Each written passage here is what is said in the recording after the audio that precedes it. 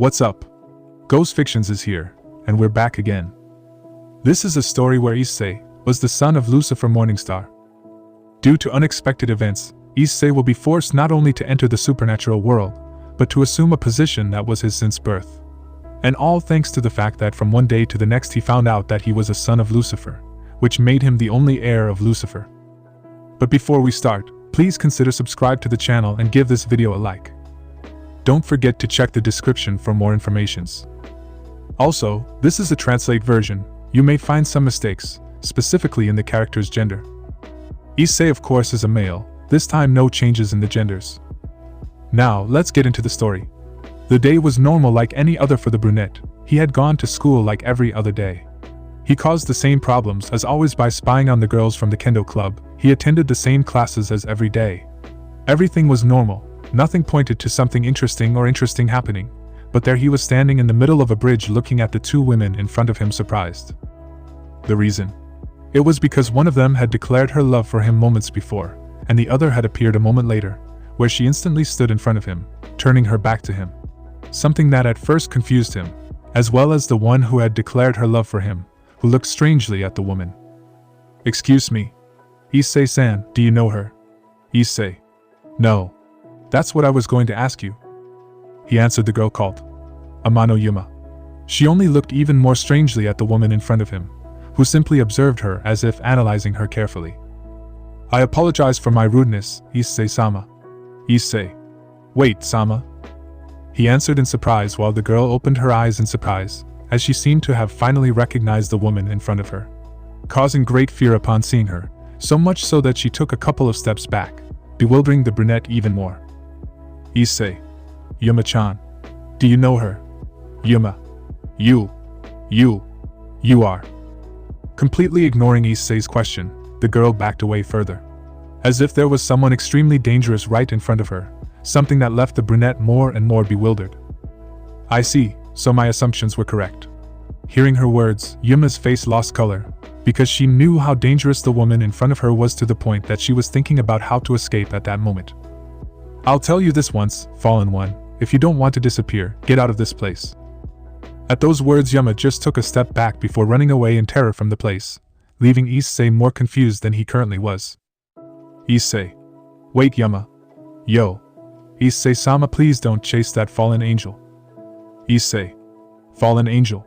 What are you talking about? Rother, who are you? And why did you call me by Sama?" "True, excuse my delay, my name is GRAYFIA Lucifuge. I am a member of the extinct Lucifuge family, which was loyal to Lord Lucifer. Your father?" Issei. It was the only thing he could say at GRAYFIA's sudden words, "Your father. Lucifer. Lucifuge family."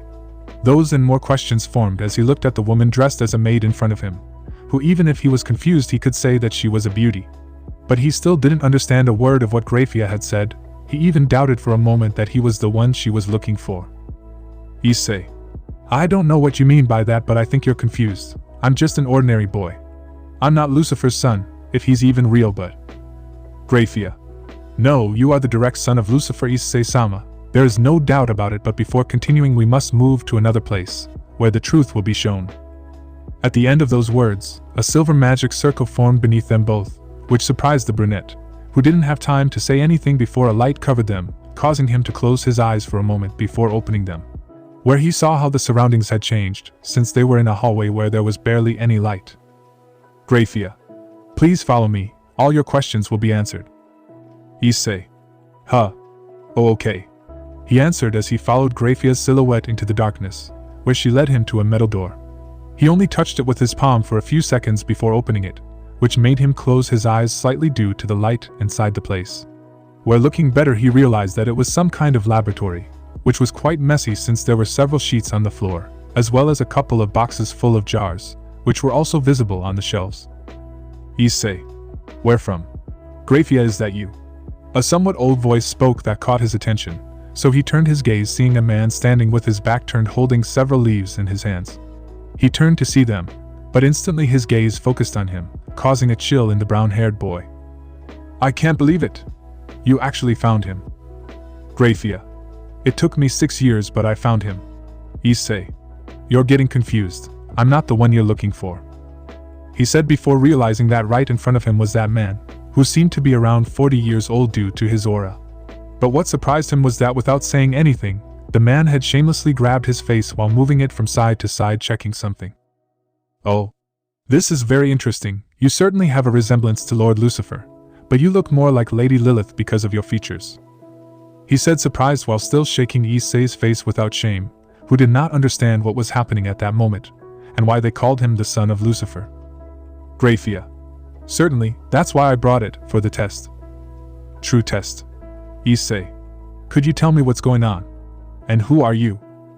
"It's true that I haven't introduced myself yet. I'm Zairoma Nibirius, descendant of Lucifer, only I'm not from a direct branch like you," he said as he let go of Issei for a moment before pushing him near a table, where there was some sort of mini capsule, which lit up the moment Issei approached, which surprised Zairoma upon seeing it before he said with a smile, "Zairoma. It really is. I don't believe it. We found Lord Lucifer's lost son." "GRAYFIA. I knew it," he said as he gave a weak sigh of relief, while Zairoma remained thoughtful as he looked at the capsule on the table, leaving the brunette more confused, since he did not understand why it was there, and why they called him the son of Lucifer. "Issei. Will you tell me why I'm here or not? And what is this about son of Lucifer? I am Hayate Issei, son of Miki and Gora Hayatu." Zairoma. "No, you are the son of a..." "Issei. Stop this shit. Damn it. I'm not Lucifer's son." Zairoma. "Technically you are, and I'll explain it to you now." At that, Issei simply watched a man named Zairoma search for something among the piles of papers on the tables, which took a few seconds to find a somewhat old book, which he shook off the traces of dust. Zairoma. "First of all, you must know that the supernatural exists, and that we are demons." Issei. "Sure, it's as believable as me being the son of Lucifer," he said with clear sarcasm before he took a couple of steps back as he saw a pair of bat wings come out of the backs of both of them, something that surprised Issei. While Zairoma was looking for something in the book, and the moment he found it he showed it to Issei. Zairoma. "Do you know what this is?" Issei. "Torn leaves." Zairoma. "Exactly. Pages torn from Lord Lucifer's diary. You see, it's been a long time since Lord Lucifer died, and he left behind this diary that has served me for many things, which is not relevant now, but I came across this part where you can clearly see that the pages were torn out." Issei. "I understand." Zairoma. "Which I thought were lost a long time ago, but a few years ago, while investigating one of Lucifer's old bases, I came across a small box that belonged to Lady Lilith, in which were the missing pages of the diary." Issei. "And then?" Zairoma. "In the leaves, Lord Lucifer spoke of a second son, one just like Rezavim-sama was born from Lady Lilith's womb, who in every way exceeded Lord Lucifer's expectations, due to one reason alone." Issei. "Which one is it?" Zairoma. "That the power of that child was too great, which according to Lord Lucifer surpassed everything he had seen until now, even his power surpassed that of his brother, something that surprised Lord Lucifer, but also terrified him since that power was not normal at all. So he decided to take advantage of it, and together with the other Maos using the child's aura they decided or rather created 12 weapons, which were called Mailbreak." Issei. "Interesting." Zairoma. "That's right, but the power of the Mailbreak amazed them as well as terrified them, because they were too violent and bloodthirsty. That's why they sealed them and hid them, which also told them that you would be just like them when you grew up, so that's why they decided to kill you." Issei. "Oh." Zairoma. "Something Lady Lilith did not agree with, so Lord Lucifer took an artifact he had originally created for his son Rezavim-sama, which he modified so that he could keep you safe until you were ready, as the artifact had the function of reducing your aura so that in the future it would be possible to control you." Issei. "Impressive." Zamora. "Exactly, but when they were going to hide you, a great battle took place in which Lord Lucifer perished, so in a last act of bravery Lady Lilith asked that the capsule containing you be transferred to one of the bases on Earth, a place that was abandoned some time after the war." Issei. "Correct." Zairoma. "Until about 10 years ago we had no idea that you existed until we..." GRAYFIA. Zairoma. He spoke, interrupting the demon, who turned doubtfully towards the maid, who had a calm face, so he asked. Zairoma. "What?" GRAYFIA. "He doesn't believe you at all," he said as Zairoma finally noticed Issei's expressionless face, which easily said that he didn't believe anything he was telling him. Sayaroma. Oh. I guess it's not easy to understand this. Issei. That's right. They convinced me that they are demons with the wings that they both used, but I still don't believe that I am the son of Lucifer. He said as both devils just looked at each other before nodding, as if they had expected this result. Which surprised Issei a little when he saw it, since Sayaroma took something from a table and gave it to the brunette. Sayaroma. Well, I guess you won't believe us until we give you something to prove what we're saying, so take this and read it out loud. Issei. Okay, it says here, adoption request, adoptive parents. Gora and Miki Hayadu. Adopted child without a subsequent name will be called Issei Hayadu from today onwards. GRAYFIA. This was also in the record. The moment he said that, he extended his hand to the brunette, who saw a somewhat old photo he took. Seeing his two youngest parents holding a silver-haired child in their hands with happiness. And right at the bottom of the photograph were written a couple of words. Issei Hayadu family. This. It can't be true. It's fake. It has to be fake. Right. I don't have silver hair. She asked, hoping to be told it was a joke, but the serious faces of both demons answered her question. While GRAYFIA took something else out of the leaves she was holding, which she extended to the brunette, who took it with fear. GRAYFIA. We're not lying to you. I also found this in the adoption records document from 16 years ago, including the photo. The document I gave you had another photo. As he had said, the document in his hand showed a rather old capsule on the outside, but inside it was the opposite. Even under the photo there were other words, something that surprised the boy even more. Issei. Place where Issei Hayadu was found. Issei found it hard to believe what he was reading, as he was sure that finding a baby in abandoned ruins was something that would cause a scandal, as well as an investigation into why it was there. But until this day there was no news of that he would remember. GRAYFIA. From what we investigated, they left you in an orphanage, so the official story in all records is that you were left in an orphanage where the Hayadu arrived sometime later to adopt you. Sayarama. And if you want more proof, ask your adoptive parents personally. At those words, GRAYFIA created another magic circle that transported the three of them in front of the Hayadu resistance, which surprised Issei a little when he saw it before examining the door of his house, where he quickly entered, where he walked to the living room, seeing his parents talking. His father was reading the newspaper in the living room, while his mother was in the kitchen, and upon noticing the arrival of the brown-haired boy they smiled, which for some reason hurt Issei when he saw him. Miki. Issei. It's weird to see you home so early. Did it happen? Miki's smile froze as she saw the two people behind her. Son. And the reason for that had been the color of GRAYFIA's hair. She only saw the two parents as well as Sayaroma, who had followed them into their house, where both Hayadu were just surprised. Miki. Issei. Who are your Issei? First of all, tell me one thing. Is this real? Yes or no? Hearing those words, they both just looked at each other before approaching their son with a little fear, where Miki's hand held the sheet of paper as well as the photo. As soon as she saw what both things were about, tears unexpectedly began to fall from her eyes, while Gora let out a heavy sigh. Issei. So it's true. I'm not his biological son. Miki, upon hearing that, just burst into tears while Gora hugged her, and as she was crying, it was only silently before she responded. Gora. Hiding it is pointless, so I'll be honest. Issei, as you said, you are not our biological son. Issei looked at his parents in surprise, even doubting what he just heard, and seeing Miki's tears as well as Gora's, he knew it wasn't them. They were telling the truth, something that made him take a couple of steps back before being held by Sayarama. Issei. I see.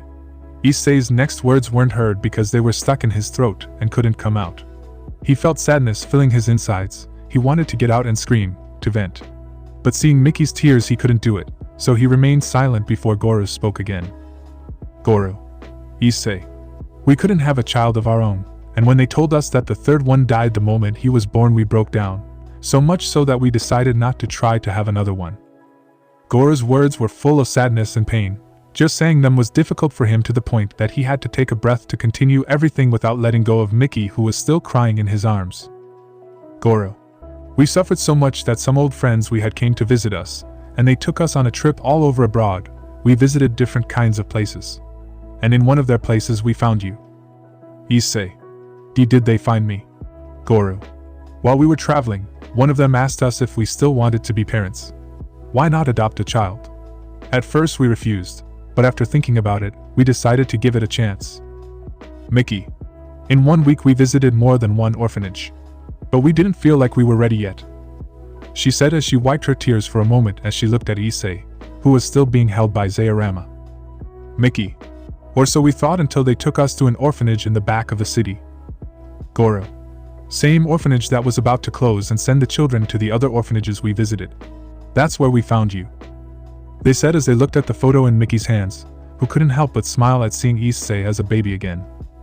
Mickey. You were sleeping peacefully in the wooden crib. You looked as cute as you were helpless. Watching you sleep was the most peaceful moment of my life. Issei was completely silent. Mickey. A moment that I could never forget. You were sleeping peacefully, and without realizing it I caressed your cheek softly. It was when you opened your eyes, you looked at us with curiosity, the most tender curiosity I had ever seen, and without expecting it you smiled. Goro. It was like something that was taken from us came back to us. The feeling of being complete only increased, then we understood. Mickey. You were the son we would have liked to have, and without even hesitating we adopted you. Goro. They didn't tell us about your origin, nor were we interested. All we thought about was that our family was complete. Issei simply remained silent. Even after hearing the story he felt each of his emotions in chaos, each of them causing a great pain in his chest, one that only increased. Issei. But my hair is brown, not silver. Mickey couldn't help but smile when she heard that, as if a happy memory had come to mind. Mickey. I remember when you were 1 year old, you used to play with my hair as if it was the most interesting thing. And the moment I got distracted for just a moment, your hair turned brown. In an instant it stopped being silver. Goro. It was when we knew you were special, we thought about taking you to a doctor, but in the end we just let it go. You grew up to be a splendid child. Watching you grow was the greatest privilege of my life. Mickey. You calling me Oka-san made me forget all the pain I had in my heart. You were the light that my life needed, Issei. Even if we weren't united by blood, our feelings were. Every word that came out of the Haida's mouth only caused even more sadness in Issei's heart. He didn't understand it. His thoughts were complete chaos. So without saying anything, he got out of Zayarama's hold before leaving through the door, leaving both Haidas surprised. Mickey. Issei, wait. She screamed, trying to follow the boy, or that had been her intention, but Zayarama's arm had stopped her. So she looked at the man in surprise, who only looked at her before saying, Zayarama. He needs to be alone. If he goes after him now, it will make things worse. Mickey. I can't leave him alone. Zayarama. It won't be, GRAYFIA, go. I will explain things here. He said as the maid nodded before calmly leaving the house, leaving the couple with Zayarama. On the other hand, Issei ran through the streets shedding tears. His only thought was to run, flee, escape. He wanted it all to be a dream. A dream from which he would wake up, one from which he longed to wake up, but he knew consciously that it was not, that what happened was real. So real that he could not afford to escape. He knew it, and yet he did not stop, but continued running until he reached a park where he stopped right in front of the fountain. Where he didn't care if one or more people saw him, he screamed. From the bottom of his heart he let out all his pain. He didn't hold back and let it all out. It didn't matter if anyone saw him, he just wanted to release all the pain he had inside his chest. Why? It was the only question that appeared in his mind. Why? He didn't understand why this was happening to him. This morning was supposed to be a normal day like any other. He didn't think he would find out that his parents were others and that those who had taken care of him as a child were fake. Issei. Am I really the son of Lucifer, Lucifer Morningstar? The devil himself. It had already been confirmed. He was not the biological son of the Haidu, but the son of Lucifer. Something that he would never believe under normal circumstances, which did not apply now. There was more evidence that confirmed it. He was really the legitimate son of Lucifer, which made him the prince of the underworld, and with his father dead as his mother, it meant that he should take his father's place, a place that corresponded to him since birth, to be the new ruler of the underworld. Why are you crying? It was the question that reached his ears, so he looked up, seeing the light of the sunset as well as black feathers falling, and standing in front of him was a redhead looking into his eyes with curiosity. Issei. Ria-senpai. He said, surprised seeing the redhead standing in front of him, who smiled before extending her hand, something that left the brunette surprised. Rias. Come on, you shouldn't be on the floor. His words surprised the brunette, who hesitated for a moment, and accepted Ria's hand, which helped him stand up. And without him expecting it, she gently wiped the tears from his cheeks with her hands, an action that left the boy surprised. Rias, you shouldn't cry in a place like that. You might cause some misunderstanding. Issei simply stared at Rias's face in surprise. She just kept wiping away her tears. They had never spoken before, they even only met eyes for a moment that morning. Issei, I'm sorry. Rias, it doesn't matter, luckily there's no one here besides the two of us. If it weren't for Rias' words, he wouldn't have noticed that they were the only ones in that park. Something that left the brunette confused when he noticed it, since normally there would be people walking around but they were the only ones in the place, not to mention the black feathers scattered almost everywhere. Rias, well, why were you crying? Issei, huh, Rias, I may be a bit nosy but if you need me to listen to you I will. Issei just looked at the redhead with some surprise since under normal circumstances he couldn't talk to her like he was doing now. He still felt all the pain filling his chest, and if talking about it helped to release some of the pain he didn't see why he would reject her help. Issei, it's a long story. Rias, I'll listen to you. She replied with a smile, bringing a weak smile to Issei, who was surprised to see that he could smile even with the pain. And before he knew it, he was sitting at the fountain with Rias, who listened to every word of Issei without saying anything. All of this, if they noticed, not far away behind a tree was GRAYFIA watching everything. Rias, it must have been hard for you. Issei, it is, I don't know what to think or do right now. He replied after telling him part of what happened. Of course Issei didn't say anything related to him being Lucifer's son. After all, he doubted that Rias would believe that, so the story was that his parents weren't Lucifer's son but that they had adopted him, and those who were really his parents had died. Rias, I can't imagine what you're feeling right now. Issei, I don't even know. I just know that my feelings are a complete mess. Raz, I would be surprised if it weren't like that, but if until now you lived with your adoptive parents, who were your real parents? Issei, I'm not sure, I only know that they were the owners of great things, that many depended on them, and if that's really the case, everything that was theirs will belong to me if I accept. Rias, will you accept it? If they really belong to your parents, then as their son you are the heir of what they had, it is your right to take it. Issei, what if someone else already did it? Maybe in these years someone or some people have taken everything that belonged to my parents. She said as Rias watched Issei silently, still not noticing the gaze on them. Of course GRAYFIA would have wanted to talk to Issei, but seeing how Rias accompanied him she decided not to intervene in the conversation that was taking place unless it was necessary. GRAYFIA, if Issei-sama decides to take his rightful place, we'll have a long way to go. But if he doesn't, we have no choice but to protect him until he decides to accept it. She depended on Issei's decision. Her family had served Lucifer on more than one occasion, but with what happened in the Civil War, it left the entire Lucifuge family extinct, where she and her younger brother were the only survivors, who disappeared after the war, and if it weren't for Zayarama finding her when she was fleeing from the devils she would have died. GRAYFIA, my injuries were severe at the time. Ejuka certainly did not hold back his power at that time. She thought to herself, before she completely left the battle at that time, she had a confrontation with the one who now occupied the position of Mao Beelzebub, who even if they were friends in the past, did not show even a degree of guilt in leaving her seriously injured. GRAYFIA, Falbium, Serafal, Ejuka and Surzex. If Issei-sama accepts his inheritance at some point he will have to fight against all four of them. She knew firsthand how strong those four were, having fought against one of them on more than one occasion. So she was prepared to face them again if necessary. Although she currently didn't know if her powers were the same as before, she had grown stronger over all these years thanks to Zayarama, so she didn't know if her current level was still the same. GRAYFIA, no matter what happens, whatever Issei-sama's decision is, I will protect him even if it costs me my life. She was determined. She was going to support the true leader of the underworld with her life if necessary.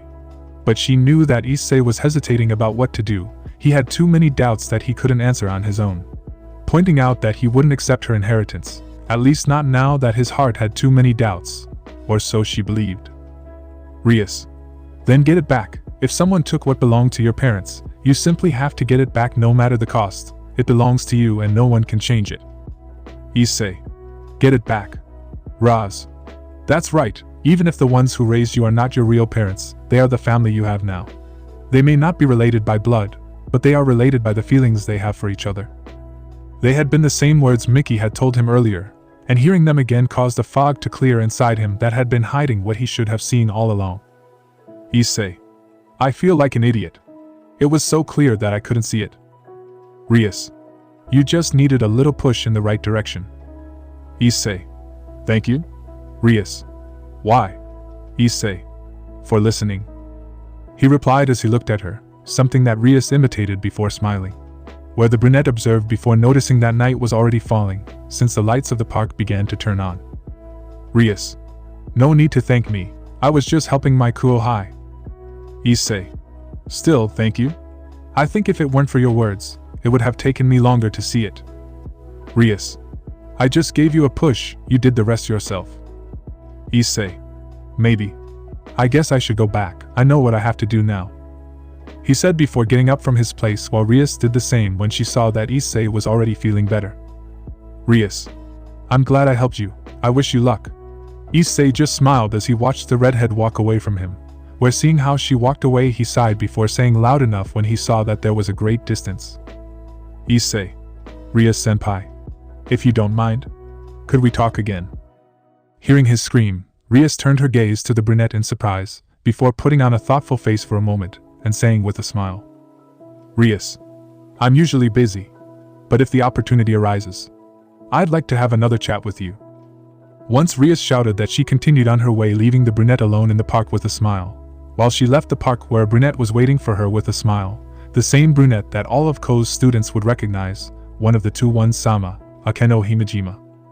Akeno. Era. Looks like you made a friend. Raz. I think he's more of a younger brother. She answered as she was followed by the brunette. Walking away from the park where Issei was looking at the fountain meditating, she knew that the decision she would make at that moment would change her life. Issei. GRAYFIA. Are you here? He spoke as the maid appeared from one moment to the next behind him, something that Issei did not see, where without making another movement he responded. GRAYFIA. Yes, I am, Issei-sama. Issei. Well, now that I know the truth behind my birth and origin, I no longer have any doubts that I am the son of Lucifer. GRAYFIA. So what will you do? Are you going to follow Rias Gremery's advice? GRAYFIA's question made the brunette turn his gaze towards her, something that surprised her. After all, Issei's gaze made her shudder, something she understood instantly. It wasn't because he was stronger than her, but it was her demon genes telling her that in front of her was the one she could never challenge, and seeing the silver glow in his eyes made her quickly lower her head as she knelt down. Issei. GRAYFIA.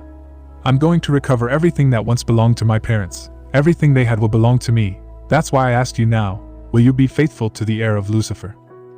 With those words Issei extended his hand towards the maid, waiting. The question was simple. Answering it was a yes or a no, but for the maid on her knees it was the greatest contract of loyalty that existed. GRAYFIA. Raz Gremery. I am truly grateful to you, because thanks to you, the entire underworld will witness how what was stolen will return to its true owner. It was the happiest thought that had formed in his mind since the moment he learned of the existence of the second heir, so without making his new master wait any longer, he raised his head as he accepted Issei's hand. GRAYFIA. I GRAYFIA Lucifuge, at this moment swear my complete loyalty to Issei-sama, the true heir of Lucifer. My life, my soul, my body belong to him from now on. Issei looked at the maid in surprise. The maid's oath was serious and he knew it. She was going to follow it without hesitation. Even if her life was at stake, she would not hesitate, and would give her life for him. Same reason why she could not be indifferent to GRAYFIA's oath. Issei. I, the heir of Lucifer, Issei Lucifer, accept your oath of loyalty. From now on your life, your soul, as well as your entire body belong to me. GRAYFIA. Yes. Lucifer-sama. There was no turning back. He knew, he couldn't regret it. He accepted GRAYFIA's loyalty, and soon he would accept Zairamis. If he wanted to take back what was once his, he had to be strong, stronger than anyone, but that wasn't all. He also had to win the affection of the underworld as well as eliminate those who had taken what was his. Night had fallen, causing the street lights to turn on one after another, places where Issei was walking calmly towards his home. Issei. GRAYFIA. If I am the heir of Lucifer, it means I have no siblings, right? His question surprised the maid walking behind him a little. She knew that sooner or later Issei was going to ask that, so she just gave a weak sigh before saying, GRAYFIA. In fact, Issei-sama, you have an older brother, Resivim Levan Lucifer. As soon as Issei heard that, he stopped before turning his gaze to GRAYFIA, who understood that reaction, so she continued explaining. GRAYFIA. Although his older brother should be the one to take the throne of the underworld, he has refused to take the position of Mao. He even said that he was not opposed to Serzex taking his place as one of the 4 Maos of the underworld. Issei. I see. Then Resivim has no interest in taking control of the entire underworld. GRAYFIA. That's right, that's why I didn't swear loyalty to Resivim-sama. I will only be loyal to the Lucifer who rules the underworld. Issei. I see, in that case I have no reason to worry about him, at least for now. Which reminds me, am I the only devil in Kuo besides the 2 of you? GRAYFIA. In Kuo City, there are 2 high-class devils occupying the territory. Issei. I see. He replied before continuing on his way, being assured by GRAYFIA, who remained silent before arriving at the entrance of the house, where he entered without hesitation, finding Zairama in the living room sitting reading some pages while his parents were on the zone for alls in front unconscious. Zairama. They're finally back. So, did you accept who you are or not? Issei. What happened to Zairama? I just put them to sleep using my magic. After all, this must be kept a secret. At least for now. Issei just sighed before looking at his unconscious adoptive parents on the couch sadly. There were many things he wanted to tell them, but he knew that would put them in danger. GRAYFIA. Issei-sama, what will you do? Right now you don't have enough strength to protect them if something happens. The best thing would be. Issei. I know. If I want to keep them safe, it would be better if they stayed away from me as much as possible. Zairama. With that I guess you have already accepted who you are and what having that last name implies. Well, what happens with your adoptive parents depends on your decision. Issei. A part of me would like for them to stay here with me, but I know that would be dangerous. Zairama. So what will you do? Issei. That's right. Can you seal the memories involving me? Zairama. If we can. Issei. Well, for now it would be best for you to stay away. Once I'm strong enough I'll look for you. And I'll give you back everything you gave me these years. Zairama just stared at Issei before nodding and creating a magic circle in his hand, which he pointed at both Hayato for a few seconds before stopping. Zairama. Ready, seal their memories and implant in them the idea of traveling around the world. I will take care of the funds for their trip so they will be fine. Issei nodded weakly as he looked at the couple who had raised him all these years.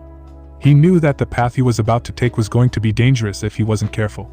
They could end up hurt because of him, so this was the best option for the moment, although there were still many things he had to find out. Issei. GRAYFIA, tell me something. Before you said that Serzex took my brother's place. Perhaps. GRAYFIA. Yes, as you might expect, there is a demon occupying the name of Lucifer in the underworld. Issei. So Serzex Lucifer. Is he the only Mao or are there more? Zairama. There are 4 Maos in total in the underworld. Serzex Lucifer, Ajuka Beelzebub, Seraphal Leviathan and Falbium Asmodeus. Issei. If they occupy the positions of Mao it means that. GRAYFIA. Yes, the 4 of them got those positions thanks to their achievements in the underworld civil war, where they proved to be powerful. GRAYFIA's tone told him that he couldn't underestimate them. They had been named Maos of the underworld. There had to be a reason for that. Issei. How much? Zairama. Well, tell us how much Serzex and Ajuka were classified as transcendental devils. Issei. Transcendental. GRAYFIA. It is a rank that was used by Lord Lucifer to describe Resivim-sama's strength, which was also used to define what kind of strength you had. Issei. For transcendentals. Zairama. That's right, Resivim-sama was the first transcendental that existed, the second was you Issei-sama. GRAYFIA. Serzex with Ajuka were the 3rd and 4th transcendentals that were registered. Issei. So, of the 4 of you, who is the strongest? Zairama. If we put them in ranks it would be Serzex 1st, Ajuka 2nd, Resivim 3rd, leaving him in 4th place. Issei. Am I the weakest of the 4? Zairama. For now, he currently does not possess the strength to confront them, so the first step is to regain his full power. With those words Issei just nodded as he looked at his adoptive parents for the last time. When the sun rose again, Issei looked at the empty streets from his balcony. He couldn't sleep at night. Zairama had taken his parents, and GRAYFIA was preparing several things in the house. Issei. Lucifer's son. And to think that a day ago he was a normal boy at Kuo Academy. Just a day ago he was a normal boy, a boy who had no idea who he really was. He could only adapt to the situation he was in and keep moving forward, so he looked towards the door where he heard the faint knocking of the maid. GRAYFIA. Issei-sama, breakfast is ready. To be honest, he wasn't hungry, but he still wanted to know several things, which could only be answered by GRAYFIA, so he simply returned to his room before going to have breakfast. Noticing Zairama at the table reading some pages while drinking a cup of coffee, something that reminded him of his parents, instantly.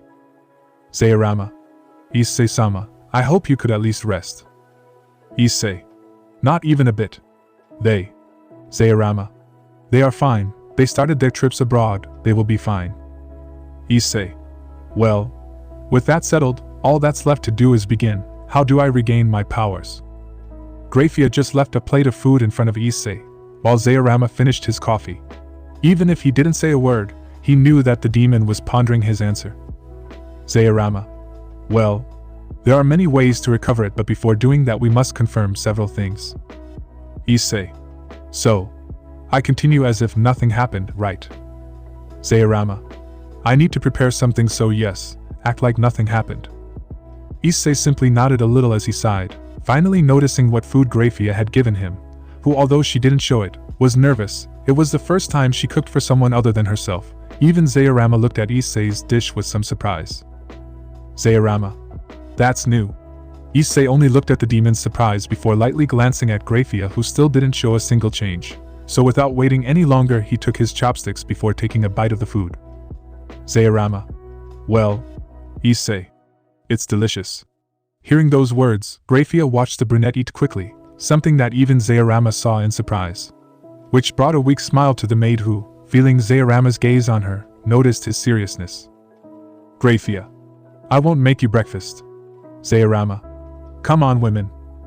He replied as he stood up from his spot, something that caught the attention of the brown-haired boy who stopped eating to look at the demon who said it. Zairama. I'll go prepare everything, so once you're free come see me. Issei. Okay.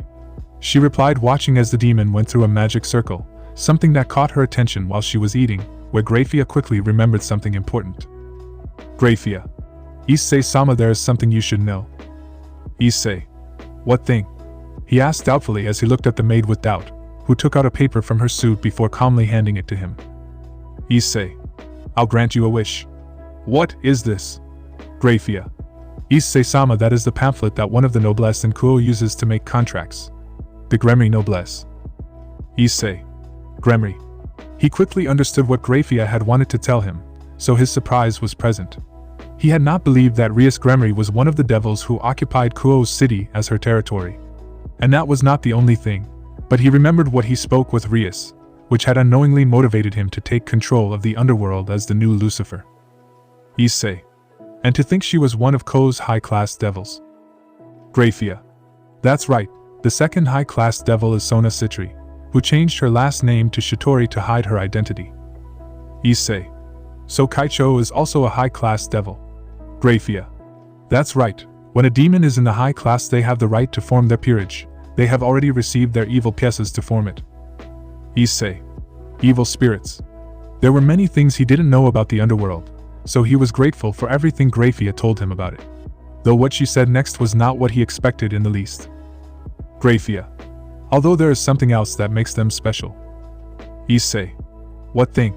GRAYFIA. They are the younger sisters of Serzex and Serafal, two of the current Maos.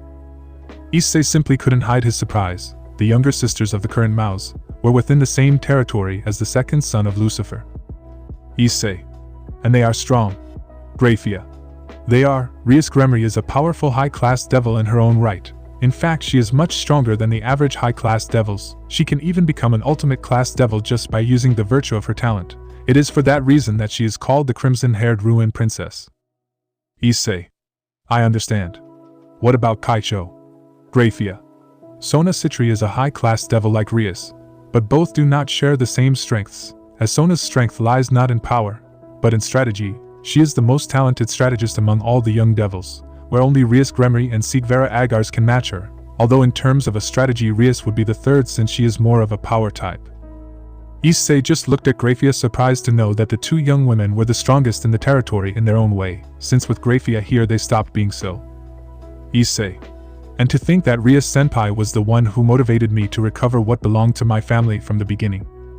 GRAYFIA. That's right, although it's early, I advise you to form bonds of friendship with both of them. They may both be the younger sisters of the Maos, but they will need all the support they need when the time comes. Issei just nodded as he continued his conversation with GRAYFIA, who explained to him several things about the underworld, as well as what was related to the other factions. So once he finished eating, he returned to his room, where he got dressed for the academy, where when he went down he saw GRAYFIA waiting by the door. Issei. Well, I'm leaving. GRAYFIA. Have a nice day, I'll see you again soon. He replied as Issei walked out the door wearing his cool uniform, where he walked the usual path to the academy. Where upon arriving he walked to his classroom with his usual smile, with which he greeted his two friends. Issei. Matsuda, Motohama. Motohama. Issei. His friend with glasses shouted as he saw him with tears in his eyes, something that his bald friend did the same, which made him strange to see. Issei. Did something happen? Matsuda. What if something happened? Yesterday you were seen accompanied by a woman wearing a maid outfit. Motohama. And to top it off, the woman was really beautiful. Who was she? Did you pay her to? Issei. Of course, not a couple of idiots. He didn't have to be smart to see what they meant, though he had doubts about who had seen him at that hour with GRAYFIA. Motohama. So you weren't in the company of a maid? A maid. Another voice said, catching the attention of the three, noticing the kendo duo. They looked at them strangely, since the conversation of the three had apparently already caught everyone's attention. Matsuda. It seems that a maid was with Issei yesterday. Kates. How disgusting, you are so perverted that you paid for. Issei. I won't pay for any of that. Motohama. Then how do you explain the maid? He asked again, causing those present in the classroom to look at Issei, who upon noticing that sighed before cursing whoever had spread the news. Issei. Wait, before answering the question tell me. Who told you that I was with a maid last night? Matsuda. Aika, she told us that she saw you in the company of a really beautiful maid. As soon as Issei heard that name he turned his gaze to the brunette sitting in one of the nearby places, who looked at him with a playful smile. Aika. What? Are you going to say that's a lie? Issei. Of course it is, if you think about it, why would a maid be with me? He didn't finish speaking before seeing the brunette showing him her phone, which showed a photo of him standing next to GRAYFIA talking. Something that those closest to him saw in surprise before looking at Issei, who had been left speechless. Aika. You said? Matsuda. Damn, it's true. Issei. Wait. This actually has an explanation. Aika. How do you explain this? As soon as he said that, he switched to another photo, where GRAYFIA was kneeling in the fountain in front of him, when he extended his hand towards her. Aika. I don't know what they were talking about, but it was lucky that my camera managed to photograph them. Matsuda. Damn traitor. He even fulfilled your fetishes. Motohama. You deserve to die 1,000,000 times. Issei. Damn it, Aika. He screamed as his friends tried to suffocate him with their hands, while the two remaining girls looked at Issei with more displeasure than before, which stopped when Sensei entered the classroom. Sensei. Please take your places. At his words, everyone sat down in their seats, although the duo only did so after sentencing Issei to death. Sensei. Well, first of all, I inform you that from today you will have a new partner. At this announcement, everyone looked at their sensei in surprise, who looked at the door and said, "Come in," which captured the attention of the students. Those who remained were surprised to see the girl who had entered, silver hair that reached her waist, a seductive shape that highlighted her legs as well as her breasts, clear skin and a penetrating look with her crimson eyes that left the entire class breathless. Teacher. Please introduce yourself. Yeah. Everyone was surprised, even her voice was seductive and respectful, which caused everyone to blush on their faces when they saw her, something that did not apply to the brunette who looked in surprise at the girl who made a slight bow as she said, I am a maid serving the Hayada house. My name is Bina Lesnan, it is a pleasure to meet you. From being enthralled, everyone went on to be shocked upon hearing that, even the teacher was speechless. Which didn't seem to matter much to GRAYFIA, although that was the opposite for the brunette who covered his face on his desk wishing the earth would swallow his whole body. Bina. I hope we get along well. With those words he walked calmly to his seat, which happened to be behind the brunette, who still had his forehead pressed against his desk, where he only stood up when GRAYFIA passed right by him before sitting down calmly. Teacher. Cough, well. Let's continue with classes, but first, hi, do I want to see you in the teacher's lounge later. With his words, the majority finally noticed his reaction, so they tried to pay attention to the class while they looked at where Issei and GRAYFIA were now sitting. Issei. Everyone is watching us. And Matsuda and Motohama's gazes are not pleasant. He didn't have to be smart to see who the murderous gaze belonged to, but they weren't the only envious gazes in his classroom either. Issei. This couldn't be worse. He thought to himself as he gave a weak sigh before looking up, but the moment he did that the door swung open, something that quickly caught his attention. I almost didn't make it. I apologize for the delay, Sensei. Sensei. And you are? He asked in surprise to the boy who had entered the classroom, who Issei barely saw and instantly recognized. Excuse me, I am a butler serving the Haida house. My name is Sora Dazai. As Bina-chan, I transferred to this school. It is a pleasure to meet you. Everyone was once again in shock, even Sensei was in that state, while Zairama smiled at Sensei. Where without believing it, Issei hit his forehead on the desk thinking. Issei. Damn it. His life as heir had started in a way he did not expect, yet he was sure that this was only the tip of the iceberg of the things that awaited him. Issei simply didn't know what to do about what happened.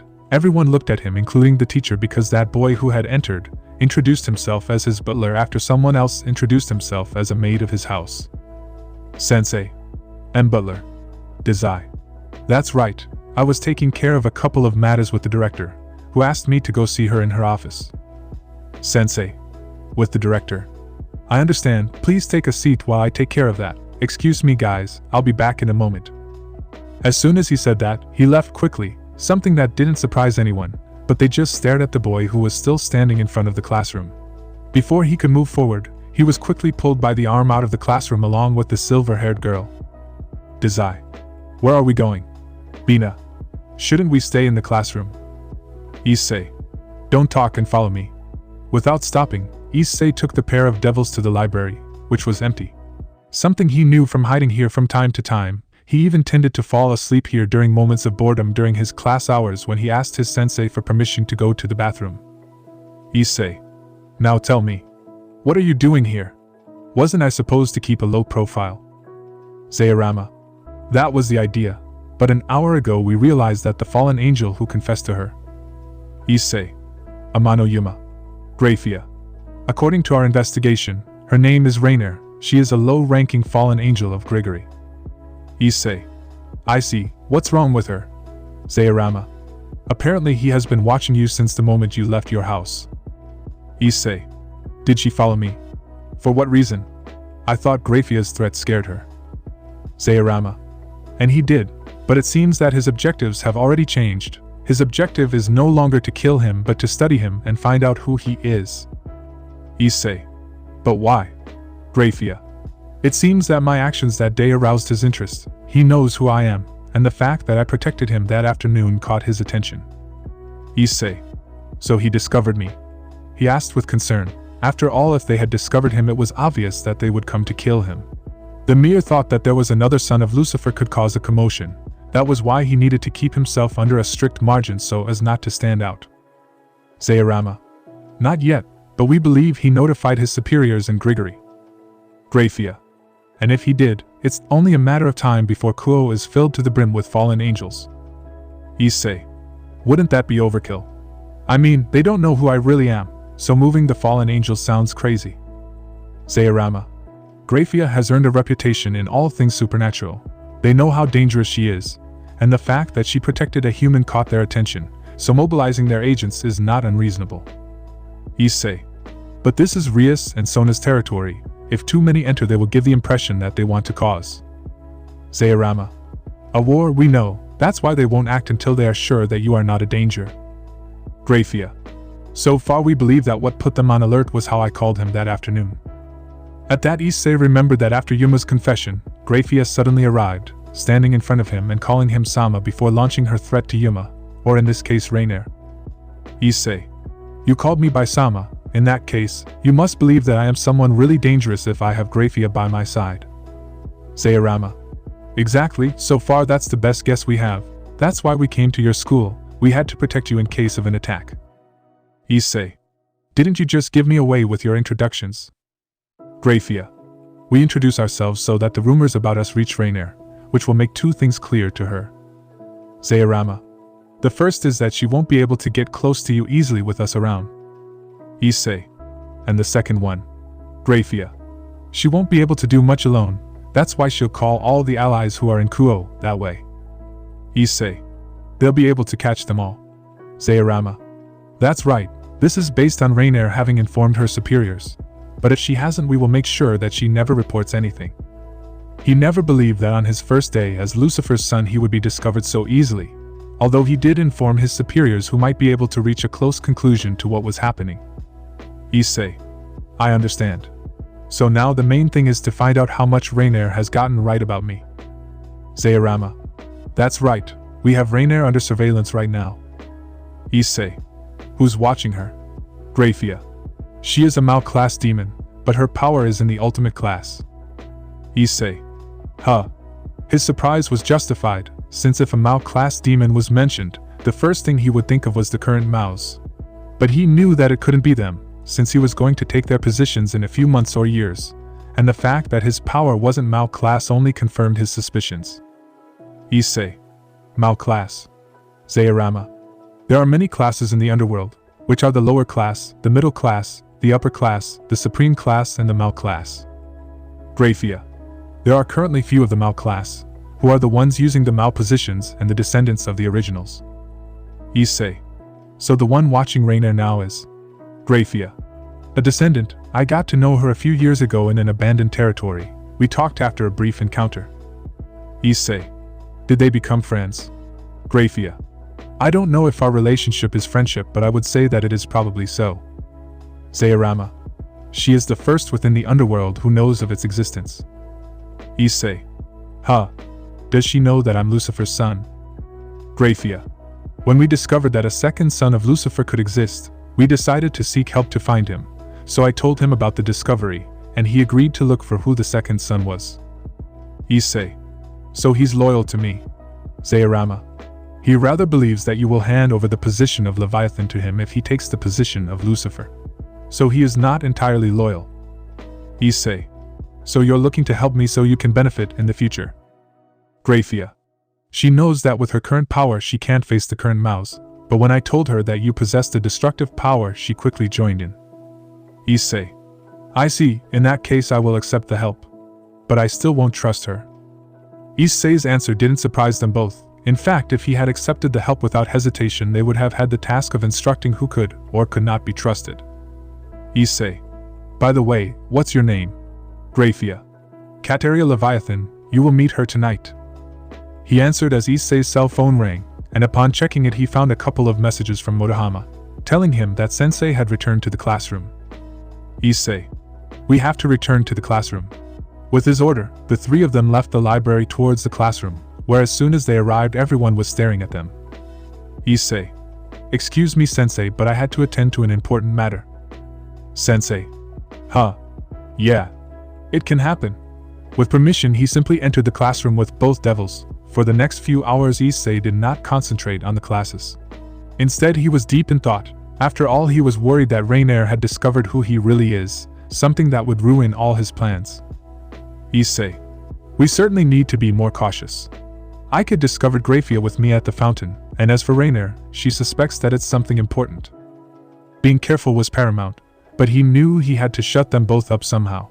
So he glanced at the brunette, who was staring boredly at the blackboard, something that wasn't ignored by the two demons who looked at the brunette in the same way. Classes stopped at lunchtime, where many had questions to ask the brunette and the two who had introduced themselves as servants. Issei. Come with me. Paying no attention to the other's surprise, he quickly grabbed Ika by the arm before leading her out of the classroom. They were followed by Zairama and GRAYFIA. Thanks to the fact that lunchtime was just beginning, there were few students walking in the hallways, so taking Ika to a secluded spot was easy. Ika. Why did you bring me here? Do you want to confess? If so, you should tell your friends that we... Issei. Give me your phone. Ika. Huh. Why should I give you my phone? Issei. Do it or I will take it from you by force.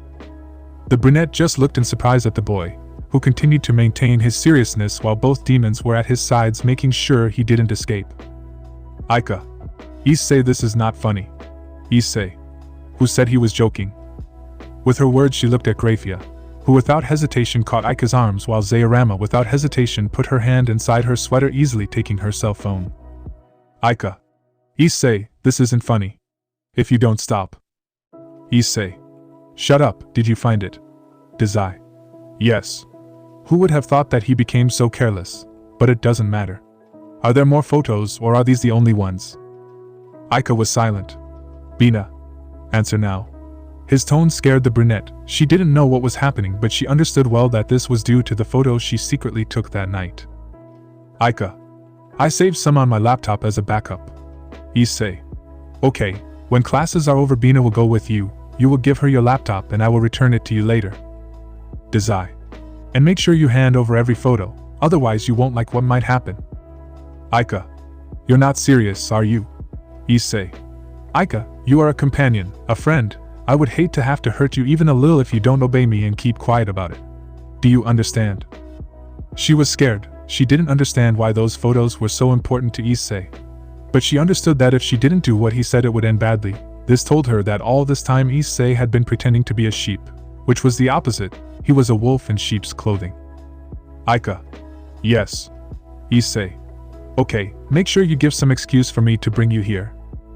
Ika just nodded as GRAYFIA let go of her, feeling scared by the brown-haired boy's gaze, who simply turned his gaze to Zairama, who calmly extended his cell phone. Issei. You can go for now. Ika. Yes. Still afraid, he took his cell phone before quickly leaving the three of them alone in the place. Because once they were alone, Issei leaned regretfully against the wall. He had never acted like that, and doing so was not entirely comfortable. Issei. Did I do the right thing? I shouldn't have acted so rashly. Zairama. From my point of view, what he did was right. He prevented those photographs from being seen by even more people, and he also obtained the location where the other photographs are that could be dangerous in the wrong hands. GRAYFIA. I think the same. This happened because of my carelessness, and the fact that you handled it perfectly is something I am grateful for. Issei. Well, our goal is to make those photos cease to exist, as well as find out the situation with Rainier, also. Zairama. Also. Issei. I will try to recover all my powers. Classes went on as normal, although strange due to the event with Issei, who unexpectedly left the academy with Zairama, while GRAYFIA went with Ika to her house for the photos. Issei. Any news from Rainier? Zairama. It seems that he was quick to take the bait. Issei. Have you already found the base where they are hiding? Zairama. According to the information Kateria sent, there are 4 fallen angels including her, hiding in the church outside the city. Issei. If I remember correctly, that place has been abandoned for some years. Zairama. In that case there will be no problem in eliminating the 4. Issei. Not yet, we have to be sure enough that there are no more unforeseen events. We will observe for the moment, if there is at least one more involved, and if not, we will eliminate them. Zairama. How to order? He answered while looking at the surprised brunette. They weren't going to deny it. From the way he made the decision, as well as the way he acted at school, he told him that the boy was slowly but surely changing his mindset. Zairama. It's curious. According to Lucifer-sama's notes, Issei-sama's power is really dangerous, that his power and personality would go hand in hand, which tells me that the power, still dormant, is influencing his mind and could even transform any unnecessary personality into him. He was surprised. His power had not yet awakened, but it was already making Issei take on the personality of the Mao he was meant to be, a Mao that the underworld did not expect. Zairama. I wonder. How scary will he be when he regains his full powers? Just thinking about it excited him. Everything he expected from Issei's power was being surpassed. Even if his power was not awakened, it had exceeded his expectations. So as soon as they arrived at the brown-haired boy's house, Zairama created a magic circle that transported both of them to one of his laboratories. Issei. How do I awaken my power? Zairama. There are many ways, and all of them are dangerous. That's why we will do some tests. He replied as he returned to his adult form. Taking his robe, he began to take several jars from all the tables seriously. Issei. Then there is no safe method. Zairama. There are some, but they have their own risks. But in order to begin the awakening of their power, we will first find out what is causing them not to awaken. Issei. My power won't awaken in these years. Zairama. Yes, it's because something is inside him blocking his awakening, and whatever it is strong if he doesn't let all his power awaken. Issei just watched as Zairama took several jars, as well as some devices that he placed on a table before pointing at the chair in front of him seriously. Zairama. Take a seat, I'm going to have to skin your body, so you have to take off your clothes. Issei. All of it. Zairama. The upper garment is enough, leave your lower garments for when you are with your women. Issei simply obeyed the one who was taking several gadgets seriously, so he took off his upper clothes before sitting on the chair. Issei. Will I have more than one woman? Zairama. As a Lucifer, he has the duty to have a descendant, which is not easy for a demon. That is why having more than one wife increases the possibility of having an heir. Issei. I see. How many do I have? Zairama. He is the future leader of the entire underworld, so he can have any demons he wants, even if they are married to another demon. Issei. Is it allowed? Zairama. The position of Mao has many advantages indeed, and with the power that is given to it, I can assure you that even without resorting to your status, you are capable of seducing any type of woman, especially if it is a demon. Issei. My power is capable of that. Zairama. Well, your power has a captivating nature for those of your same species. For those of the male population, it makes them feel a sense of fear and respect towards you, but when it comes to the female population, the effects become the opposite. Issei. If in men my power gives them the feeling of fear and respect, then in women. Zairama. It's the opposite. They will naturally feel attracted without you doing anything. Your power will make them want to be with you. Issei. So. It's a natural reaction. Zairama. In simple words, it is, their genes will be attracted without even noticing it. A good analogy would be the strongest male gets all the females, which is the opposite as well, the females get the strongest male. Issei. It makes sense, even though there is still some time left for that, it is good to know. I think so. Zairama.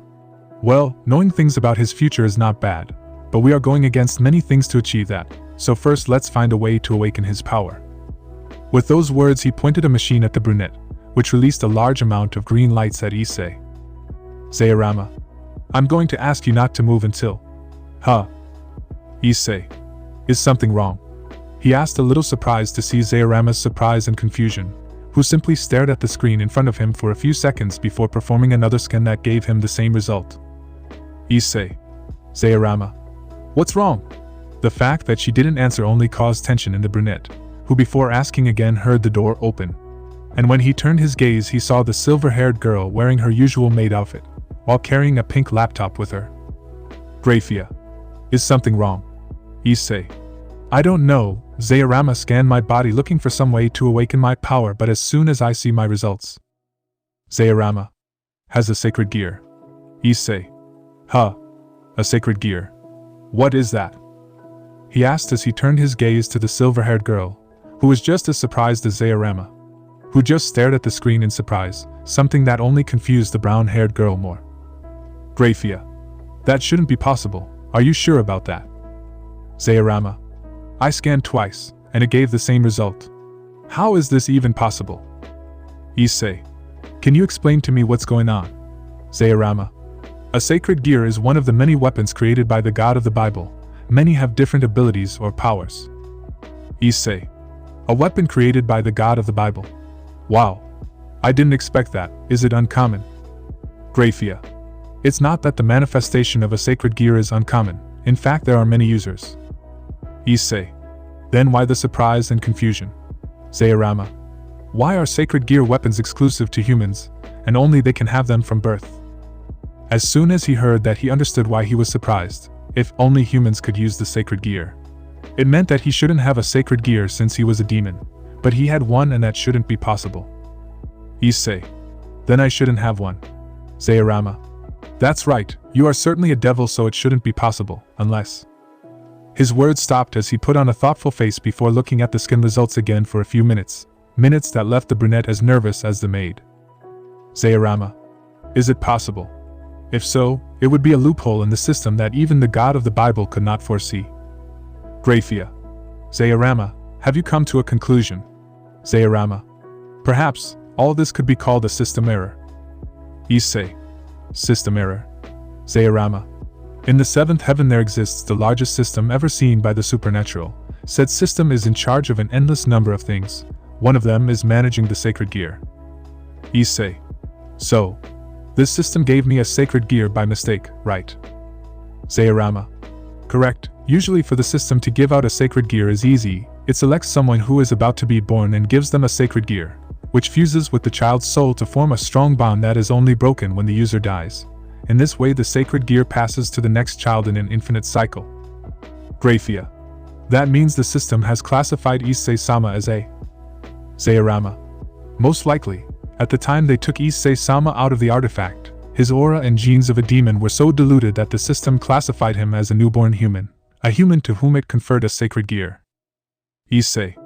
Wait, did the heaven system mistake me for a human because I have my demon aura and genes at a minimum? GRAYFIA. He was in the capsule for a long time. It is possible that he reduced his aura and demonic genes until he looked like a human. If I remember when I met him his aura was not very different from that of a human. Zayarama. Technically he has the aura of a human. If so, the fact that he had a sacred gear by mistake doesn't sound completely far-fetched. Issei. Then the one who prevented my powers from emerging. Zayarama. It was the sacred gear. It remains hibernating, which seems to influence its power. That would certainly explain why his powers remained hibernating inside his body. But there was something else that was confirmed with this. Zayarama. But a sacred gear that can suppress its power is not something normal. In fact, a sacred gear could never retain its power if we are talking about the common ones. GRAYFIA. Wait, that would mean Issei-sama has. Zayarama. Yes, Issei-sama is a user of one of the 13 Longinus. Even though he didn't understand much about the supernatural world, just by seeing their reaction he knew instantly that what they had called Longinus was not normal in the slightest. So he remained silent, waiting for some explanation from any demon present, who were still surprised. GRAYFIA. Hey, are you sure about that? Zayarama. It's the only answer I can think of. Issei-sama's power hasn't awakened, so something must be blocking his path, and a normal sacred gear would have gone out of control in the face of such power. GRAYFIA. And the one that remains intact. Zayarama. It's because something of great power is holding him back. Even if it's a Longinus, it should let some of its power leak out, but that's not the case, which means one thing. Issei. What thing? Zayarama. That the Longinus within his body contains the soul of something that is powerful enough to suppress his power that is in an immature state. Issei. A soul. Saying that she was confused, but that was not the same for GRAYFIA, who saw what Zayarama meant, leaving the maid speechless when she saw the brown-haired boy again, who only looked at her waiting for an answer. GRAYFIA. Among the 13 Longinus there are at least 6 that could be said to carry a soul inside them, such as the Regulus Nemia, Absolute Demise. Zayarama. Canis Lycaon and Incinerate Anthem are all independent type sacred gear, so they could be considered to have a soul, but in reality they have their own consciousness. Issei. Huh. So they don't have a soul. GRAYFIA. The previous Longinus do not have a soul but a self-awareness, but thanks to how they move or think they can be considered to have a soul. Zayarama. But different from the 4 independent Longinus type sacred gears we mentioned, both the boosted gear and the divine dividing are different as they possess both. GRAYFIA. A soul and self-awareness. Issei. So they're alive. Zayarama.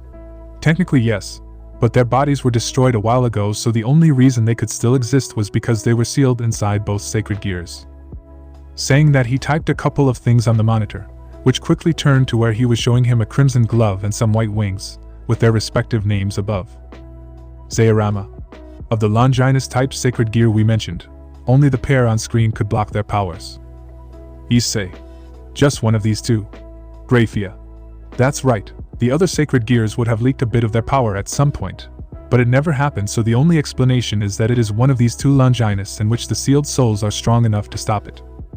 Issei. I see. But what makes them so special? I mean the Longinus and those 2 in particular. Zayarama.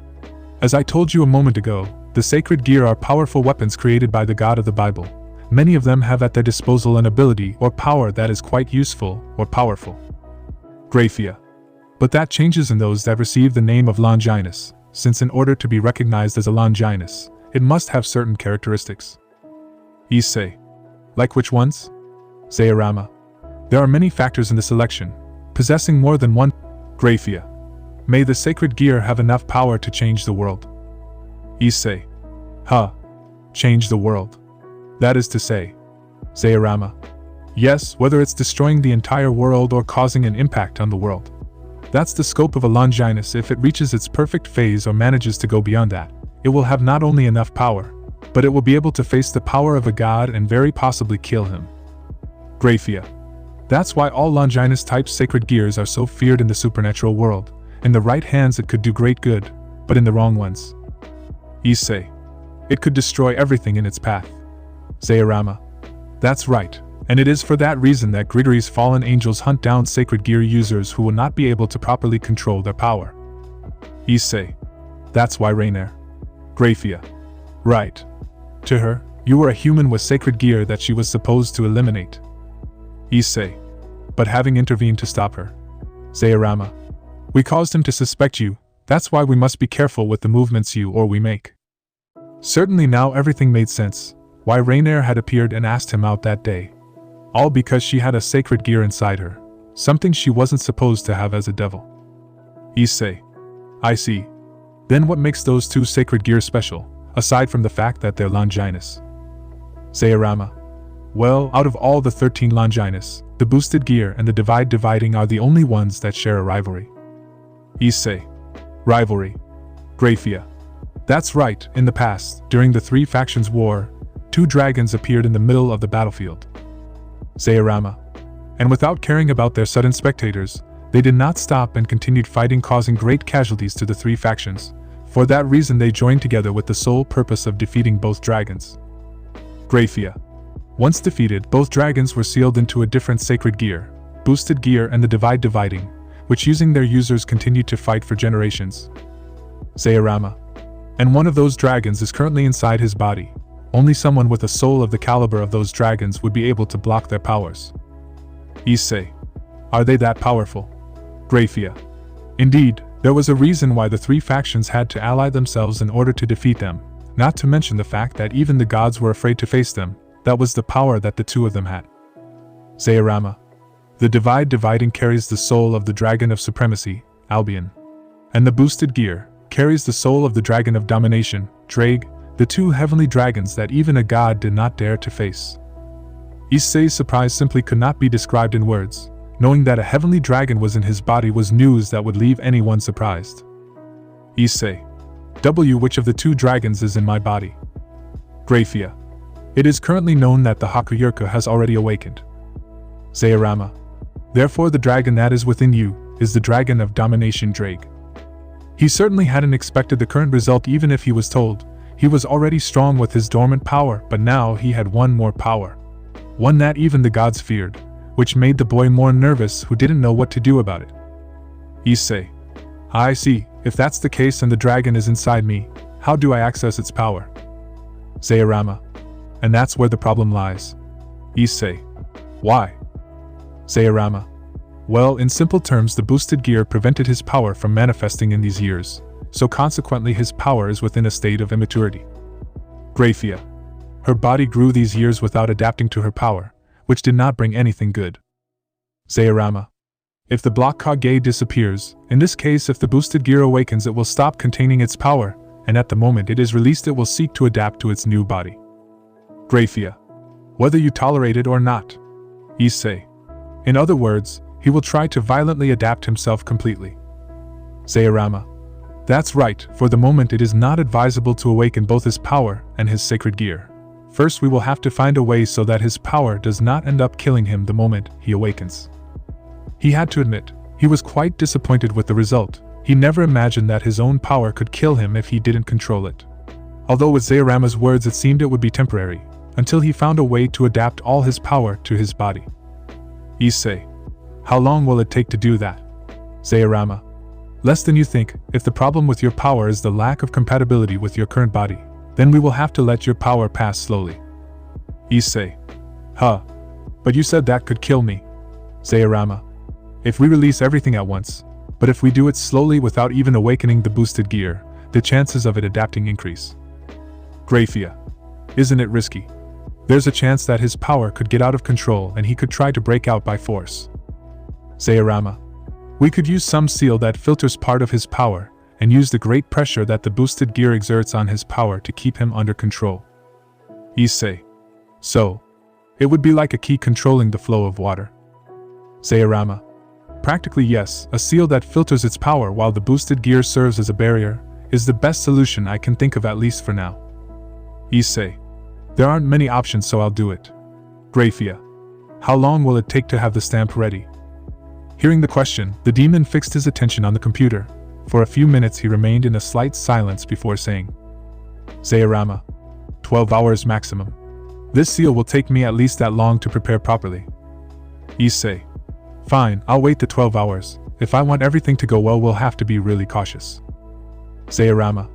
As you wish. GRAYFIA. Take Issei-sama to meet Kateria. But make sure she doesn't do anything stupid. When the seal is ready, I will give GRAYFIA the notice to come. Saying that, he walked until he entered the next room, leaving Issei and the maid in the same room, where he asked her to follow him to another door in which he could see something similar to the hall of a mansion, only this one was underground in some unknown place. Issei. Then I will meet Kateria in this place. GRAYFIA. That's right, I just asked you not to be influenced by what she says, she is too strict on the subject of demon classes. Issei. I understand. GRAYFIA. There are still a few hours left, so I will take advantage of all that time and teach him everything related to the underworld. Saying that, a magical monitor materialized from nowhere behind her. It was essential that she knew everything related to the underworld. If she was going to rule the place, she had to at least be aware of its customs, history, and actions to take in that place. For the next 4 hours Issei sat in the room listening to the information provided. He had to admit that the underworld had a mania for having everything classified in social classes. Still, knowing other types of things like the rating game caught the boy's attention, a game where devils faced each other and the strongest was placed at the top. It sounded pretty cool in his opinion. Of course, that's without mentioning the marriages that were organized, since apparently even if the young people did not agree with the marriage, they had to respect it and produce a descendant, all being close to extinction thanks to the war of the 3 factions. Issei. That explains why Zairama told me that you could have more than one wife, even if she was married to another devil. GRAYFIA. Naturally, you can go and choose any demon to be your partner, they will feel honored to have been chosen. But regarding taking the wife of another demon, it is something that is not allowed, although in your case it is possible, but... Issei. It would be frowned upon even if I'm a Lucifer. GRAYFIA. Right, I advise you that if you are going to choose a married devil as a member of your harem, be sure and consider keeping that relationship a secret. Issei. Technically lovers. No. GRAYFIA. Right, it's the most sensible thing, so you can use them as you please. If they get pregnant, you would have to decide if the child is born or dies. Hearing the last part wasn't encouraging, plus the possibility of killing his own son, although if he was honest that one of the married demons would fall in love with him didn't seem possible. Issei. I don't think I'm that cruel. Even so, that happening is unlikely, even though I haven't even had a girlfriend. GRAYFIA. So you haven't had any kind of contact with a woman? Issei. Yes. I only know what I've seen in some videos, but more than that, there's simply nothing. With a heavy sigh, the brunette looked at the silver-haired girl, who took on a weak, pensive face. Something that lasted a few seconds, where she made a decision, and without further ado, she looked at the brunette on the couch. Issei. Is something wrong? GRAYFIA. Issei-sama, something you should know is that as the future Lucifer, it is your duty to have some heir. Issei. Yes, I know, that's why having a... GRAYFIA. Issei-sama, having a harem is important, but consider this. How do you plan to satisfy all the members of your harem if you have no experience with them? GRAYFIA's question had already been considered by Issei. He knew that having a harem involved a lot in regards to responsibility. He had the duty to make them happy, to please them not only in an emotional way, but also included in the physical way. And having zero or no experience with women, it became a difficult task. He knew that he could learn on the go, but just imagining that he might not be able to satisfy them caused him a slight fear that over time would become greater and harder to bear. Issei. I thought about that. I haven't done it in depth yet, but I'll know when the time comes. I may make mistakes and end up terrible on some occasions, but... GRAYFIA. No need. If you want, you can practice with my whole body as long as you want. Issei. Huh. He replied confused. He didn't expect that proposal from GRAYFIA, who could easily say that she wasn't lying. That if he asked her, she would without problems let him touch her and use her as he wanted, something that he didn't consider possible at first. But he wasn't going to deny it. GRAYFIA was one of the most beautiful women he had ever seen in his life. She had the perfect body, one that a man would kill to have under him moaning his name. Something that she was more than aware of. In the past, several demons had set their eyes on her. Even the current Lucifer fell in love with her. Issei. Why, you're serious? GRAYFIA. Of course, I was taught that we, the Lucifuge, are the right hand of the Lucifer. If they want something, we will do everything to get it. That is why, if you are worried about not having experience, you can get it using my body, which no man has had access to since my birth. Issei. Yeah. So you are. GRAYFIA. That's right, I'm still a virgin. In the past I was never interested in having sex or falling in love. But now that you need it to grow, I wouldn't mind letting you experiment and enjoy my body as many times as you want. Issei.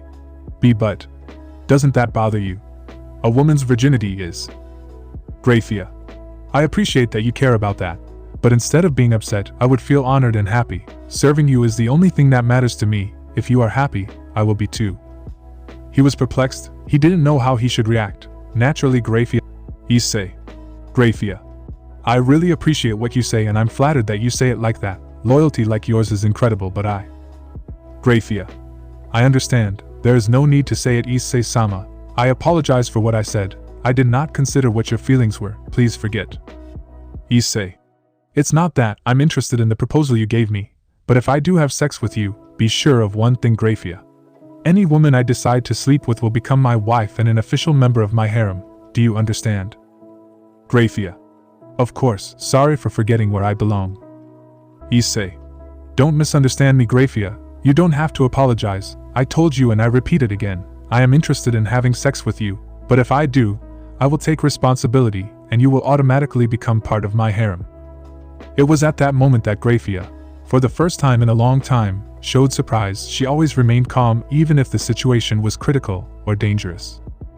But right now she showed a surprised face at what her master said. She did not care about being her master's toy. Even if Issei raped her, she was not going to resist or reject his actions.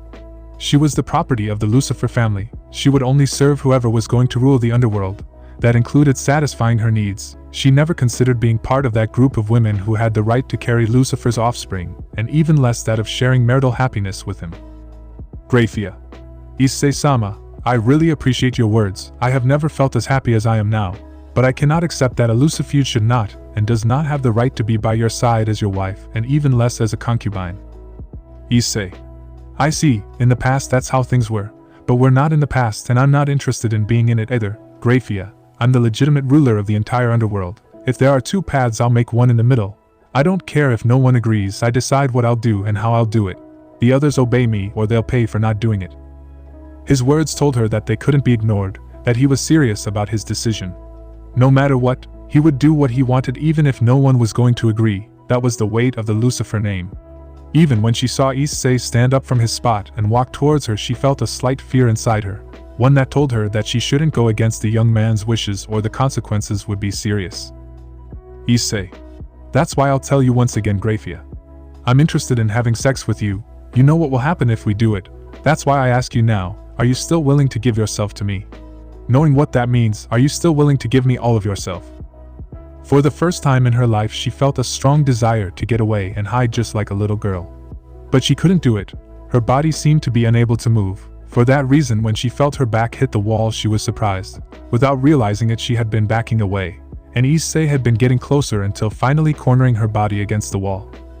She felt helpless for some reason. She knew that her power was currently and surpassed that of the current Issei. But for some reason she couldn't go against him or get away from him. It was as if her own body was betraying her. It was as if she wanted to be controlled by the immature son of Lucifer, who only gently extended his hand to be able to caress her cheek. Something that could be called a simple action on the part of the brown-haired boy. But for GRAYFIA it had been quite the opposite. The moment Issei touched her cheek, a vision passed before her eyes. In front of her was not that young man who had just discovered his heritage and the supernatural, but rather a silver-haired man wearing a worthy mouse suit, who gave off a powerful and majestic aura. An aura that everyone around him respected. This was the future, and GRAYFIA knew it perfectly. Issei had been born to rule not only the underworld, but everything that exists. If that was her destiny, who was she to refuse what he asked for? GRAYFIA. You don't need to ask me that question, Issei-sama. I swore all my loyalty to you as well as my body. If being part of your harem is what you want, in that case I will not refuse. Hearing that surprised the brunette, who without thinking much approached the maid, who, seeing Issei's closeness, closed her eyes the moment those young lips touched hers. This was her first kiss, as was the brunette's, who, letting himself be carried away, moved his lips next to GRAYFIA's, who like him moved in a clumsy as well as shy way. The kiss could only be described as that of two beginners, one that had no desire or lust. It was simply one that showed the interest of both, and without showing any hurry they separated their lips gently. The kiss had only lasted a few seconds at most, but for the duo it had been more than that. Even both were surprised to realize what they had done. But even with that they ignored the rest to join their lips again. Only this time they both tried a little harder, prolonging the kiss to a minute or two before the weak separation of both, who could only hear the heavy voice of the other. They could feel each other's breath on theirs. They even felt the need and desire to join together again. But while they were going through that, in another of the rooms, Zairama watched with a little concern the screen that showed him a magic circle that in itself could be called too complex that even the most experienced would have a headache seeing it. Zairama. This is really interesting. The first skin wasn't accurate, but the second and third ones I did showed something I wasn't expecting to see. Who would have imagined that Issei-sama not only got a sacred gear, but that it already has balance breaker activated? He couldn't be wrong. The scanner he had used on Issei was one of the most precise and powerful he had at his disposal.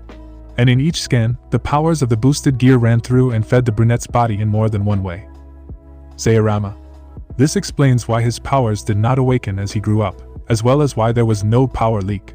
With the soul of the heavenly dragon Drake, along with the activated balance breaker, the perfect barrier for his powers was created. He wasn't an expert on what a sacred gear was, but he knew that being born and having balance breaker activated at a young age wasn't normal. Zairama.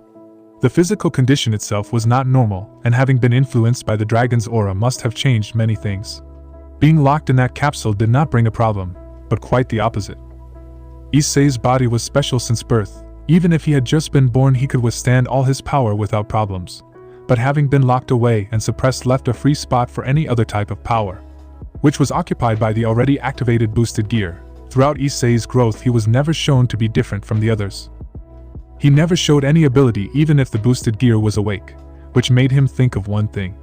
Something he didn't consider at first. Just as the boosted gear blocked a leak, Issei's natural power was in charge of doing the same with the boosted gear's abilities and power. Said in a more specific way, the power of both did not mix.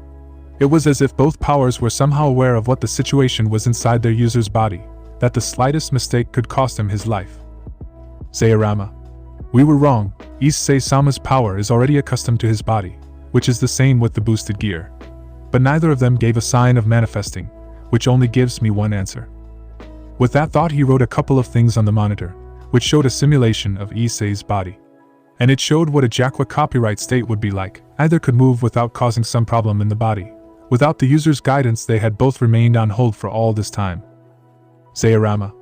They could not manifest themselves on their own, and without Issei-sama's support both powers were left in a state of continuous check that lasted 17 years. The answer was simple. There was never a problem with the adaptation, but with the union of both powers. For Issei's natural power, the power of a sacred gear was unknown. The same was with the boosted gear. This type of power was unknown, even though it belonged to the demon trait. Its composition, nature and power were completely unknown and strange. That was why it did not mix with that type of power. The two did not trust each other, but they knew that they had to coexist with each other, leading to the result now. With two powers unable to trust each other, it caused Issei to not show any kind of power. And thanks to that, the brunette thought that like the others he was normal, which was a mistake. With his powers in check going unnoticed as a devil was easy. Their powers contained each other, hiding the natural aura of a devil as well as any kind of hint of power this entire time. Zairama. If that is the real reason why Issei-sama has not shown a trace of power in 17 years, it makes clear what needs to be done for the two to manifest without harming him. With that thought, he looked at the monitor where he began to create a kind of seal, which slowly began to smoothly show various traits of complexity. But while he was doing that, inside the other room things had taken a different turn, since now Issei was sitting on the zone for all with GRAYFIA sitting astride him, where he easily had both hands inside the maid's skirt. This while both shared a passionate kiss, one that unlike the first showed great desire and pleasure for the other. Because if one were to look closely, one could notice the weak movement of the maid's hips, perfectly simulating that the brown-haired boy was penetrating her most special part, which was not happening. Since Issei was holding the maid's butt, who simply moved her hips the way Issei wanted, who without being aware of it squeezed the maid's butt with some force, who thanks to the kiss could suppress all hormones, which were generated by the brown-haired boy's grip, as well as the friction of Issei's crotch with her, but they had already forgotten that in a few minutes they would have a meeting with what could be an ally of the brown-haired boy, who at this moment couldn't even believe what he was doing, and even if they had told him before he wouldn't have believed it. That day he would kiss a demon, as well as touch her, but during the kiss, feeling well how it was shaped and soft, but that didn't count the pressure of the maid's breasts against his chest, letting him at that moment appreciate the softness of them, as well as the texture they had. No demon had ever touched her, she told him that herself, which made him the first and only one to touch her in her entire life. He even managed to make her agree to be part of his harem, where if he was honest he did not expect the answer to be positive, but rather he expected one more rejection from her. But contrary to what he thought, he received a positive answer, where he confirmed the veracity of GRAYFIA's word. She told him that her body belonged to him. For that reason he decided to touch her breasts, but while they both kissed, and as she had told him, she let him touch every part of her body without being reprimanded, even when he asked her to lift her skirt to touch her, but directly, she didn't refuse, but did it. She lifted her skirt just enough so that he could touch her, something that brought them to their current position where they were kissing passionately. He had no intention of stopping, and the way GRAYFIA was kissing him told him the same. But even if they were short of air, they didn't separate for long, but the sudden ringing of GRAYFIA's phone brought them back to the real world. GRAYFIA. Excuse me? Separating from her lips, the maid walked away, resuming her posture as she took out something resembling a flat rectangle made of what looked like glass, which being transparent she could see what it contained, seeing that there was a language that she quickly understood for some reason, even when she saw the message upside down, which she ignored for a moment when she saw GRAYFIA's slight surprise. Just by seeing that she knew that something important had happened. Issei. Is something wrong? GRAYFIA. Nothing to worry about, but it seems that today we will have one more visitor besides Kateria Leviathan. Issei. Another visitor. Does anyone else know that I'm Lucifer's heir? GRAYFIA. Only a small number of demons know of his existence, but I didn't imagine she would want to meet him. With that said, he pressed some buttons and sent what was the answer, so without waiting he got up from his place, which caused a slight disappointment in the brown-haired boy, who would have liked to continue and schedule the visits for another day, but he was also aware that he had a responsibility to fulfill. Issei. Who exactly is it? GRAYFIA. You'll meet her in a minute, so you better have the right outfit for this. Saying that, he pointed his hand at the brunette, who was surprised to see a magic circle forming in front of him, and without expecting it, his clothes flashed for 3 or 4 seconds before revealing that he was wearing a different outfit, which seemed to him to be someone from a noble family. He was not an expert in fashion, but just by looking at the fabric he could tell that if it was sold, it would have a high price even if it was in the human world in the underworld. Issei. Is it traditional clothing? GRAYFIA. That's right, but only Lucifers can wear these clothes. Wearing them in the upcoming meeting is appropriate. As she said that, she adjusted her clothes with the same magic circle, which made it seem like she hadn't had her hands inside her skirt or touched her breasts until a moment ago. And just as she finished, in the middle of the room a magic circle appeared, one that, unlike GRAYFIA's, was surrounded by flames, and when they died out they revealed the appearance of the visitor. He wasn't going to lie. The woman in front of him caused him some fear as soon as he saw her. He wasn't going to deny it. That serious look, her aura was frightening to a certain point, even so he could say that she was beautiful. GRAYFIA. Issei-sama, let me lend you Reveria Phoenix, the second daughter of the current Phoenix clan leader, Rikus Phoenix. Issei. The second daughter. GRAYFIA. That's right, her older brother is Ruvel Phoenix, the current heir of the Phoenix clan, which leaves Reveria in second place to inherit the position of clan leader. Issei. I see.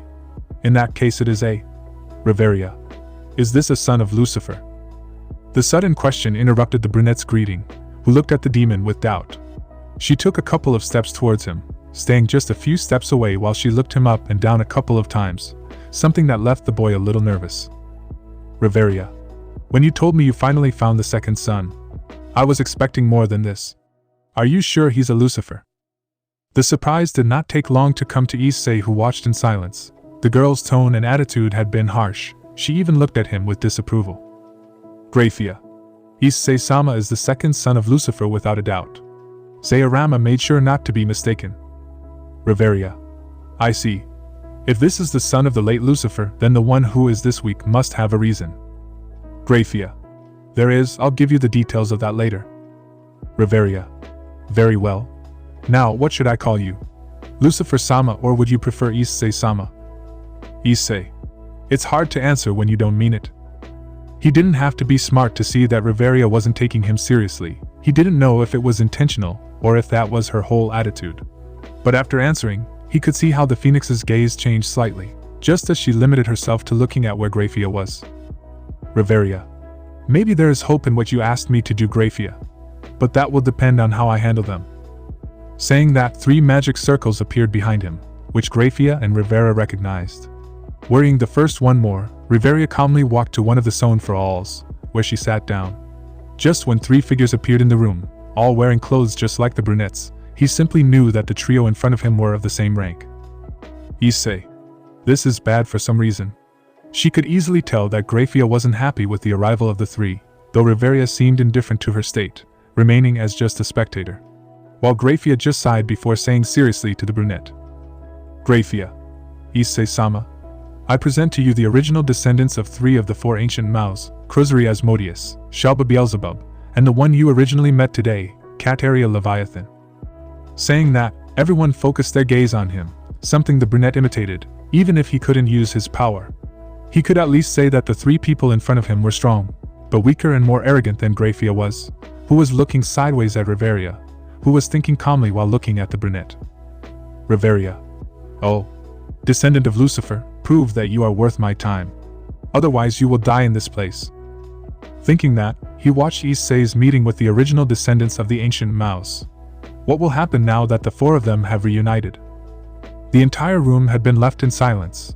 No one said anything, even Issei remained silent under the gaze and analysis of the heirs. Something that the brown-haired man imitated. He had no idea how to handle this situation, but he knew that the loyalty of the trio of heirs would depend on this, or that was before the silence was broken. "Is this Rezavim's younger brother?" said the descendant of the old Mao Beelzebub. "Humph, he really is pathetic. I really expected something better. It's not a big disappointment. This boy is not even worthy of bearing the name Lucifer. If he wants to, he's a Lucifer. He doesn't have the same hair as Rezavim, or the same aura or power," he said, just like the descendant of Asmodeus. "It's like an insult to his lineage. Who, like Beelzebub, wore noble clothing almost identical to his, except that they differed in color. It may be true, but I think we shouldn't judge one of Lucifer's descendants prematurely," said the only descendant of Leviathan quite calmly and with a certain air of arrogance. "Although I must admit that it's not what I expected." Even if she didn't say anything good, Issei had to admit that Kateria was a tall, beautiful woman with glasses and a voluptuous figure.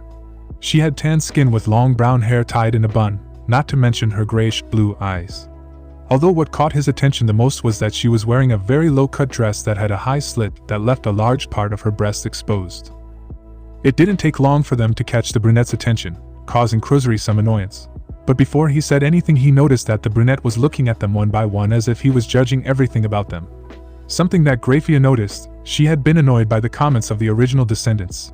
Something that she assumed annoyed the brunette, but when she looked closely she noticed that he had been completely silent, watching the 3 descendants seriously. "Humph. Judging ahead of time. Don't talk nonsense, Kateria. Just by looking at it you can tell that it's A," he said reproachfully before Issei interrupted him. "Useless. That's what you were going to say, right?" he said seriously, causing a silence in the room that left Riveria slightly surprised. "Certainly the state of the underworld is worse than I expected," the brown-haired boy said with a sigh as if he saw something truly desperate, which quickly annoyed 2 of the descendants, who changed their reactions almost instantly. "Oh, you dared to interrupt my words, misfortune of the Lucifers. It's clear that you don't know your place," he said, about to lose his patience due to the brown-haired boy who responded. Of course, I am the son of Lucifer after all, besides, misfortune of the Lucifers. You really have the guts to insult the one who will rule all of the underworld. The one who will rule the underworld. How stupid, a demon like you has no right to rule, he said, not caring if he was really Lucifer's son or not. And you do. Do you think that because you are one of the original descendants you are already worthy of rule? He said while looking at the demon who looked at him angrily.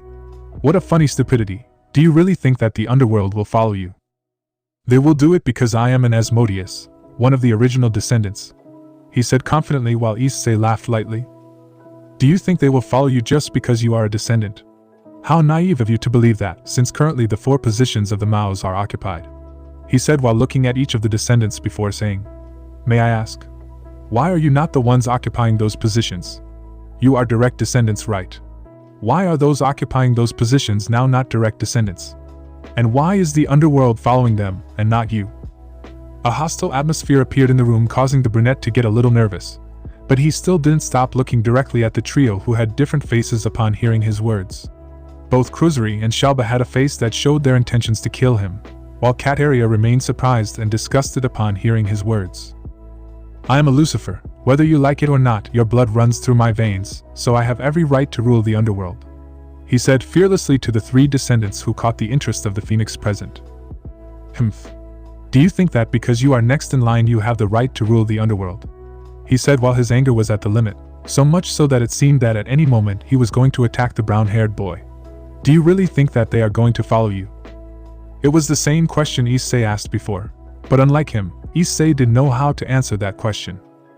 No, they won't follow me even if I'm Lucifer's son. If it didn't work out with you, even less with me, they're going to follow me because they have to, he said while his gaze turned around, showing a weak silver color in his eyes.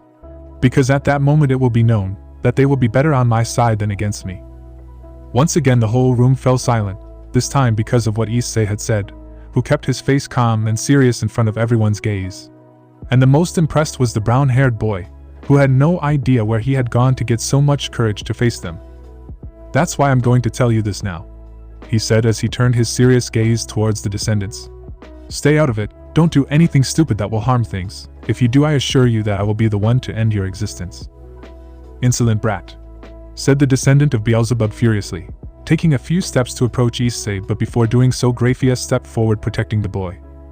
Shalba-sama, I suggest you calm your temper, otherwise, he said with great seriousness that increased Shalba's anger. A mere Lucifuge dares to threaten me, he shouted furiously to the point that he was thinking of attacking them. But before he could do so, bars of fire emerged from the ground, stopping Shalba's advance, who looked at the flames in surprise. He was not the only one, as Cruzuri was just as surprised, while Kateria stared at the flames before sighing and saying, Reveria, your ability to hide is certainly dangerous, the descendant of Leviathan said regretfully. Saying the name of the demon, the trio of descendants looked in every direction trying to find her. Concealment, the brunette thought seriously as he turned his gaze to the female demon sitting calmly on the couch. So besides me and GRAYFIA, Reveria is invisible, he thought in surprise before noticing that everyone had focused their attention on where Reveria was sitting, who only gave a sigh as she stood up while the flames slowly died down. Wow, their conversation was very entertaining to watch. I was expecting something a little more boring, but, he said without even caring about the serious look of the descendants trio. I must admit that this exceeded my expectations. I should have known you'd be here, Reveria, said the descendant of House Asmodeus. TCH. What did you come for? Are you going to accept the proposal I made you? He asked seriously while looking directly at the phoenix who looked strangely at the demon.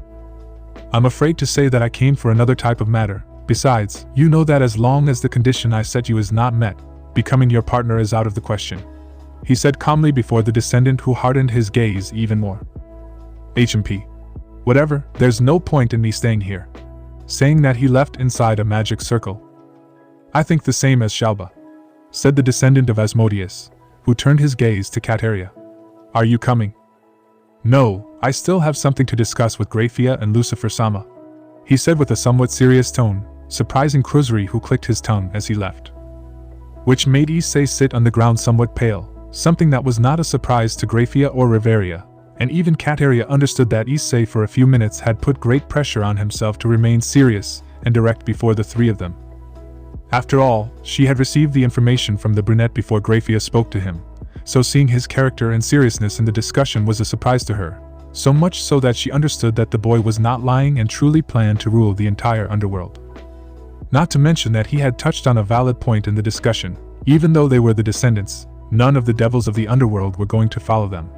The tyranny of the ancient Mao was still not forgotten, and even as the years passed they were gradually being forgotten, so an existence like Issei's was going to bring about a change in the underworld, and even devils like Crozuri as well as Shalba had to accept it. "You did excellent, Issei-sama. I didn't expect you to handle the situation perfectly," he said as he quickly helped the boy sit up. "It was certainly interesting to see it, and at the same time entertaining. I admit that you exceeded my expectations," he said while looking at the brunette with a slight smile. "Issei-sama." Both GRAYFIA and Kateria opened their eyes in surprise. Ever since they met Reveria, they had never seen her be respectful to anyone. She even treated the Maos as another type of demon, like a phoenix who managed to experience a special technique from her family. The demon's attitude changed completely on that day when she experienced the rebirth of the ashes. Her power took a huge leap in one day, going from a normal high-class to a Mao-class devil. To this day it was still a complete secret to the underworld. Only a few knew of the great leap her power had taken, such as the Maos of the underworld, her family, and some other devils from an important house in the underworld. Beyond that, the fact that she possessed a level that was classified as a Mao level was unknown, and had remained that way for many years. All thanks to the fact that Reveria never seemed interested in participating in any raiding game, or even forming a peerage. She had refused to have her set of evil piezas, which was not a surprise in itself. The demon was very proud to the point that even her familiars feared her at a certain point. Only her mother dared to seriously raise her voice to her. Are you going to treat me with some respect now? Or did you just do it because you found it funny?" he said as he focused on the phoenix, who smiled as she placed her hand on his cheek, surprising the brunette. "Let's say you have my attention. Your demonstration makes it clear to me that even when there are strong beings at your side, you will not submit even if it costs you your life," he said while placing one of two fingers on the brunette's lips, who, without looking away, observed the phoenix's eyes where he could see a strange glow that for some reason made him nervous. "Maybe you are the demon I have been waiting for a long time." Saying that, she walked away from the brown-haired boy, who was still confused, something that the two demons present found strange, and without paying attention to them, Reveria just walked away from the brown-haired boy while a magic circle formed at her feet. "GRAYFIA, consider what you asked me before as a fact. It seems that it is worth it," he said while the light in the magic circle increased like flames. "I hope you meet my expectations, Issei-sama." Saying that, he disappeared from the room, leaving a strange silence, which lasted a few seconds before the brunette turned his gaze to GRAYFIA, who looked at the brunette in the same way. "I don't understand. Was this a good thing or was it bad?" "I guess both. Reveria is not someone who talks for the sake of talking. She is surely planning something," he said with a slight seriousness. "Still, being alert doesn't hurt," he said as Issei sighed for a moment before looking at Kateria, who until now remained silent, so he shifted his gaze before asking. "Kateria Leviathan, I must admit that I did not expect to meet you under such circumstances." "I say the same thing. When I was about to come they contacted me saying that they agreed to accompany me," he said a moment before approaching both of them and sitting on a stone for all. "That clearly surprised me, since I never invited them. It must have been Reveria's doing. I asked her for the favor yesterday, but I also told her that they would both meet today," the maid said seriously as she looked at the Leviathan. "Reveria always does what she wants, so it's not strange that she made the meeting this way. It was still risky. Those two are too rooted in the ancient underworld. I doubt they will see that even if they don't want it there will be a change," he said, causing surprise in Kateria and GRAYFIA. They both knew that the underworld would not change for many reasons. One was the devils who refused to change their way of life. Another was the first-generation devils who remained rooted in living like that, which in a certain way the devils limited themselves to accepting. But Issei was the second direct son of Lucifer. He had weight in his words within the underworld. "How will it change? Are you going to demolish the social classes? Or are you going to withdraw the demon council?" she said as Issei looked at her once more. "I don't know exactly the state of the underworld. I would have to see it and judge it personally. But from what I know, the only thing that is useless within the underworld is that council that only acts at its convenience," he said seriously while Kateria only limited herself to observing. "Issei-sama, The demon council is something your father Lord Lucifer did, she said before being interrupted by the boy who simply said, I am not my father. I do not think like he thought, and I do not judge for what he judged. Maybe for him the idea of the demon council without restrictions was the right idea. But for me it is something that should not be left like that without even having some kind of control, he said while both demons were slightly surprised. Both GRAYFIA and Kateria had believed that the boy would stay out of all the rules that his father created before he died. Something that apparently was not going to be the case. The boy only planned one thing when ruling the entire underworld, and that was to be at the top of all the demons and rules that existed. Nothing could be above him, something that if both were honest, they saw as difficult. All demons were subject to all the rules of the underworld, and that included the current mouse. But Issei planned to be above them all, even if no one within the underworld agreed. And that was because many had forgotten what it meant to be the ruler of the underworld. Issei would do whatever he wanted even if it meant throwing everything created until now into oblivion. If that is your will, then I will support you, said the maid who looked at the brunette woman who remained silent at that. He certainly plans to go big in the underworld, Issei-sama, Zayarama said out of nowhere as he entered the room. It seems that everything is going well, he said seeing Kateria sitting there, but at the same time he quickly noticed the situation in the place, something that GRAYFIA was quick to explain to him, surprising the demon upon hearing it. Wow, I didn't expect Reveria to show up just to test it. That woman is too troublesome, however, he said while looking at the descendant of Leviathan who had a different look than usual.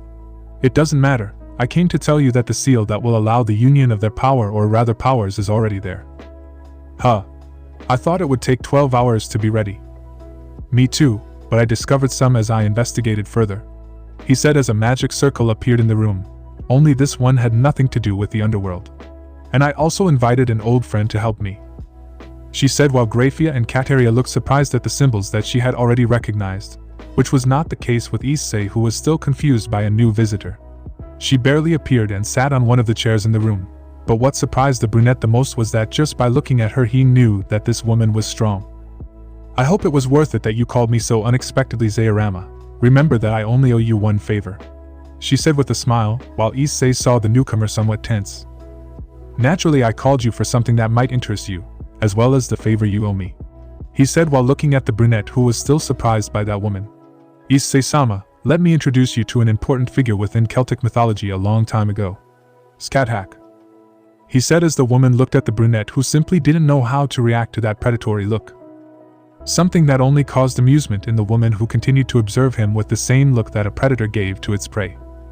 So this boy is Lucifer's second son, he said as he looked at the brunette from head to toe, feeling a slight fear. Interesting. That's right, as you already noticed his power is in a state of check, so I need two things from you, he said as he took out a scroll, which he threw towards the woman who only caught it in the air. One is that you help create that, and the second thing I need from you is that when part of Issei-sama's power has stabilized, you join his peerage, he said calmly, surprising everyone present who looked at the demon in disbelief, something that Skathak instantly identified with, completely ignoring the scroll in her hand. What the hell are you talking about? The maid said, surprised, while Issei remained silent. I know that Issei-sama must have a peerage, but directly asking Skathak to be part of it is too fast. GRAYFIA has a point, Zayarama. I owe you a favor for what you did in the past, but now you are asking me for two things, he said seriously while looking at the inside of the scroll. You have to be joking, Zayarama. With the scroll or with the peerage? Remember that you owe me a favor, he said calmly while looking at Skathak. About both, I owe you a favor, I don't deny that, but you're asking me for two difficult things, he said as he stood up from his place, showing what the entire scroll contained. Do you really want to use this seal on the boy? Everyone looked at the seal. GRAYFIA instantly knew what it was. Kateria took only a few more seconds to understand, which left both of them just like Skathak. Zayarama was asking for two really difficult things. Zayarama, what are you planning? Said the descendant of Leviathan, who until now had remained silent in her place. I say the same, I never questioned your methods these years, but what you are planning now is insane, the maid said in disbelief, causing more doubts in the brown-haired boy present. Zayarama, I am indebted to you, I am, since you helped me that day, but what you asked me today is something, he said before stopping when he saw how the demon took out a tablet where the state. First listen, then say what you think, he said while touching the screen that was projected to everyone in the room a couple of times. As you can see, Issei-sama's state is unusual. His power does not mix with the power of his sacred gear, causing all his power to be in infinite check. I already deduced that just by looking at him, but what does that have to do with you wanting the golden meridian seal on the boy? The purple-haired girl said seriously. Simple. As you know, the golden meridian seal was created to contain the power of the N-Beast Trihexa, a seal that worked wonderfully, but what I'm looking for is this, he said while the image of Issei's body showed the seal, which began to mix its power together with the boosted gear. The balance that the seal grants is the most perfect that exists. With the seal in your body, the time to master all your power will be greatly reduced. It's still too dangerous. That seal is too powerful. The maid said seriously, showing that she was opposed to using the seal. I say the same. The seal was designed in order to completely seal a great power, not to mix two different powers, he said seriously as he looked once again at the projector, where he noticed something else. Wait a moment, he said as he looked at the seal inside the projection before looking at the one inside the scroll, which finally told him the plan the demon had. You are a bastard, Zeirama. Are you going to modify the seal? He said, causing everyone's surprise except for Issei, who still did not understand. Exactly, I'm going to modify it. In fact, it's something I did a while ago, he said as he showed the seal in the projection, only this one had some changes. The seal was created for absolute sealing, but with some or many modifications I managed to make the seal completely change its role from being an absolute seal to a partial seal. Wait, is that possible? The descendant asked confusedly towards the maid who was looking at the projected seal. Well, the design is the same but the function is different. If you're not paying enough attention you wouldn't notice it, she said surprised while Zeirama smiled proudly. It was one of my greatest achievements in all these years, but I was unable to test it because of how high the skill to perform it was, he said as he turned his gaze. That is why I called you Scathach. You have great knowledge and magic that you managed to accumulate these years after your defeat. Even so, this is something insane. For the creation and application of the seal many things are necessary, he said when he saw the seal better before looking at Issei. And even if we could gather everything that is needed to create it, an insane amount of power is necessary, one to which I am sure that none of those present have access. You are wrong. I already have everything necessary to create the seal, even the power to activate it is present in this room, he said with a smile, which surprised the three women when they knew who he was referring to. The power inside Issei-sama is insane to the point that if he controlled all of that, his powers would not run out even if he fought for 100 years. Is it that big? Said the demon with glasses, looking at the boy who had already given up on understanding the situation. That's right, not even the most precise scan is able to measure its power. That's why its dormant powers are the perfect battery for the seal, he said while looking at Scathach, who was seriously looking at the seal. That's why I want you to repay me the favor with this, Scathach. If you do, we'll be completely even, she said as the All for Honor mentioned seriously watched the projection before looking at the demon seriously, then looking at Issei for a few seconds where she just sighed. Alright. I'll help you with this, Zeirama. Once I get it done we'll be completely even, but this is the first time I'm going to do something this complex, he said while looking seriously at the demon. It will take me a couple of days to finish it, so I'll stay here during that time. Of course, take all the time you need to, he said before noticing Scathach looking at the brunette. But before we start I want to know what the boy thinks. Everyone finally looked at the brunette, who until now hadn't said a word. You've already heard everything that's planned, boy. Do you agree with this? Everyone looked at the brunette, who, seeing that they finally took him into account, sighed before standing up. I really didn't understand anything they were talking about, he said as he looked at the projection. But at least I understand that this will help me use my power better, so okay, I'll do whatever it takes to achieve what I plan. Very well, if you are willing to do that I will do it to repay the favor that, he said before noticing how Zeirama had raised his hand. About that, you owe me 2 favors, he said, missing the purple-haired girl. Do you remember that a few years ago you asked me to find an important object for you? Yes, I remember, but, she said before opening her eyes wide at the sight projected in front of her. Well, I finally managed to find it, and if I remember correctly you told me, if you manage to find that, I'll owe you another favor, he said as he looked at Scathach's incredulous face.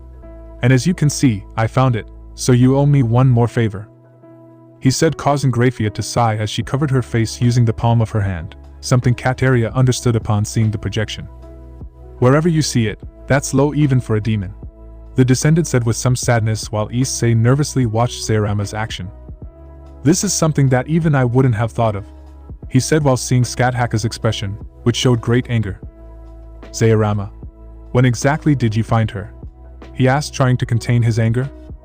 6 months after you asked me, he replied calmly.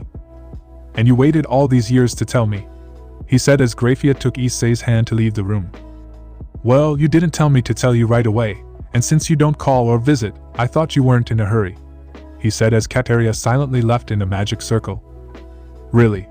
Then why didn't you tell me 2 years ago when I came for the Celtic scrolls that GRAYFIA found? She said, about to explode in anger, while the All for Honor mention slowly closed the door after Issei left. Oh. Right, I must have forgotten about it because of everything related to the investigation into Issei-sama's whereabouts, so you owe me 2 favors, he said before noticing that he had been left alone in the room with Scathach. Where did they go? He said quite strangely as he heard Scathach snap her fingers, which made him understand why everyone had left the room. Is it okay if we leave Zeirama alone with Scathach? Issei asked the maid, who simply answered. Of course, he asked for it after all, she said as she paused for a moment to look at the brown-haired boy.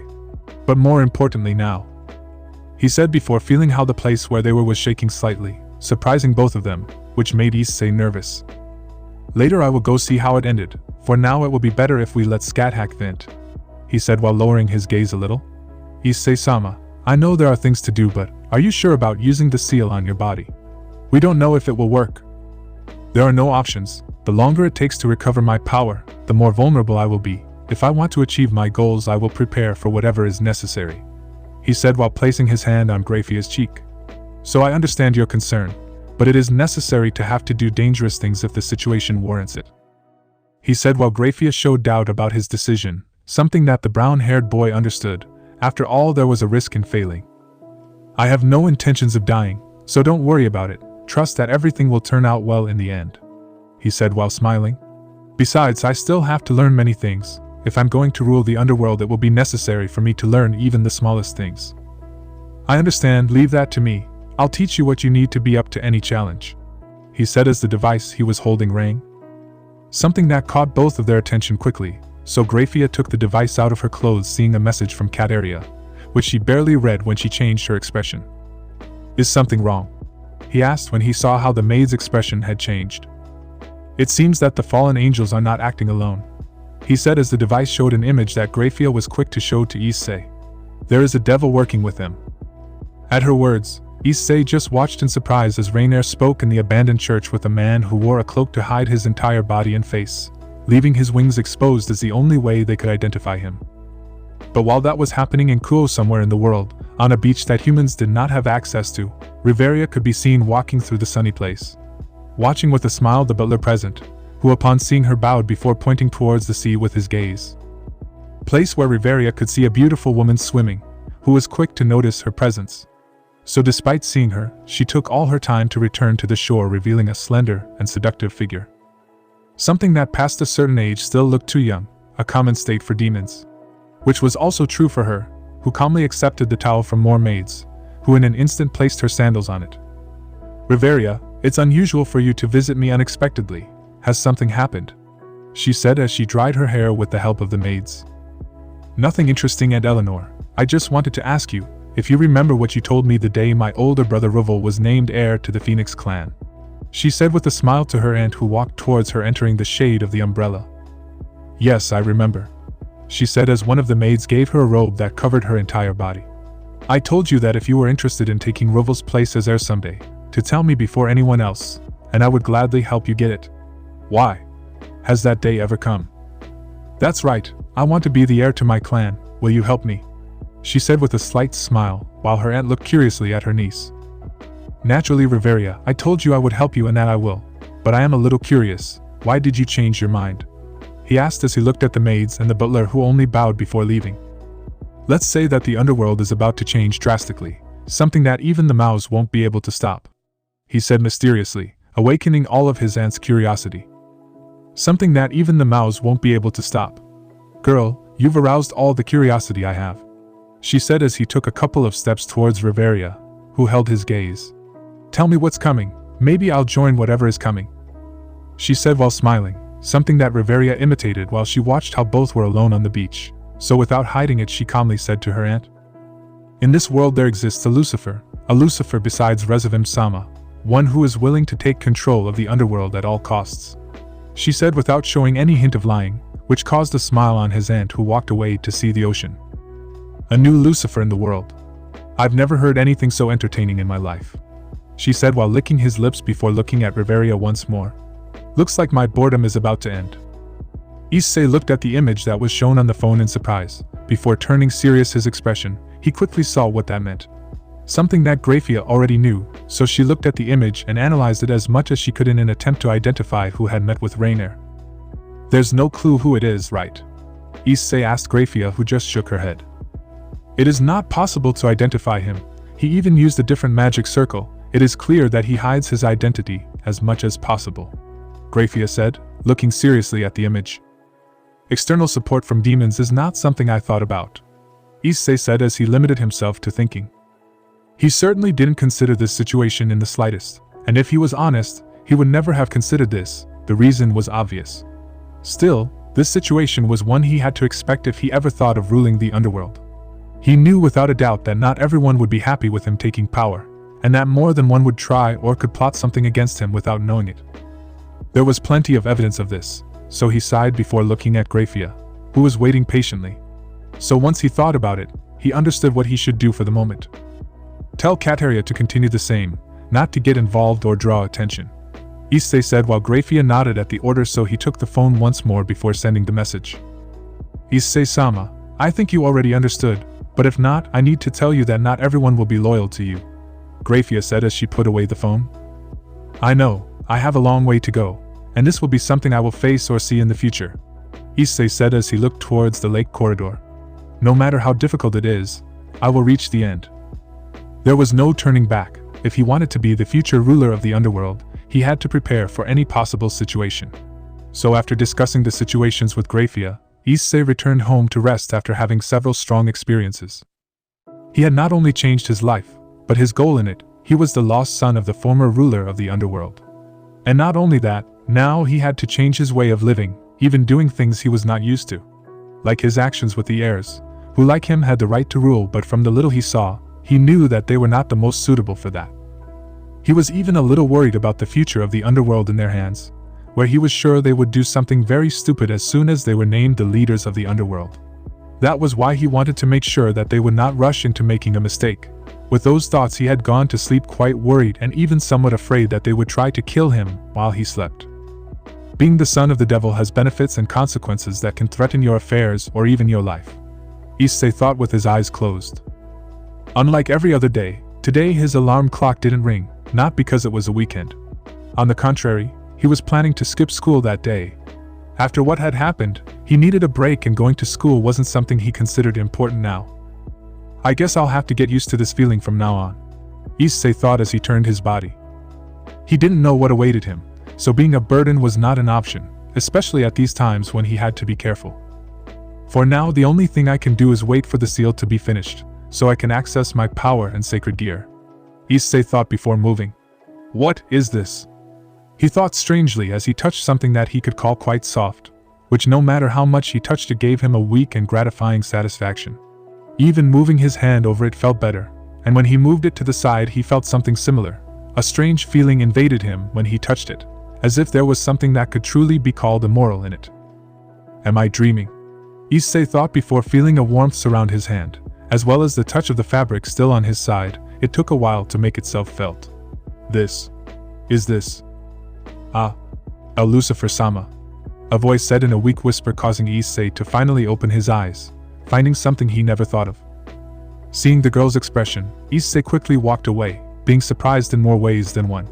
He even fell off his bed while the girl was still recovering from what seemed to be a great experience, given that the blush and glassy look did not seem to be close to disappearing but rather increasing more.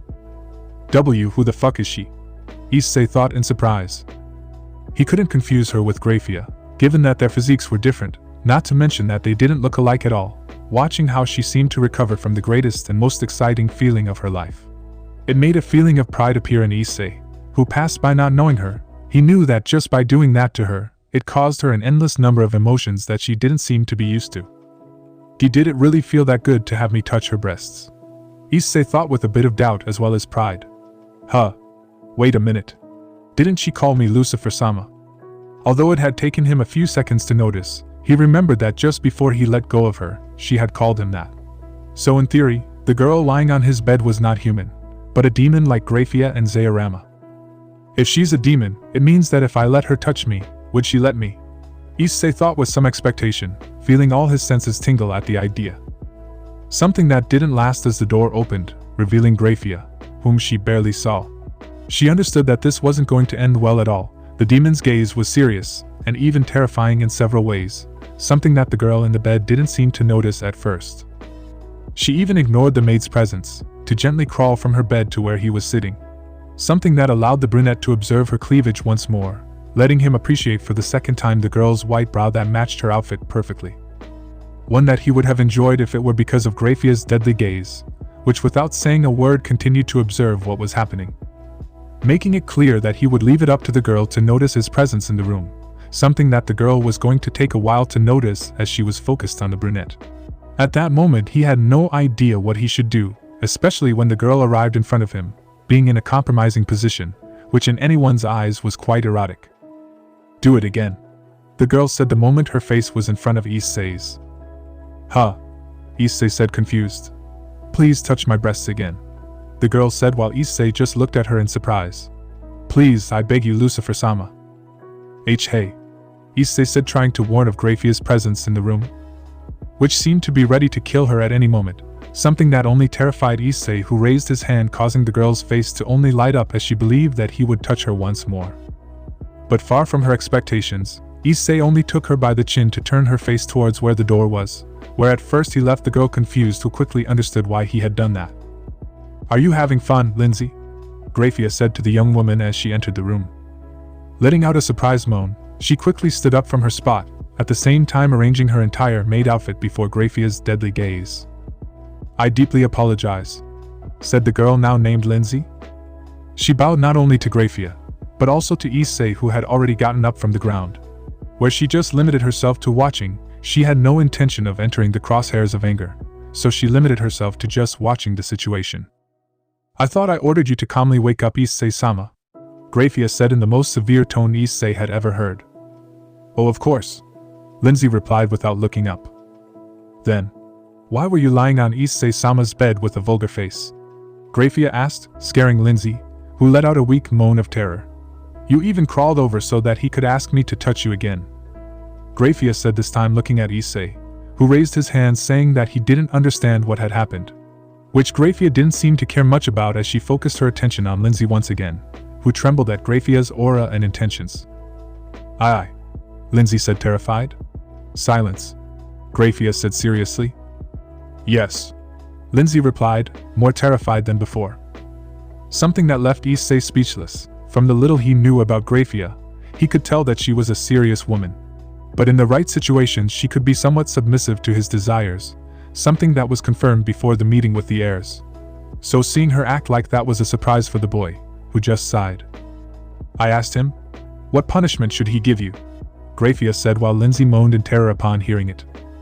She even raised her body, revealing to the brunette that she had become even paler than she already was, telling Issei that GRAYFIA's punishments weren't pretty at all. So, leaving everything aside, he took a couple of steps towards GRAYFIA. "Come on, GRAYFIA, don't be so harsh, it was just an accident," Issei said while the maid looked at him. "Issei-sama, you shouldn't be so flexible with mistakes," GRAYFIA said as she turned in his direction.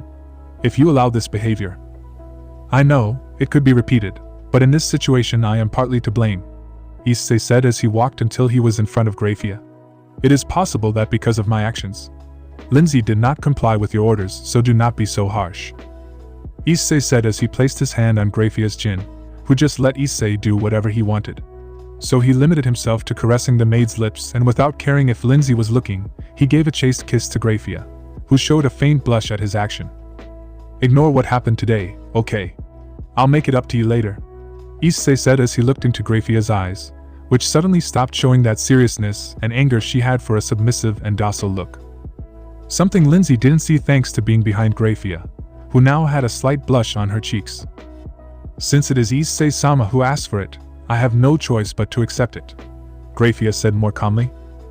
Which brought out a mental sigh from Issei as he saw that everything had calmed down, but the moment he looked at Lindsay, He was a little surprised to see that the demon was now looking at him in wonder, as if he had accomplished an impossible feat in the world or in history. Something that confused him a little, but at that moment he decided to ignore it, since GRAYFIA moved away from him a little so he could look at Lindsay, who upon seeing that stood up straight while smiling. "I suppose I should introduce her properly," GRAYFIA said before pointing at Lindsay with her hand. "This is Lindsay Oroba. She is the only living member of House Oroba, a house already considered extinct from the 72 pillars of the underworld." Hearing the introduction, Lindsay bowed to Issei, who only looked at the girl in surprise, knowing that she was the only living member of one of the 72 pillars of the underworld. "It's a pleasure to finally meet you," Lindsay said politely. "Excuse me for the way I acted in front of you." "Don't worry, it was my fault. I should have been more attentive to my surroundings," Issei said while Lindsay blushed. "Still, it was very disrespectful for a maid like me to enter Lord Lucifer's bed, that's why," Lindsay said nervously. "We'll discuss that later. For now we'll leave it like that," Issei said to Lindsay, who was surprised. "Now I just want to have breakfast." "Of course, Issei-sama. The girls have already prepared your breakfast," GRAYFIA said a second later. "Alright, let's go then," Issei said instantly as he walked towards the door before stopping the moment he processed what GRAYFIA had said. "The girls?" Issei asked in surprise before his gaze noticed something else, which he had ignored until now.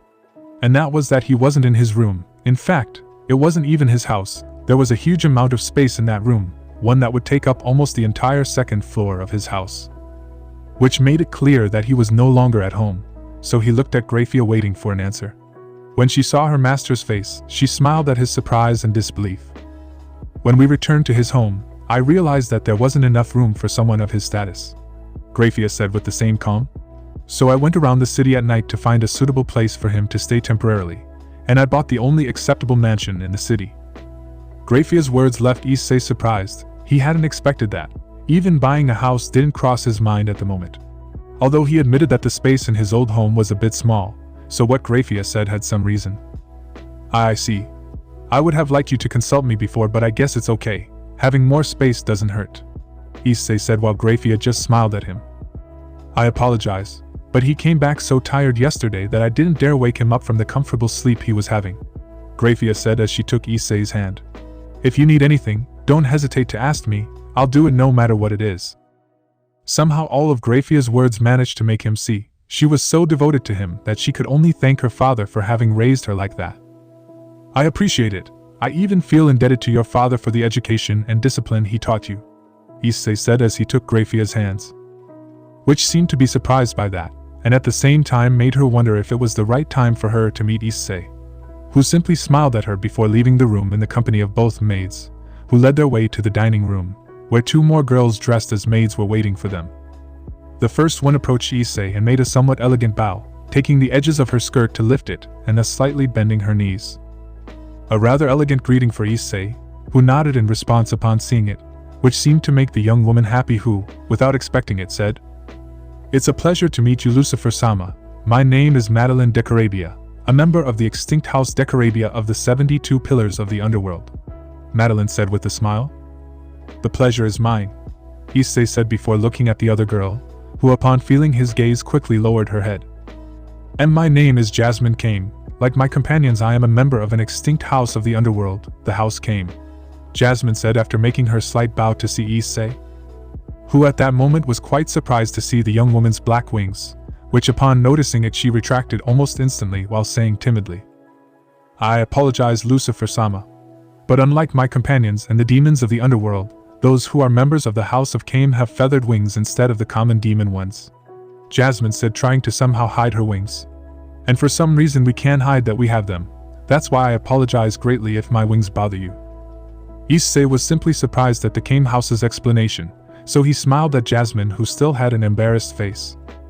"Don't worry, they don't bother me at all," Issei said while Jasmine blushed upon hearing that.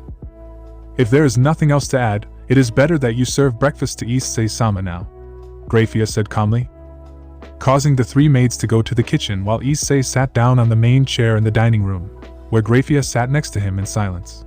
One that none of them said anything, Issei knew that the reason for that was because GRAYFIA wasn't going or didn't intend to ruin this meal with some boring news. So she sighed as she noticed the three maids coming out of the kitchen, all of them carrying a plate with a specific food. They could all be called quality food in the world, so without waiting she began to eat while the three girls followed behind GRAYFIA waiting for some more orders. Something that Issei didn't notice while eating, but if he had noticed it he would have seen the maids behind him whispering to each other. It seemed that Lindsay was telling them everything that happened in the room, bringing out more than one surprise in her companions. At first they were surprised by what happened in bed, where by intuition they looked at her breasts before seeing Issei who was still eating. They were then shocked to hear that Issei had controlled the temper of the strongest female devil within the dining hall, leaving them almost in shock to know that someone had managed to not only calm GRAYFIA down but make her smile. Of course, her whispers ended up catching GRAYFIA's attention, who turned slightly causing the three girls to remain silent. Something that partly caught Issei's attention, who remembered something he had to clarify at that moment. GRAYFIA, Issei said, calling to the woman who took a step towards him, attentive to all his words. I wanted to ask this but I always forgot. A while ago you told me that those who know of my existence within the underworld and in this one are very few. That's right, those who know of their existence can be defined as a vanguard lurking within the shadows of the entire underworld waiting to fulfill their orders, GRAYFIA said while easily seeing the curiosity in the brown-haired man's eyes. Do you want to know who they are? Yes, this morning with what happened with Lindsay made it clear to me that I don't know who to trust. I don't know who my allies are and who my enemies are, Issei said while looking at the maid. I understand, knowing who knows you will be useful at some point, GRAYFIA said seriously while thinking about it. That's right, that way I'll know how to act with the demons I meet, Issei said waiting for the maid's response. Currently, the demons who know about your status are the maids under your command. You already know 3 of them, GRAYFIA said while looking at the 3 behind her. You only need to meet 4 more. 4 more? Are there 7 maids under my command? Issei asked GRAYFIA, surprised. Technically there are 8 of us with me. I am the leader of your personal maids, who will obey any order I give them, GRAYFIA said while Issei saw the 3 girls behind GRAYFIA who just nodded. I see, but when I'm not around, and neither are you, who directs them? Issei said while GRAYFIA remained in a brief silence before saying. When I'm not present, the one who takes command of all her personal maids is Anastasia Valak, GRAYFIA said with a somewhat serious tone and with a certain degree of respect towards the all-for-honor mentioned demon. Anastasia Valak? Issei repeated with a slight doubt about the demoness who managed to make GRAYFIA respect him in some way. Is she strong? Among the 8 of them, I am the strongest, which by rule makes me the leader, but the only one who has challenged me for the position of head maid is Anastasia Valak, GRAYFIA said while the 3 behind her trembled slightly at the appointment of the confrontation. The only one? Issei said with surprise. That's right, my power far surpasses that of the others, but Anastasia Valak is the only one with the power necessary to be able to face me, GRAYFIA said seriously. I have defeated her around 120 times, and I still have to try harder than the last time. That's because each time we meet she gets stronger than before. So she? Issei said as he noticed the hierarchy of the maids. She is the second strongest, so much so that I wouldn't be surprised if the day she has her own evil pièces at her disposal, she applies to be your queen, GRAYFIA said in a serious tone. The position that rightfully belongs to me, she will desire it with all her being to the point that she will challenge me to a fight that day for the position of queen. I see, in that case, 8 maids, 9 with Zairama, plus the 3 heirs as well as Riveria and Skatnak would be at least 14 who already know of my existence, Issei said while GRAYFIA nodded. Besides them, who is aware of my existence? With Issei's question, GRAYFIA took a couple of seconds to respond. With great speed GRAYFIA remembered everyone she spoke to about her master as well as her future husband. Not counting them, those who know of their existence would be at most 9. If I take into account the actions that some are going to take, the number would be at least 12, GRAYFIA said, leaving Issei slightly surprised as he looked at his dresser. 12, I didn't think there were many. At least I can be sure that the secret of my return remains hidden, Issei said while GRAYFIA nodded. You shouldn't worry about that. No one will dare to say anything for the moment. Even so, time is pressing, you need your power to direct them, GRAYFIA said seriously. Which Issei knew, he needed all his dormant power if he wanted to stand in front of all the devils. So once he finished his meal, the maids took all the cutlery and plates to be used to clean them, leaving him for a moment alone with GRAYFIA. When will I meet the rest of the maids? Issei asked while GRAYFIA received a message through that device. If you wish, right now, the others have already returned from their missions and are training at the Zairama base. As for Anastasia Valak, she will be absent for a couple of days due to matters that she must resolve before meeting with you, GRAYFIA said while Issei only nodded before getting up from his place. I understand, in that case I will meet the other 3 maids, Issei said while GRAYFIA nodded. So they waited a few seconds for the 3 maids to return, which took a few minutes before returning to the dining room, and with an order from GRAYFIA the 3 of them stood behind her. And without waiting any longer, Issei stood next to GRAYFIA, who quickly transported them to Zairama base.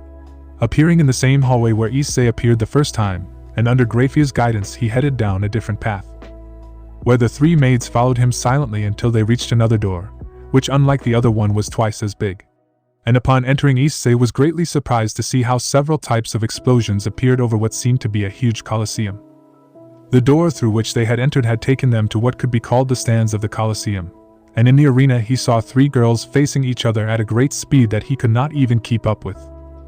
They were so focused on their fight that they didn't notice their arrival, which allowed Issei to better visualize the fight that was taking place, where he was surprised to see not only the occasional explosion, but also shots in the air that seemed to knock down everything they touched. Impressive, Issei said while GRAYFIA noticed Issei's situation. So using her magic she made a pair of glasses appear in her hands and then gave them to Issei, who by putting them on could see the movements of the maids more easily.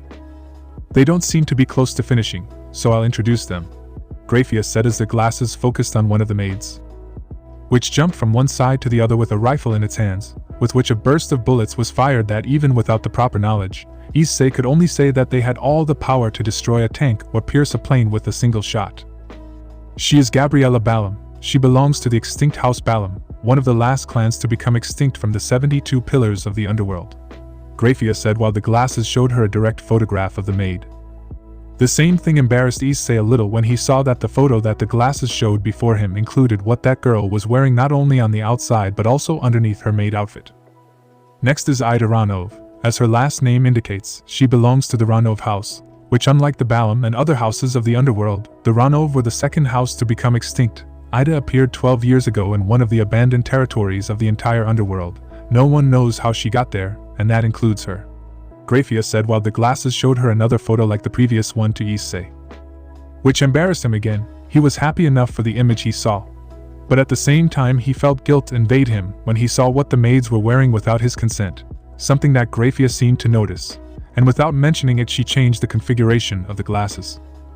And the last one is, GRAYFIA said as the lenses focused on the last of the combatant maids, which blocked all the bullets without a problem with a shield, while moving with the sword attacking when the moment presented itself.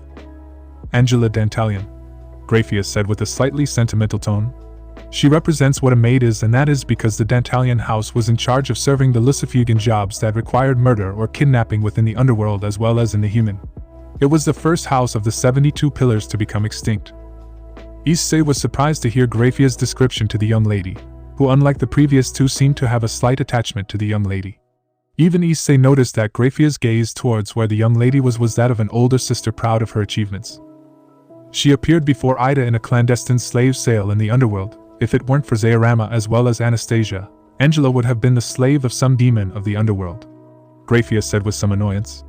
When they brought her, she was the first one I trained as a maid and the one who came closest to how I am. The others have their strengths, but Angela is the one who has stood out the most. Her words surprised Issei, who discreetly looked at the 3 maids, who didn't seem discouraged in the least, but instead seemed to be in the same mood as GRAYFIA, proud of their companion's achievements.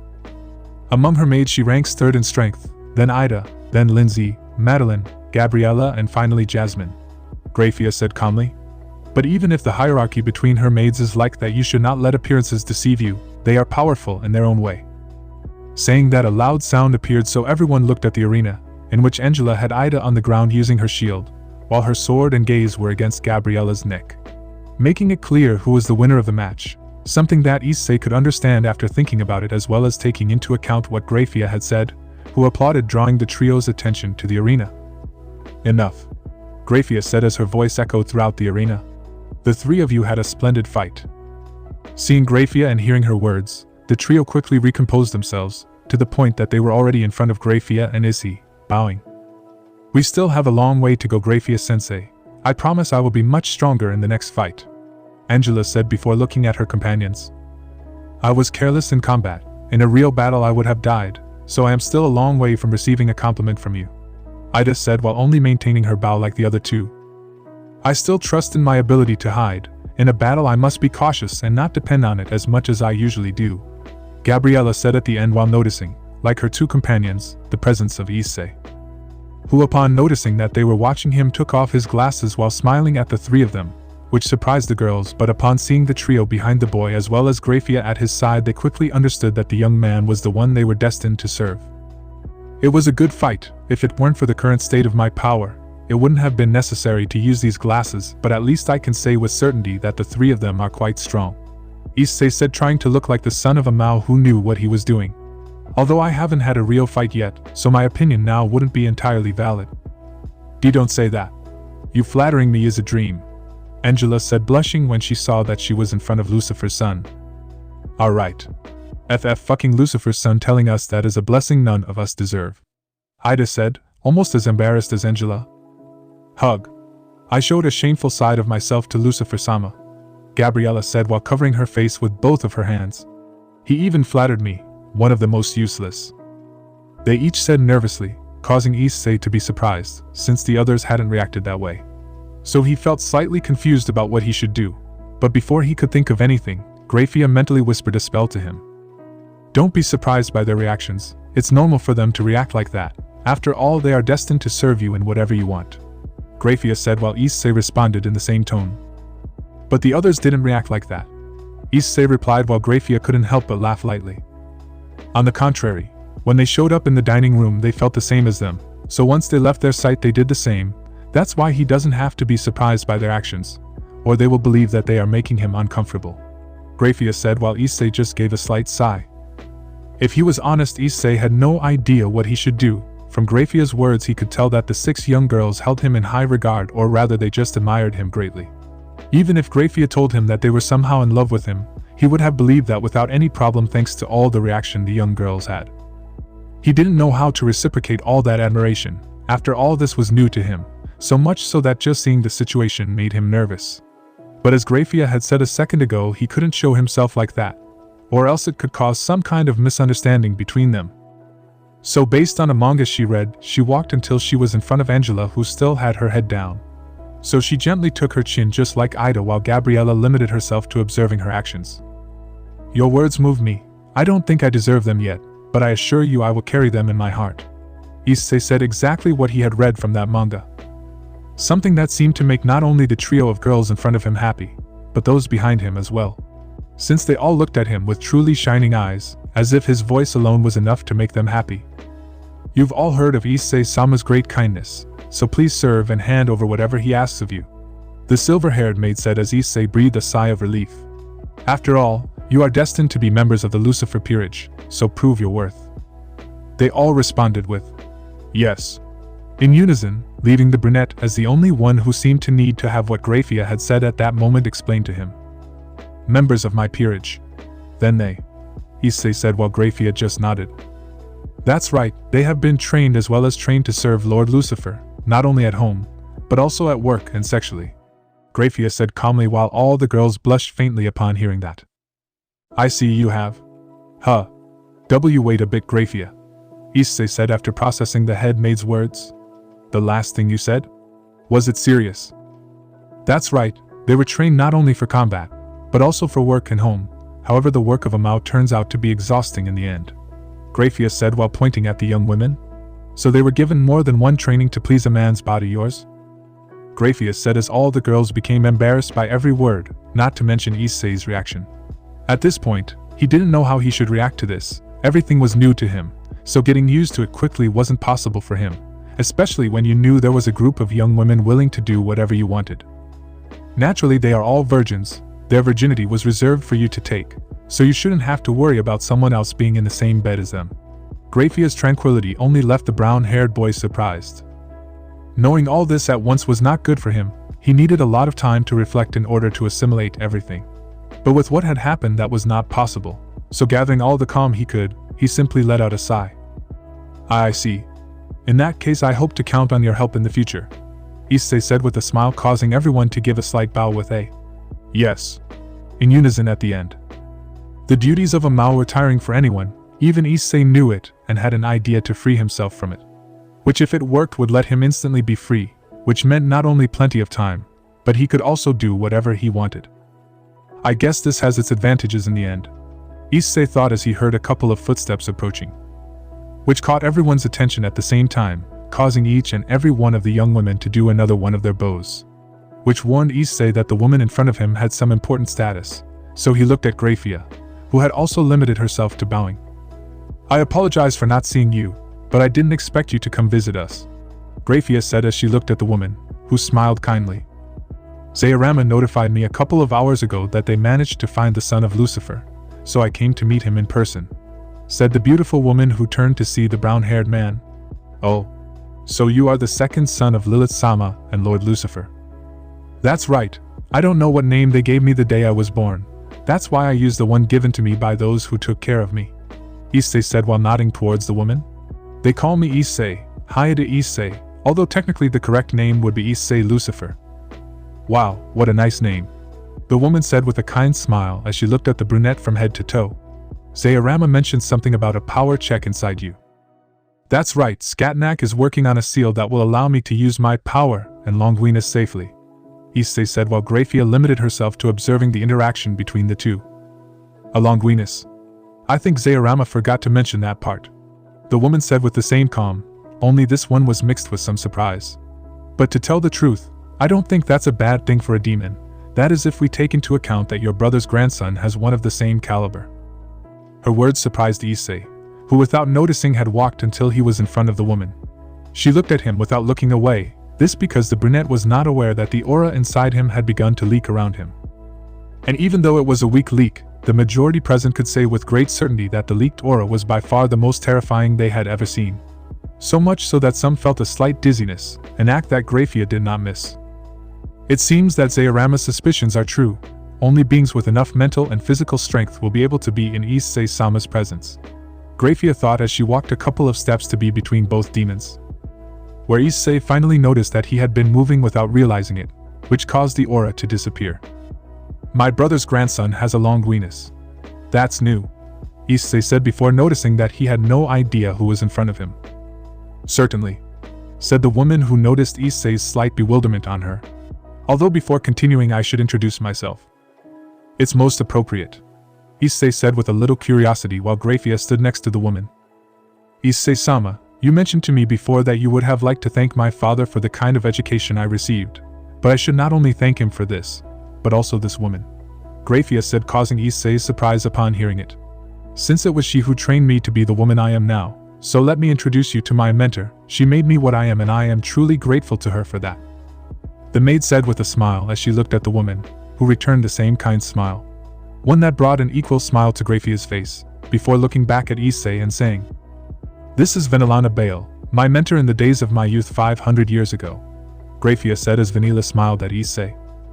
It's a pleasure to finally meet you, VENELANA said as she took both of Issei's hands and said with a smile, My beloved Lord Lucifer. Issei looked at VENELANA with surprise, who unlike him, looked at him with great ease and affection, as if he were waiting for a veteran's wife, who returned safely from battle. Something that surprised him, especially when one of her hands was placed on his chest, in which she seemed to try to perceive something. If you don't concentrate enough, noticing the power that is inside you is very difficult or almost impossible because of the check it is in, VENELANA said as she removed her hand. I would like to talk to both of you about something important, and if possible in private better. Of course, GRAYFIA said as she turned to the maids. You all have your own task to do, so go. Yes, they all said before watching the trio leave the training room, which left everyone alone, who after confirming that Issei had left, the maids screamed with joy, some even falling to their knees. To the point that it was clear that they had been quite nervous, this because they had finally met the true heir of Lucifer, someone who went against their expectations. From the beginning they expected that this heir, having great power, would be just like his older brother Rezavim, something that, although they did not like, they were going to accept. But it turned out to be everything they did not expect. The boy had been very kind to them, and it even seemed that he was taking a different path from his brother. I knew Lucifer-sama would be great, Angela shouted happily as she placed her hands on her chest to happily feel the beating of her heart. Great would be an understatement, Ida said, trying to remain calm. From what has been shown, it is clear that he is someone who does not mind being kind or considerate with his servants. He was quite understanding with me. Jasmine said as she felt her heart beat rapidly. He didn't say anything bad or hurtful about my wings. It's different from his brother who told me that they were hideous just by looking at them. Not to mention that he praised us even if we hadn't done anything important. Gabriella said happily while her 2 hands were on her chest. He even told us that he would take us into his heart. Jasmine said happily while covering her face. Lucifer-sama is so cool. They said one after another what they thought of Issei, not noticing that Skatnak had entered the place to look for GRAYFIA. However, what she found was the maids discussing how great their master was. They've only known him for a few minutes and they're already crazy about him. Skatnak thought as she turned around to go find GRAYFIA. Although I don't blame them for feeling that way, the true heir of the entire underworld has returned, so this could be considered normal. He thought as he walked out through the hallway Issei had left through earlier with GRAYFIA and VENELANA. But while that was going on there, something else was developing in Kuo City that would undoubtedly cause problems for Issei. Kuo City. Abandoned church. The abandoned church of Kuo was for the moment the base of operations of the fallen angels, who were aware of the movements of Issei, who had completely disappeared from Kuo since morning. It seems you are not wrong, Rainer. It is really likely that boy. Is there really another son of Lucifer in this world? Said the fallen angel Donasik, who was sitting on one of the benches. It's the only explanation there is for the Lucifer's actions, said the fallen angel Rainer, who looked seriously at her companion. You must have made a mistake, right? Asked another fallen angel named Middlet. Could it be that Lucifer fell in love with the boy? A Lucifer who is in love with a mere human? Sounds like the end of a bad joke, said another fallen angel named Calawarner. It's impossible. The Lucifer are lapdogs that only serve anyone who bears the surname Lucifer, Rainer said, looking at Middlet seriously. It's impossible for a Lucifer to fall in love with a human. And if we are referring to that Lucifer, it is even more impossible for that to happen. However, anyone can change over time, Donasik said with doubt. It's likely, but that doesn't apply to the GRAYFIA Lucifer that the underworld knew. She is the demon most loyal to the Lucifers and the history she has makes clear her loyalty to them, Rainer said seriously. If we take that into account, then the only reason I would protect that boy is because he, Middlet said with the same expression as everyone else. He's a Lucifer, Rainer said as she stood up. We need to get solid proof that he's a Lucifer. And how will we do that? It's clear that getting closer is impossible with that Lucifer nearby, Donasik said, to which everyone agreed. As soon as we are within range, there is no doubt that she will kill us, Middlet said with a sigh. Even with each and every one of the soldiers in Kuo we could defeat her. Not to mention that this is drawing the attention of the heiresses. That's why I told everyone to stay away from Kuo until further notice, Calawarner said seriously. But even with that preparation, the Gremry Knight and the Citri Tower came to warn us. If we didn't withdraw all the soldiers they would consider it an act of war. TSK. Damn brats. Rainer shouted angrily as she took a couple of steps away. If they haven't attacked us yet, it's because they are respecting the peace treaty, Donasik said seriously. We're hanging by a thread now. Whatever move we make will be indifferent to those two and they will kill us. They're waiting for the perfect excuse, Calawarner said seriously. So we're leaving, Middlet said doubtfully. We'll have to do it, Donasik replied as he stood up. We had already tempted the heiresses with our previous actions. With this they can clearly say that they attacked because of the probability of invasion. Something that would perfectly justify it to Grigory, who will not move if it means avoiding a war, Calawarner said seriously while looking at Rainer. We will have to wait a while for things to calm down, then we can verify it, if that boy is a son of Lucifer or not. Not necessarily, Rainer said as she looked at the trio. I have an idea to prevent the heiresses of the place from disturbing us. We will clearly respect the treaty, but before leaving we will leave a small theater, which if it turns out to be risky could give us an opportunity to separate Lucifer from the boy. Her words surprised the trio, who looked seriously at Rainer, who instantly smiled sinisterly at the idea that could make her a higher-ranking fallen angel, as a possible pleasure target for Azazel. Underground base. Right now Issei was sitting right in the same room where he previously spoke and confronted those who were companions within the Mao offspring. Only now the one sitting right in front of him was VENELANA, who smiled kindly while GRAYFIA poured some tea for both of them. I hope meeting me isn't something that bothers you, VENELANA said when she saw that GRAYFIA finished serving the tea. Of course not, Issei said a little nervously. On the contrary, I am honored to see that a woman as beautiful as you wants to meet me. Having the most important heir of the underworld give me a compliment makes me so happy. VENELANA said as she looked at GRAYFIA, who was standing behind the armchair where Issei was. I see that GRAYFIA has fulfilled her duty to you.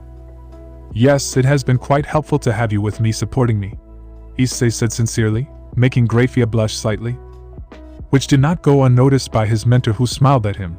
Without saying anything else, she took the cup of tea and drank its contents slightly before saying calmly, I'm glad to hear that. I hope GRAYFIA has fulfilled all of her duties and wishes. Especially the nocturnal ones, VENELANA said, taking another sip of her tea, causing Issei to tense up with those words. Or could it be that she has refused his request to join him in his bed? If that's the case, I'll talk to her immediately and correct this unheard of rebellion. Don't worry about it. Talking about it is not necessary, Issei said instantly, causing VENELANA to be surprised and couldn't help but say. Or is it that you prefer to have a different kind of company? If that is so, you can request any of all the maids you met. I assure you that none of them will oppose fulfilling your wishes, VENELANA said, while Issei was surprised and tensed by her words, making him immediately think of a third possibility. If you are not interested in them either, if you allow me, I could accompany you tonight, or every night that you want me to. Huh? Why, you're serious? Issei asked in surprise as he stared helplessly at VENELANA's body. Of course, if you asked me, I will gladly come to your bed. Even if you asked me to give birth to a descendant, I will gladly do so, VENELANA said without the slightest hesitation or shame, causing a sigh in GRAYFIA, who inside couldn't help but feel somewhat jealous of her mentor's words, and at the same time for Issei, who after calming his heart said, You don't have to worry. Being by GRAYFIA's side makes me happy. There will be a suitable time for that, Issei said, causing another faint blush in the maid, who squeezed her hands in a sign of nervousness. And with your proposal, if you don't mind accompanying me, I will accept it when you least expect it. I see. Then I will wait for that day patiently, VENELANA said before leaving her cup on the table. Moving on to another topic, the reason for my visit besides meeting you personally, was to inform GRAYFIA and Zayarama that Project D has yielded results. Her words surprised Issei, who turned to GRAYFIA, who looked at her mentor slightly surprised. Have you woken up yet? GRAYFIA asked with some surprise.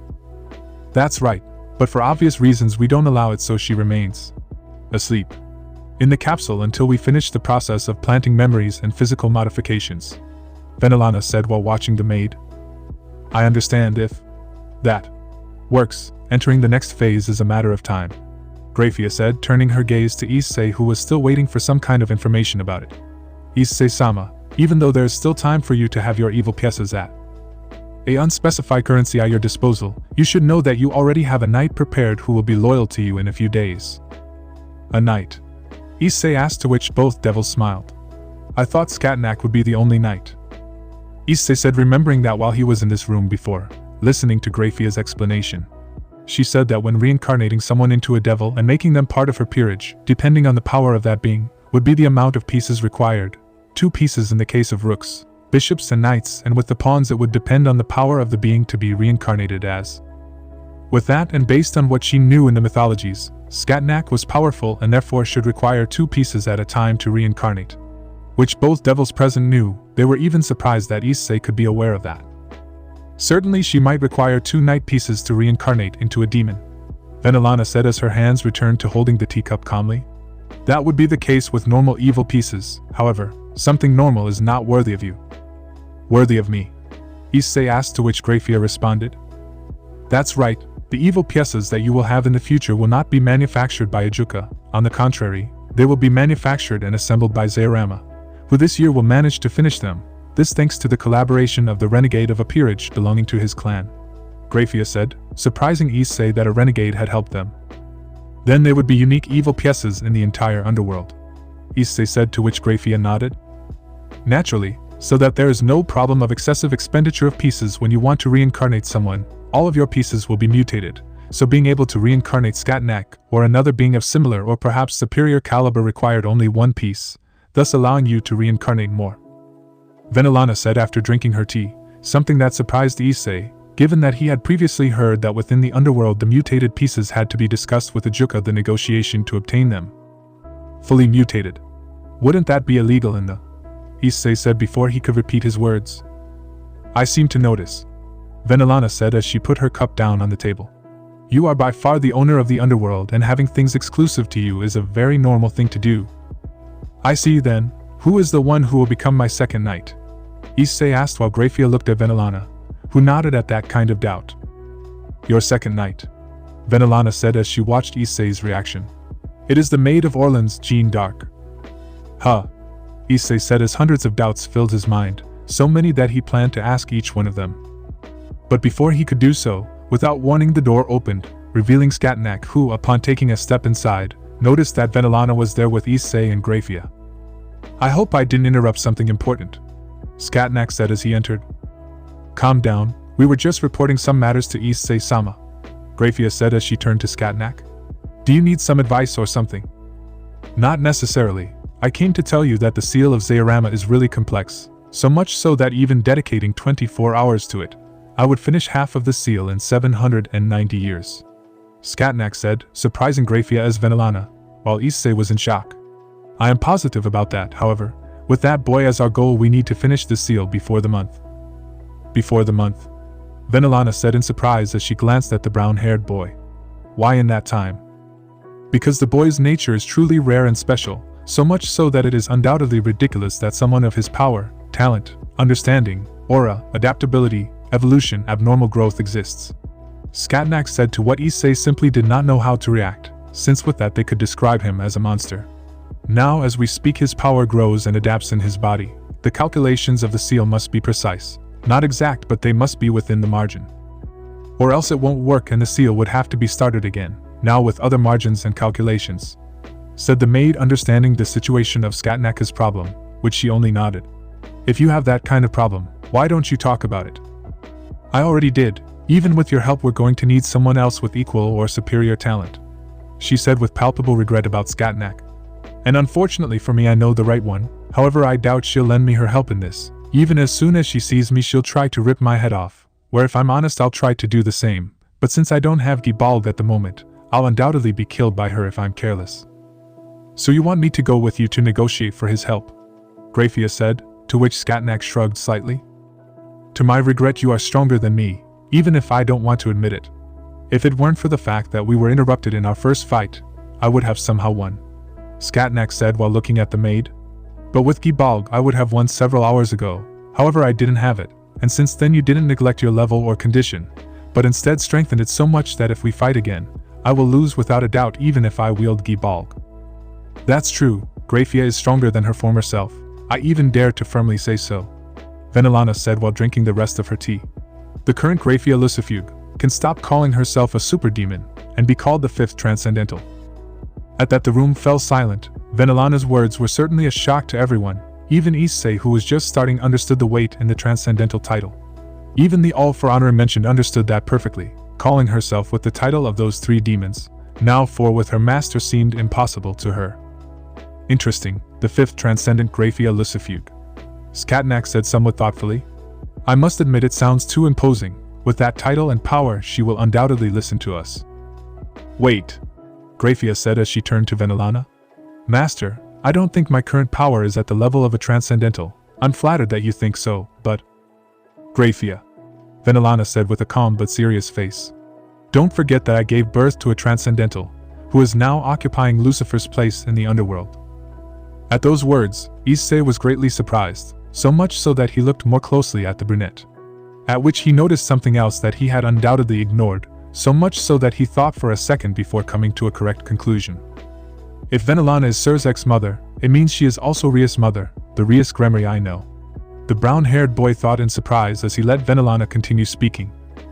Therefore I know the scope of one, so if I say that your power is already within the territory that a transcendental has, it is because it is, VENELANA said while looking at GRAYFIA, who still did not seem convinced. I know my power is great, but being a transcendental is impossible for me obviously. I no longer have any, GRAYFIA said before being stopped by VENELANA again. Special feature? VENELANA asked calmly, receiving GRAYFIA's nod. My child, it is clear that you also possess one. All the transcendents have one. Surzek with his true form, Ajuka with his Kankara formula, Rezavim too, or at least I think so. Even the present heir possesses a feature. We would only have to find out what it is. If it's abnormal growth, I wouldn't be surprised, Scatnack said, to which GRAYFIA couldn't help but nod. Just as Issei-sama possesses one, You possess one as well, or have you forgotten? VENELANA said while smiling. The words you told me 40 years ago, that your eyes had reached absolute zero, and that it granted you a new form and power. Her words finally left GRAYFIA speechless, who thought that, now her eyes had no comparison even to Seraph's. That they were equal in the past, now it was different, this having understood her power in a different way, which manifested itself with a new form and scope that even Zayarama came to fear calling it in. Absolute Zero. With that name she undoubtedly came to baptize her power, which to this day, she had not used in combat. You are a transcendental whether you like it or not, GRAYFIA. This is what sets you apart from Anastasia. Even if she increases all her power she could never reach you, even if she tries. VENELANA said while focusing on Issei. That is why she cannot be the Queen of Lucifer. If she challenges you she will lose the fight. You are the only one qualified to be the Queen of Lucifer, GRAYFIA. No one besides you has that right. Not even I have it. His words touched GRAYFIA, who couldn't help but lower her head. She had no words to describe. Even Skatnak was touched to hear it, since hearing from your mentor that you are the only one with the right to stand beside your master was undoubtedly the best thing you could hear. Certainly, Issei said, drawing the attention of the trio of women. Even if I have yet to meet Anastasia, I can't help but think about it. The one who will come to occupy the position of queen in my peerage, to stand by my side, will be your GRAYFIA. Issei's words were like an explosion for GRAYFIA, who felt a great happiness in her chest, one that if she spoke would overflow, making her truly vulnerable. So much so that she could, despite the presence of the duo, cry with happiness, one that she felt she could never repay in her life upon seeing the sincerity with which Issei spoke. That confidence he used in his words could not be faked, therefore those words were his true thoughts. Oh wow, Master Lucifer is dangerous even without using his true power. Without it he could have dealt a critical hit on my student, leaving her completely vulnerable to anything.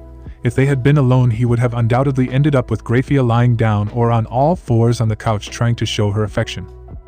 VENELANA thought, truly surprised by the event. Zayarama's report said it clearly, Master Lucifer's aura can feel like a great aphrodisiac for women. He could even seduce any demon including me, although that would clearly give the answer to what I felt. VENELANA thought as she recalled the conversation from a few minutes ago where she offered to accompany her heir to bed, though it only came as a way to tease him, when he refused as well as postponed her offer. She felt disappointed, confusing her, as it felt as if her spiritless body was ready to be used by the son of Lucifer. She even felt her entrance moisten slightly, seeping out until it wet her panties. Her body's reaction was as if it was in favor of the boy touching her. Was it perhaps the work of her demon genes? Reacting in a natural way to the alpha of her species, which had not even fully developed. It was that she certainly believed her master had that effect on the demonesses, even if she was unaware of it. But the question she asked herself was, why did she feel that about her if the heir of Lucifer had not yet awakened his powers? Did her power have nothing to do with it, and was it just Lucifer's presence that caused that? She didn't have any kind of answer at the moment. However, she was sure of one thing: the day that boy invited her to his bed, life as she knew it was going to change. Why are you still single? Skatnak asked doubtfully, bringing VENELANA's mind back to reality. With your words, I'm surprised you haven't found a girlfriend. How do you know I didn't have a girlfriend? Issei said with doubt since he didn't remember when he mentioned that. Zayarama. Skatnak replied, to which Issei cursed under his breath. Anyway, despite the diversion from the topic, I still need you to accompany me, GRAYFIA. With his words, GRAYFIA recomposed her posture as she quickly relaxed her face, returning to her usual calmness. Okay, since it's something urgent, we can't waste time, GRAYFIA said without losing her seriousness again. Who should we go look for? To the wise queen of Assyria, Skatnak said calmly, leaving GRAYFIA and VENELANA surprised. Who? Issei said confused, as he looked at the duo who hadn't expected to hear that name, leaving him twice as confused. Truly demonstrating his lack of knowledge for these things, something that was starting to be really annoying for him. Location: Kuo City. Place: Kuo Academy. Library. Classes at Kuo Academy without the presence of the third member of the perverted trio was certainly strange. More for the members of the Kendo Club than in the absence of the brown-haired leader. They had finally managed to catch up with the duo that had been managing to escape every time. Now without the brown-haired man entertaining them, they caught up with them. It seems he didn't come today, said a young woman standing by the window calmly watching as the Kendo Club was beating up the duo that had been spying on them. They were only covering their faces as the Bakken hit their bodies more than once. It's not surprising, he received not only one of the biggest news of his entire life, said Rias, who was standing next to the window leaning. He also went from being a simple boy to being the only one who can inherit all the assets of his true family. True, but the question here is, what did he become the heir of? Said the other girl, who adjusted her glasses to look at Rias seriously. From your words it can be assumed that he inherited things that will surely change his life. As Sona already told you, I don't know what he inherited, he never mentioned it to me in our conversation, Rias said upon seeing her friend again. He only told me what you already know, even though you think I'm hiding information from you, I'm not. Everything you know is exactly the same as what I know. His words made Sona Shitori, the current Kaicho of the student council, remain silent, since like Rias, she was also a devil. Only she changed her surname Citri to Shitori, unlike Rias, who had no problem using her real surname. I'll trust that for now, Sona said as she noticed how the club was finally leaving the duo quite battered in that place. Even so, I also took an interest in him, so since you already made the first step it's only fair that I do it. I knew you would say that, Rias said at Sona's weak smile. I talked to him, at least for 40 minutes. Then I'll have a 1-hour head start, Sona said, causing Rias to sigh. It's the rules. I know, but I'm sure you won't be able to convince him, Rias said, causing Sona to smile. I can be quite persuasive, Sona said as she glanced sideways at her present queen, Shinra Tsubaki, who nodded at her king's gaze, something that the second queen present noticed before smiling, giving a look to her king, Rias, who returned the look to her queen Akeno Himejima. The four girls were considered the most popular quartet within the entire academy thanks to the students, who were not aware that in reality the four of them are demons, who were simply guided by their most selfish desires, as any other demon existing outside as well as within the entire underworld would do. Certainly, but I remind you that he asked to speak to me again, so I wouldn't worry, Rias said mockingly, causing another light laugh from Sona upon hearing it. Convincing a boy like Haida Issei is not a challenge for me, Rias. He may have asked to see you again, but keep in mind how easy it is to change the thoughts of a human, especially with the thoughts of Haida-kun, who we know clearly is, Sona said confidently while Rias smiled as she looked at her friend.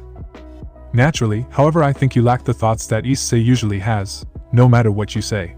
I have a great advantage with me, which will surely give me victory in this, Rias said as she moved her arms under her breasts, where she limited herself to moving them slightly, causing a vein of anger to appear on Sona's forehead, who had quickly noticed the meaning of her words, as had both queens.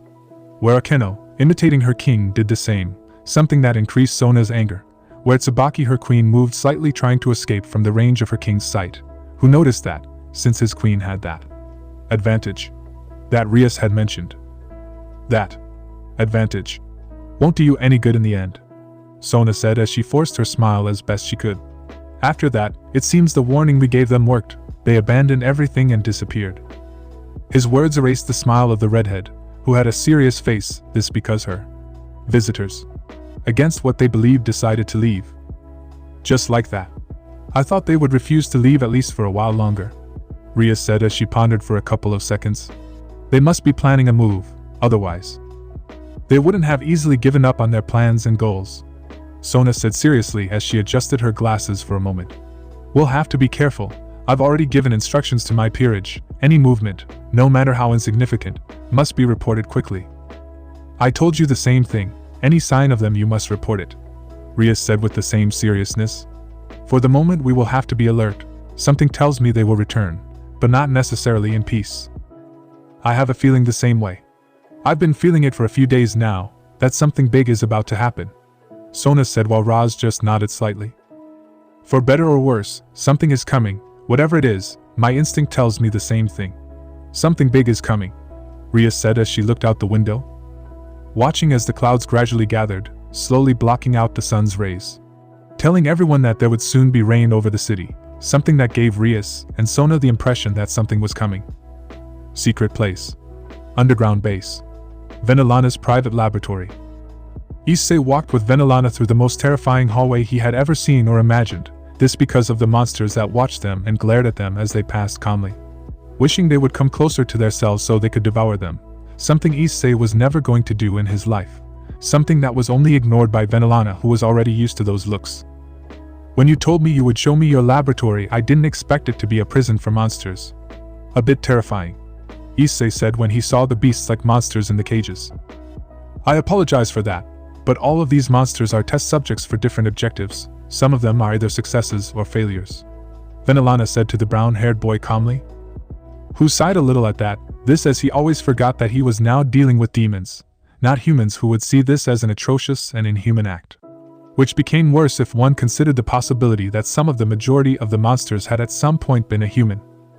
The scene itself was certainly not what you could call encouraging, so much so that he felt uncomfortable in that place, and seeing empty cages stained with something similar to blood did not help him. Not to mention that the gaze of all the monsters made him nervous, something that, as he had noticed, did not affect VENELANA at all, who walked in front of him leading the way. So to distract himself from the macabre spectacle around him, he focused his entire view on the bales, but something quite mesmerizing, since in addition to its spectacular shape, thanks to the somewhat tight dress she had, where you could see the shape of the underwear that the bale was wearing at that moment, giving her an even more lascivious appearance for Issei, who, avoiding what was around him, focused on the only good thing about the place. Something that did not go unnoticed by the bale, who felt Issei's gaze on her but causing her to laugh slightly, which led her at the same time to move her but in a more sensual way, to which Issei could only observe as carefully as possible. This was because of the sensuality that VENELANA possessed. Her body was one of the most beautiful that Issei had ever seen, so much so that the idea of inviting her to his bed was not ruled out in the least, but on the contrary gained strength. Just seeing how she moved caused Issei to want to lift her skirt to see both her butt, as well as the underwear she had, which he could see or guess was blue or black. The observation of the butt lasted until they reached a hallway, in which VENELANA continued her way. However, Issei's attention finally changed when he made him look at VENELANA in a different way. Now that I think about it, if VENELANA's hair was longer and red, she would be an almost exact copy of Rias. There's no doubt that they could be mistaken for sisters, Issei thought as he looked at the bale's brown hair. VENELANA-san. Yes. Do you want something, Lord Lucifer? VENELANA said, as she turned to see the brunette, hoping he would invite her to his room that night. I know it's a bit late to ask you this, but I want to confirm, are you Rias Gremry's mother? Issei asked as the brunette watched him slightly surprised before taking her last step to stop. This is because in a certain way she did not expect the heir of the underworld to ask her about her daughter. VENELANA undoubtedly understood that Issei, knowing that was because she said that Serzex was her son, therefore assuming that the Gremry resident in Kuo is also her daughter was quite simple, this being called the Mao's little sister. That's right, like Serzex, I am also the mother of Rias Gremry, heir of the Gremry family domain, VENELANA said as she turned her body to where Issei was. Have you talked to Rias? Did she say something bad to you? On the contrary, it was thanks to her that I decided to follow this path, Issei said with a slight smile, surprising the Bale. When I finally found out the truth, I wanted to run away, but it was she who showed me a correct way of seeing things. Her words encouraged me, and for that I am grateful to her. Her words caused each of VENELANA's thoughts regarding her daughter's attitude to change, knowing that thanks to her the heir of the original Lucifer would follow this path, which was a new idea for her, one that would benefit her greatly. I understand, I'm glad to hear it, VENELANA said while smiling at him before saying, in that case, would you like to have my daughter as your wife, lover or concubine? Issei said, surprised as well as slightly embarrassed. Wife. L lover. C concubine. Is VENELANA-san serious? Of course, if you wish I will give you my daughter as a tribute of loyalty from the Gremry, VENELANA said, causing the complete surprise of Issei, who did not expect the following. And as a tribute of loyalty from the Bale family, I, VENELANA Bale, voluntarily offer myself to your eminence Lord Lucifer, as one of your wives, lovers or concubines. Whatever you need from me I will fulfill. Wait a second, Issei said, still surprised, while VENELANA put on a serious face. I am a loyal subject to Lucifer, therefore I will not refuse any of his wishes. I am aware of my body and beauty, two things that Lord Lucifer already found pleasing in his presence after noticing that he was looking at my butt, VENELANA said, leaving Issei even more surprised than before. Issei said, embarrassed to see that VENELANA had discovered that. Wait for that, he said as he tried to make a credible excuse for his actions. Since being a Lucifer, he had the thought that he should act in a better way and not as he usually did. However, that was the least of the Bale in front of him, who only smiled lightly as she pointed her hand to the room beside her. This door leads to a room that I usually use to rest, but if Lord Lucifer so wishes, We can forget about Jeanne d'Arc for a few hours and enjoy each other's company inside the room now that we are both alone," VENELANA said with a slight smile as she approached the brunette. "And if you are not satisfied with that, I can call Rias to join us to form a trio. What do you think, Lord Lucifer?" Issei was surprised to see that the demon was now standing in front of him, where, taking advantage of their proximity, she made sure that her breasts would sensually collide with his, while VENELANA's hands rested on his shoulders at the same time as her face slightly approached that of the brunette, who still did not react. "If you allow me, I will show you what a woman with my experience can do for you. That way Rias will be able to know how to satisfy you," VENELANA said while looking the brunette directly in the eyes. Knowing what she was referring to, he felt his heart race, so much so that he feared for a moment that he would have an attack. However, he knew well that his body would resist anything. So, leaving all his doubts aside, he lightly opened his lips, brushing them against VENELANA's, who smiled mentally when she saw that she had managed to tempt the heir of Lucifer. Yufufu. Who would have thought? Not a day passed before I gave myself to the heir of Lucifer. VENELANA thought as she saw how Issei's eyes were partially clouded with desire, something she was undoubtedly going to take advantage of. But as soon as VENELANA approached Issei's lips, a sound traveled throughout the hallway, interrupting them quickly. An interruption that left VENELANA upset, so much so that seeing Issei's separation from her made her turn towards the one who had made that sound of clearing his throat. "I apologize for interrupting, my lady VENELANA," said the man standing a few steps away from both of them. "But there have just been some irregularities within the laboratory where Jeanne d'Arc is, so we need your advice." Seeing who it was, VENELANA gave a weak sigh as she looked at Issei, who had a calm face, one in which she could notice an almost impeccable annoyance, as if he had truly wanted to go all the way with her. "I understand, I'll go later so you can leave me alone with," VENELANA said to the redhead seriously, while turning towards Issei, to try to resume her actions. Something that did not go unnoticed by the brown-haired boy, as well as by the man who, despite VENELANA's words, looked at Issei out of the corner of his eye, instantly noticing his great lack of magic power, something that in his opinion was truly pathetic. "I'm afraid I'll have to insist. There are recent results that show us that Jeanne d'Arc's soul is strangely weakening," the man said with a smile, causing VENELANA to turn towards him. "Weakening?" VENELANA said, somewhat surprised, while Issei also became interested. "The last time I saw her, everything was normal." "That's right, but for some reason we can't understand, it started to show signs of weakening," the man said in a serious tone as he glanced at Issei. "That's why we need your guidance right now, otherwise the whole investigation will fall apart." His calm words made the Baal think things over for a second before looking at Issei, who only gave a nod of approval. So VENELANA let out a sigh, before looking back at the redhead, who only gave her a slight smile. "Very well, let's go," VENELANA said as she took a few steps away from Issei and then passed by the demon. "I warn you now, Xenon, if what happens in the room with Jeanne d'Arc is not an urgent matter, you will pay with your blood for this interruption," VENELANA whispered, deadly serious to the demon, causing his surprise to see her so upset as she followed the hallway that led them to where Jeanne d'Arc's room was, something that Issei imitated almost instantly. "Damn, why is it that every time I'm about to do something perverted with a girl they interrupt us? Do I have a curse?"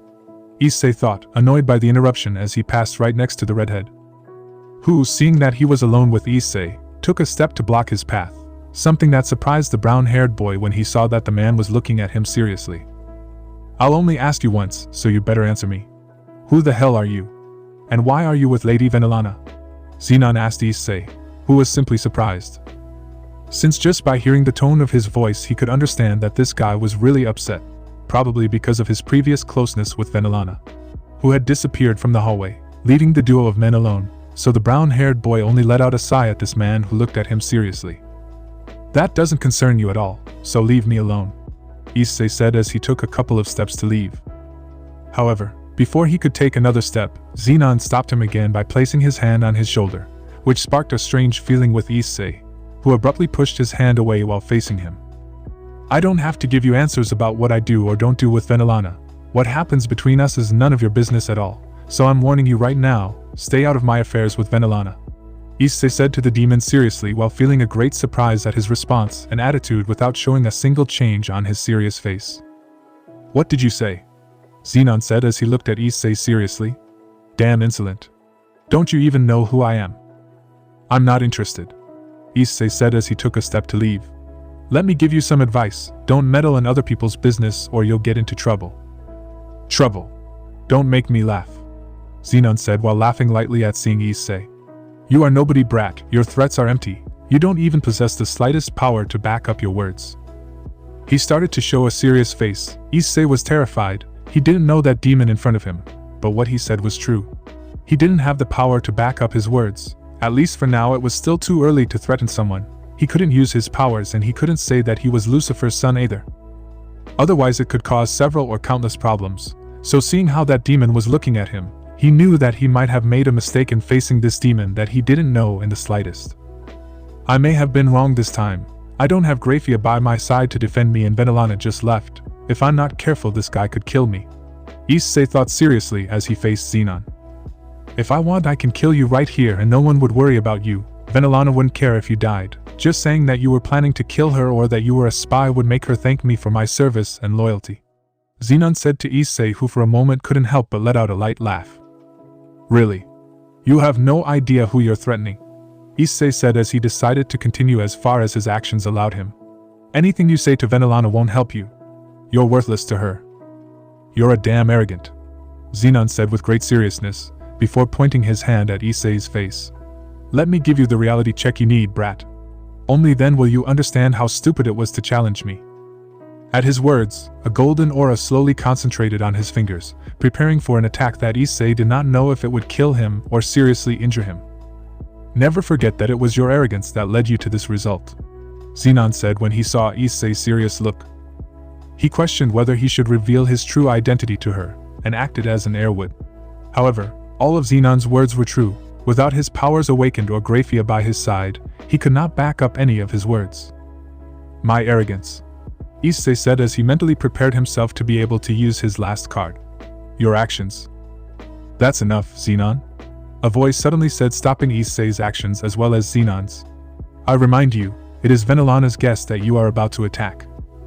At those words, they both turned to the same hallway, seeing a woman walking towards them. Even though she seemed calm, Issei instantly noticed how strong she was just by watching her walk. Do not forget that everyone who comes to this laboratory has the trust of the king I serve, the woman said with a seriousness that was palpable to both men present. Although I cannot say that last thing for sure about you, Xenon, since you are only here for your skills, which can easily be replaced by other demons who are more reliable. Her words were serious as she stopped right in front of both men, who looked at her in different ways. Issei looked at her with surprise as well as relief at having stopped the man he now knew was called Xenon, who unlike Issei looked seriously at the woman who had just arrived. Alfia, Xenon said seriously before dispersing the magic between his fingers, as well as moving away slightly from Issei who just watched. You shouldn't meddle in my affairs, even if this is a guest. I have the suspicion that he hides. Whether he hides something or not, it is a matter that only concerns VENELANA. If he is here and without supervision, it is because she trusts him, Alfia said while Issei looked at Xenon's reaction. Noting that Alfia had a higher hierarchical rank in this place than Xenon, a demon who seemed to not be worth much to VENELANA. HMP. I'm just worried that this is a mistake, Xenon said as he let Issei continue on his way, moving away from him.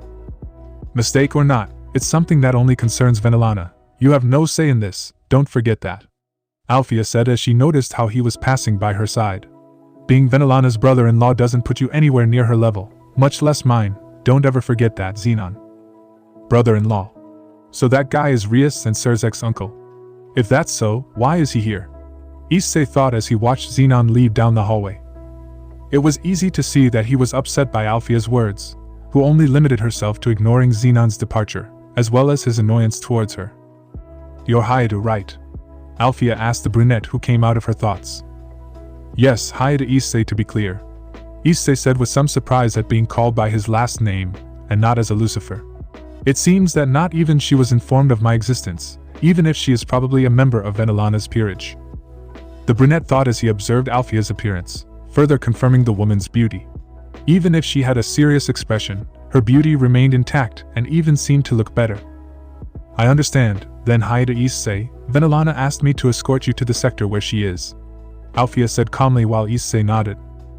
I guess she was puzzled when she noticed that I didn't follow her, Issei said while the silver-haired girl just nodded. When he noticed that you weren't there, he sent me to look for you, so please come with me, Alfia said while her hands indicated to Issei where he should go.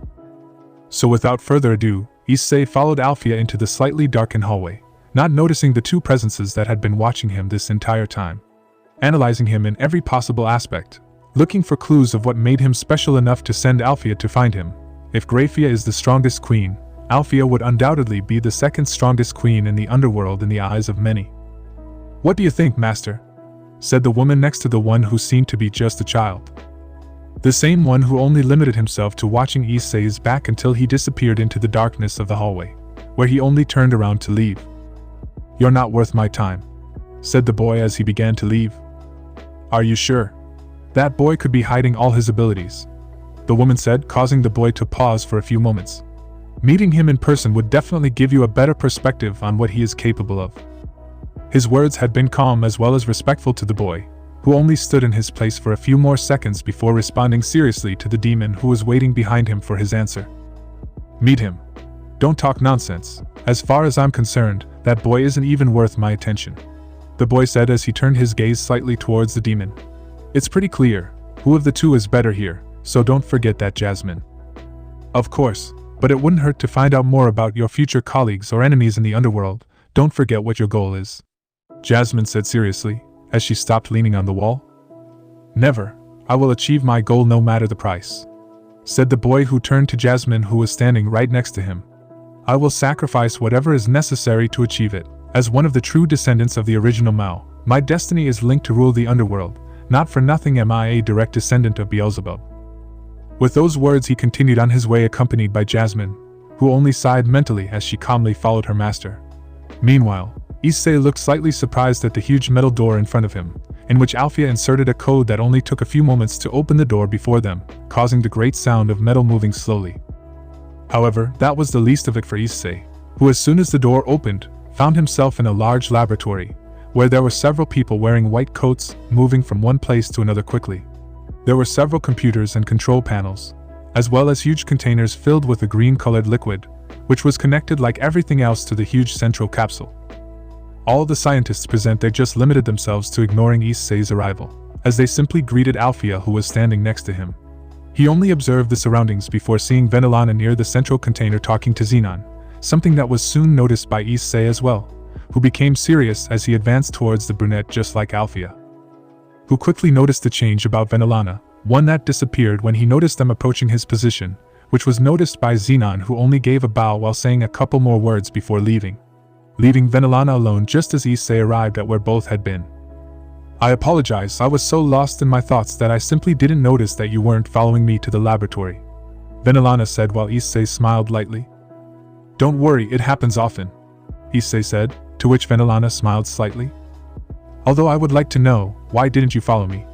I had already told you that the laboratory was too large, and you could easily get lost in it if you don't know the place," VENELANA said, to which Issei only glanced slightly towards where Xenon was. "Don't worry, something meaningless. For the moment it will be better to concentrate on Jean Dark," Issei said with a slight smile, causing VENELANA to turn her gaze towards the demon who was moving away. So she quickly turned to the devil beside Issei, Alfia, who upon seeing and feeling VENELANA's gaze, could only nod slightly, confirming her possible suspicions about why Issei had not followed her previously in the hallway. Sensing that Xenon had been the one to blame for Issei not following him at that moment, he hardened his gaze at the demon who finally left the laboratory before concentrating on Issei, who was looking at the huge container in the middle of the laboratory. "So, Jean Dark is inside this capsule," Issei said as he looked at the huge capsule with great interest. "Same, where a human figure could be lightly distinguished inside, one that possessed every feminine attribute that characterized them for the most part. But thanks to the liquid and its thickness, it was difficult to see her body, which Issei assumed was naked, something he was not wrong about while VENELANA stood next to him once he exchanged a few words with Alfia. "That's right, it's been in that capsule for at least 600 years," VENELANA said before turning to a scientist who handed out some documents on a board. "That much? I thought she had entered that capsule recently," Issei said, surprised. "About 100 or 200 years to be exact." If that were the case, his appearance would not be like this, but rather a more emaciated and sad one, VENELANA said, capturing Issei's attention at those words. "For what reason? Healing someone who is consumed by flames is difficult with this technology," Issei asked, a little confused while Alfia slowly approached. "If she had been burned with normal flames, it wouldn't have taken more than 2 or 3 years to heal her wounds. Alfea said as she stood next to Issei, who was watching her. Now that would have been normal flames. So if it took them all this time to heal their wounds, it means that Jeanne d'Arc was not burned with normal flames. Issei said, to which the demon duo nodded while VENELANA stopped reading the document table and said seriously, Jeanne d'Arc was not burned with a normal flame, on the contrary, a more powerful one was used. VENELANA said in a totally serious tone. The flames of one of the 13 Longuines were used in the bonfire, the same Longuines that she was the bearer of for all her years of life. Incinerate anthem. At the mention of a Longuines, the brown-haired boy couldn't help but be surprised, so much so that he looked at his left hand unconsciously, thus capturing some of Alfea's interest when she noticed his action. Incinerate anthem, Issei said, to which Alfea responded. Incinerate anthem, a Longuines that is considered part of the 3 holy relics, with true Longinus, the Holy Spear, Sephiroth Graal, the Holy Grail. Alfea said while looking at the huge capsule. It is the Holy Cross, on which Christ was crucified. Incinerate anthem has the ability to control the holy fire purple, which is really deadly against creatures of darkness. Touching them would be almost instant death for high-class demons and even non-demons. VENELANA said as she watched Issei approach the capsule in the center with a somewhat sad face. She is the only one among the 13 Longuines of the independent type and the rest that can change from one user to another even if that one has not died. Alfea said with a serious look. She was able to do it after having burned Jeanne d'Arc.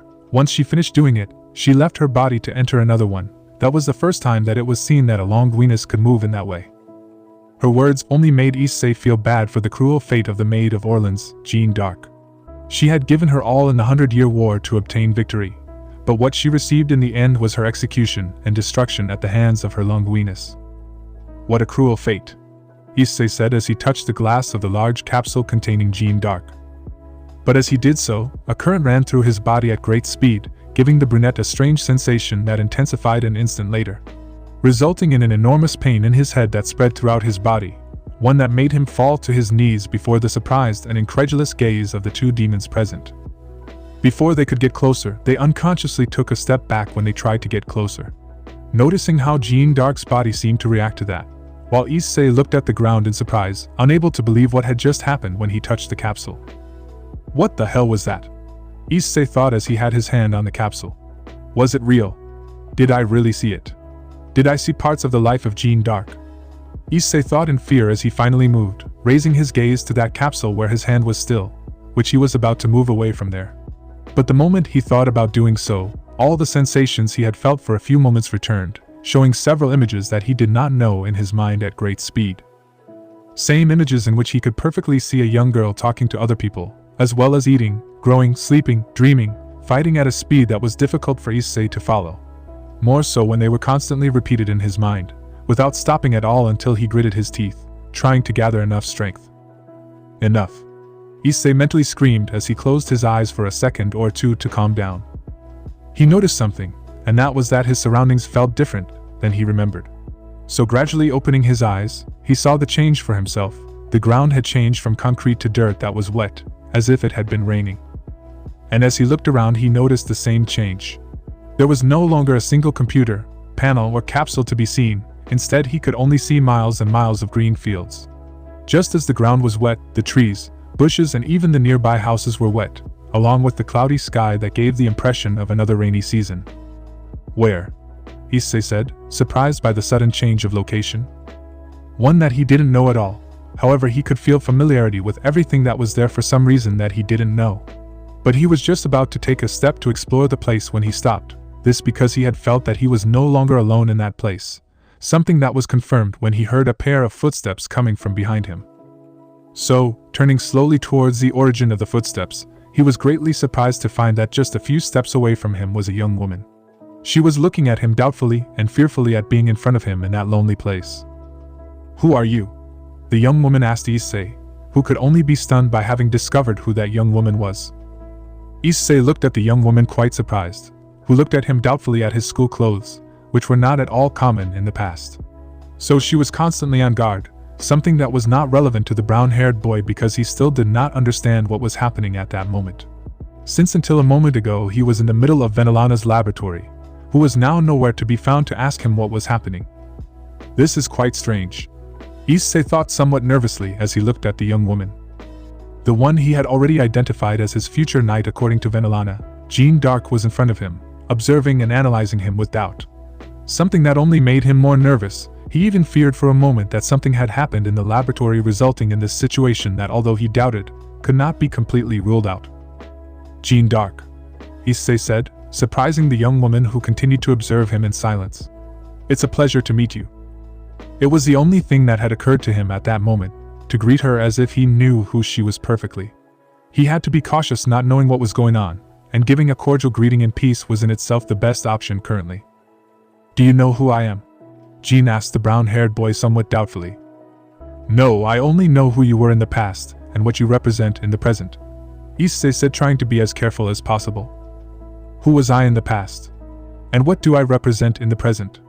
Jeanne asked the brown-haired boy, surprised, who could only tense up when he saw his mistake. Damn, I forgot that Jeanne is theoretically alive, although if I remember correctly, that guy said that her soul had been weakening. Issei thought seriously as he thought about what to do now. That's right, Jeanne, your exploits are well known in the present, which would be a very distant future for you. He still didn't know what to do, so it was best to follow the thread of the conversation. Until he knew what had happened, it was best to stay out of it and go with the flow. You talk really weird, you know, Jeanne said while laughing lightly, something that confused Issei. It took you a long time, you know. I thought you would never come for me and that you would leave me in this place. What is he talking about? It's the first time we've seen each other, but he talks to me as if we. Issei thought before stopping when he noticed something he had ignored. And that was that for Jeanne he did not have the appearance of a young man like her, but rather it was the opposite. For him he had a normal appearance, but that did not apply to Jeanne as well, since instead of seeing his normal appearance, she saw a black shadow that could not be identified much with a human. And he only knew that when he saw his reflection in the window of the nearby house, one that could be attributed to a fairly great antiquity. Seeing how old it was or the structural parts that were now missing, since parts of its walls and roof were missing, even the door was fallen to one side. I understand. For Jeanne, I am not an ordinary young man, on the contrary, she must believe that I am death. Issei thought before the strangest situation of his life. However, his current appearance was the least of his concerns now, as when he looked closely at his surroundings he noticed in the distance how everything seemed to be gradually disintegrating. Well, where are you taking me? Will I go to heaven or hell? Jeanne asked calmly while looking at the ground. Something that surprised Issei, who was going to tell her that she was wrong, but the moment he thought of saying it, he noticed a deep sadness in Jeanne. A sadness that made him rethink his words for others, thus giving way to something he never thought of asking her. Which one do you think you deserve? Issei asked when he saw Jeanne's slightly downcast face. Who upon hearing her question was surprised without being able to hide it, a quite normal reaction if she were asked that. However, Jeanne's surprise quickly came to an end as she gave Issei an answer. Which one do I think I deserve? You already know that, don't you? Jeanne replied, smiling. It's clear that I deserve to go to hell.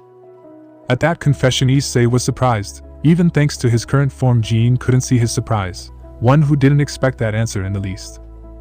After all, I failed to complete the last task that was given to me in one of my visions, Jeanne said as her gaze returned to Issei.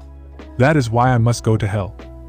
Her answer surprised Issei, who, if he remembered what he knew about everything in Jeanne d'Arc's life, could say that nothing was ever mentioned that referred to what Jeanne had just said about a last vision. One last task, Issei said with a curious tone as he watched how every area within a few kilometers of him continued to slowly disintegrate. I would like to hear more about it. Hearing Issei's words, Jeanne was slightly surprised, this because she did not expect that the one she thought was going to judge her would want to hear her story, of how she had failed in that last task. However, her surprise vanished, believing that the being before her was asking her to confess and tell all her sins in order to receive forgiveness in some way. If that's what you want, then I'll tell you, Jeanne said as she turned her body, giving Issei a hint that they will walk. Something he did until he was next to the former maid of Orleans, who limited herself to walking along the dirt road with Issei, who simply limited his actions to walking next to Jeanne, waiting for her to tell him what her last task had been. Underworld. Phoenix clan territory. Eleanor Phoenix's private mansion. While Issei was having a rare as well as strange experience with Jeanne d'Arc inside the VENELANA laboratory, in the underworld an important meeting was underway, where Riveria Phoenix walked next to her Aunt Eleanor, who was now wearing something of her status that further highlighted the natural beauty she possessed. "Are all our guests already waiting in the hall, or are there still some to come?" Eleanor asked one of the servants. "Most of them are here now. The first to arrive was Lady Kaisis. She asked me for a room to change while the other guests arrived. Now the only one missing is the heir to the house," he said before stopping. "If it's him, then we can start while he's waiting. What do you think, Aunt Eleanor? It would be disrespectful to make everyone wait for him to arrive," Riveria said at her side, causing both of them to stop walking. "Oh, little one. Always so bold with your words," Eleanor said while Riveria smiled at the side. "Although I would like to wait for him, you have a point in your words. We will start without him, and when he comes take him to the living room." "As you command," the servant said before turning around while the maids continued to follow them both. Up to a door where Eleanor knocked a couple of times before it opened, revealing a rather luxurious room where a demon was sitting calmly on the bed. "Kaisis. My friend, I'm glad you took the time to come," Eleanor said happily while looking at the woman with a smile. "Of course I would come. You are one of my closest friends," Kaisis said while smiling kindly at her before hugging her when Eleanor approached her. "Oh. So she's Kaisis Gremory, the mother of Ziaticus Gremory and the grandmother of Serzex and Rias Gremory." Riveria thought a little surprised when she saw the demon who turned towards her once she finished her arm with Eleanor. "You must be Riveria," Kaisis said with a soft smile as she watched her slowly undress in bed. "Eleanor has told me a lot about you."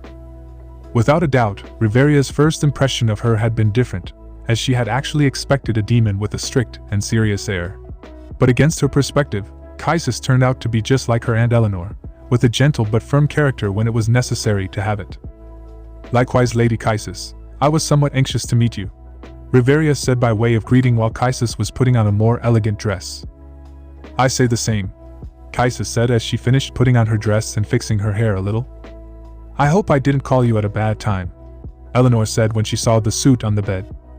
"I was just writing, you didn't interrupt anything important," Kaisis said while adjusting her breasts inside the dress. "A horse or a man?" Riveria suddenly asked, causing surprise in both demons. "Riveria. Don't be rude," Eleanor said a second later. "What? I'm just curious. I doubt a man could resist Lady Kaisis's charms," Riveria said calmly to both demons while smiling at them without a problem. "Besides, you thought so too, Aunt, so don't blame me for asking." "You fufu. It seems that Riveria has the rebellious character that you had in your younger days, Eleanor," Kaisis said with amusement without showing any anger at the question. "Oh. So my Aunt Eleanor was quite rebellious during her youth. Maybe you can tell me more about it," Riveria said with amusement, while Kaisis smiled the same way.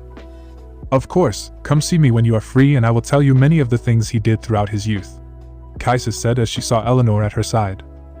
"What scoundrels, plotting in my presence," Eleanor said while slightly hiding her face with the fan in her hand.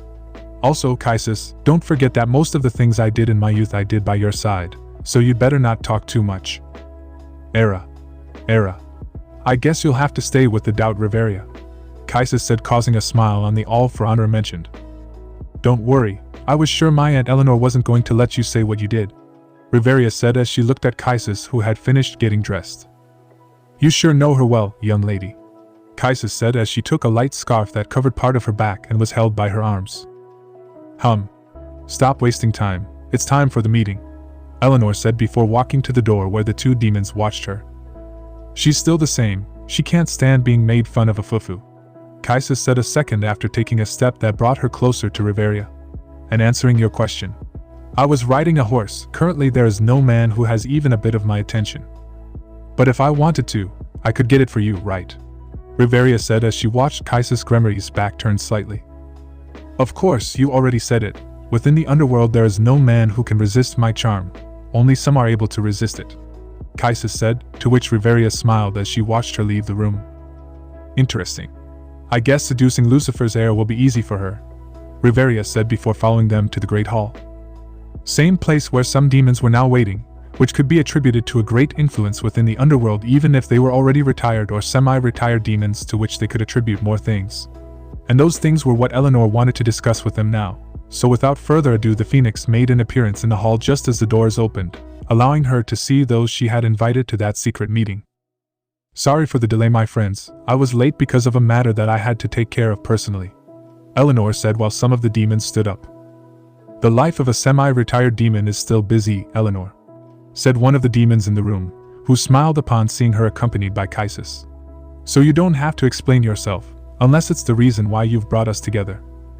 Kyra Agars, even after several centuries you are still beautiful. Thank you for coming on short notice, my friend, Eleanor said when she saw the woman who smiled.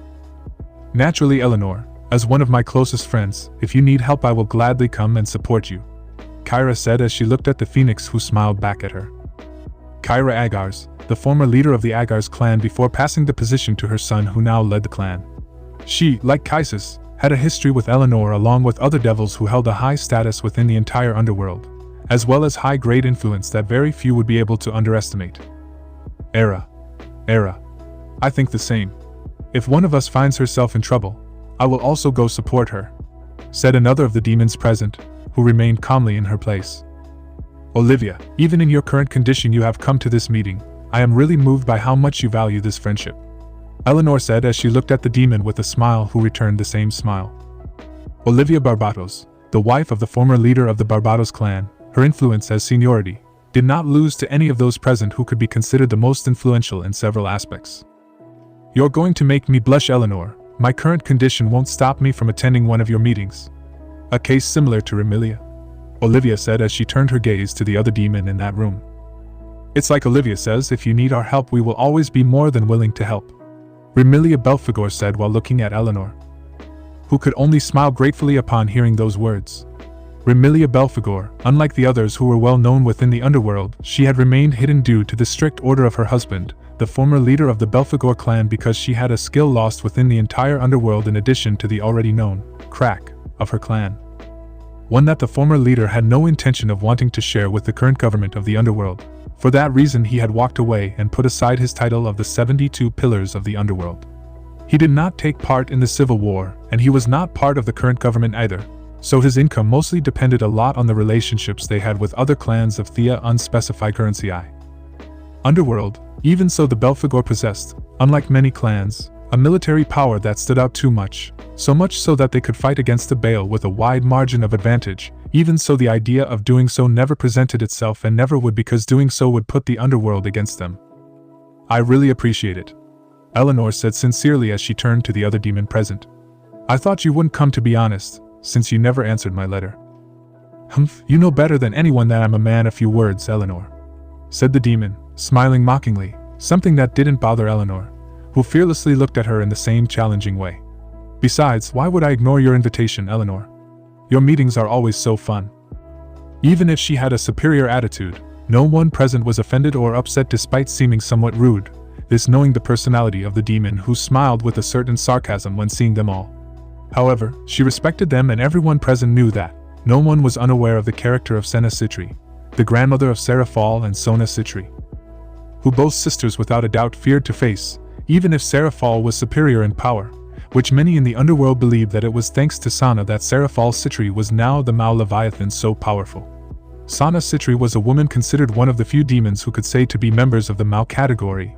Every demon who met her could say without fear that her power was enormous, one that surpassed the pinnacle of the supreme class's power, and it was for this reason that many demons admired the subject who had managed to court her for at least 60 years in order to become pregnant with his child, who now held the leadership of the Citri clan. No one knew who the father was, and they also did not know if he was alive or had been cruelly frozen or even drowned after having completed his duty of helping her become pregnant. Ufufa. In that case you are going to have a lot of fun at this meeting, Riveria said as she walked until she was in front of Sana Citri. I have wanted to meet you for a long time, Lady Sana. Every member of the Phoenix clan knows who you are. Oh, so you still remember me?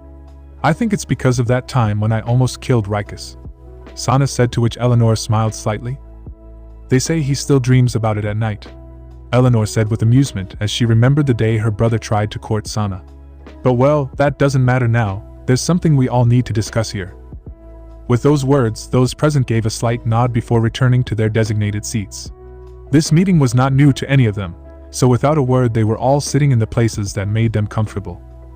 There is still one more guest to arrive, but due to how busy they are and the effort they made to come in such a short time, I will be as brief as possible, Eleanor said while one of the servants began to fill the races on the coffee table. Something that only took a few seconds, during which no one said anything, waiting for the servant to leave the room. Something that he did quickly, taking the other servants who were inside, leaving the group alone at last. "Well, what's it about?" Kyra asked as she sipped some tea from the table. "You never invite us like that. In the meetings we've had before, you give us a month's notice." "That's true. Why was it different this time?" Remilia asked with a little curiosity. "I recently received information that is truly valuable to the current underworld, something that could mean a great change above all," Eleanor said when she saw Riveria, who smiled. "A big change?" Olivia asked Eleanor. "Do you mean the support that those of us present were going to give him?" "HMP. That support will definitely change now," Riveria said, capturing all the attention of the female group. "And why?" "I thought we would support him in exchange for him fulfilling our requests," Remilia said, confused like everyone else. "You better talk, Eleanor. I'm losing my patience," Senna said seriously while looking at her. "You know I don't like to change plans unless it's necessary." "Oh, believe me, this is necessary without a doubt," Eleanor said while drinking her tea. "Since supporting him has stopped being my priority thanks to the information my niece Riveria gave me." Her words made Riveria become the center of attention in that room, something that the Phoenix had already expected in advance. So when she finished drinking her "I'm talking to you. First of all, I would like to tell everyone present that in a few days, I will take the position of heir of the Phoenix clan from my older brother Ruvel," Riveria said, surprising most of those present. "This is because if I want to support my future Mao, I must obtain more political power than I currently have." "I feel flattered. I never thought you would recognize me as the future Mao of the underworld," said a voice that slowly entered through the door. "I suppose you have reconsidered and truly recognized that only by being the heiress of the Phoenix clan, you will be able to have a place next to me as my wife." Riveria. The arrival of the young demon made Riveria's relaxed expression change to a more serious one, and even a little annoyed by his arrival, which caused her to slowly turn towards where that young demon was standing, whom she couldn't stand. "Reconsidered. Recognized. What a huge stupidity. I think the poison you always experiment with drove you crazy." "Winter Stolas," Riveria said with a smile filled with hatred as she looked at the demon. The Stolas clan, one of the clans that could be placed in the supreme class. However, due to their disappearance with the other clans during the Great War of the Three Factions, it was believed that they had become extinct like many of the other clans in the underworld. Something erroneous, since they chose to withdraw the same day that Grigory gave the news that they were withdrawing from continuing with the war. Something in which they followed the example by retreating to a land of the underworld that could be called abandoned in a way. This decision had been made by the founder of the Stolas clan, Fuller Stolas, who, seeing the conditions in which his clan was found, decided to leave with the aim of keeping his clan alive, which at that time only had 60 active members and 100 more who were common demons of his Stolas clan. As the war continued for a couple more years, Fuller Stolas decided to postpone his return to the underworld upon learning that after the fall of the original Lucifer as well as the Mao Beelzebub, Leviathan and Asmodeus, his heirs still wished to continue the war. Something that would only lead all the inhabitants of the underworld to complete extinction. Naturally, his decisions were taken badly by the members of his Stolas clan. However, they accepted it over time, thanks to hearing that despite being the children of the Maos, their actions caused a civil war to break out in the underworld, which only reinforced their plan to remain hidden, and so they did before the founder of Stolas fell into the disease that a demon could contract at any time, the sleeping sickness. As a last will before falling into a deep sleep, he entrusted his son with keeping the Stolas clan hidden in order to survive, something that his son, the current leader of the Stolas clan, accepted without hesitation after having known the horrors of the war. Not to mention that among the 72 pillars of the underworld, the Stolas clan was the most technologically advanced, unlike the Agars or Astaroth, who still had notable technological advances. The Stolas were ahead of them, to the point where the Stolas clan could be able to compete with and surpass all of Grigory's and Heaven's Lab's technological advances.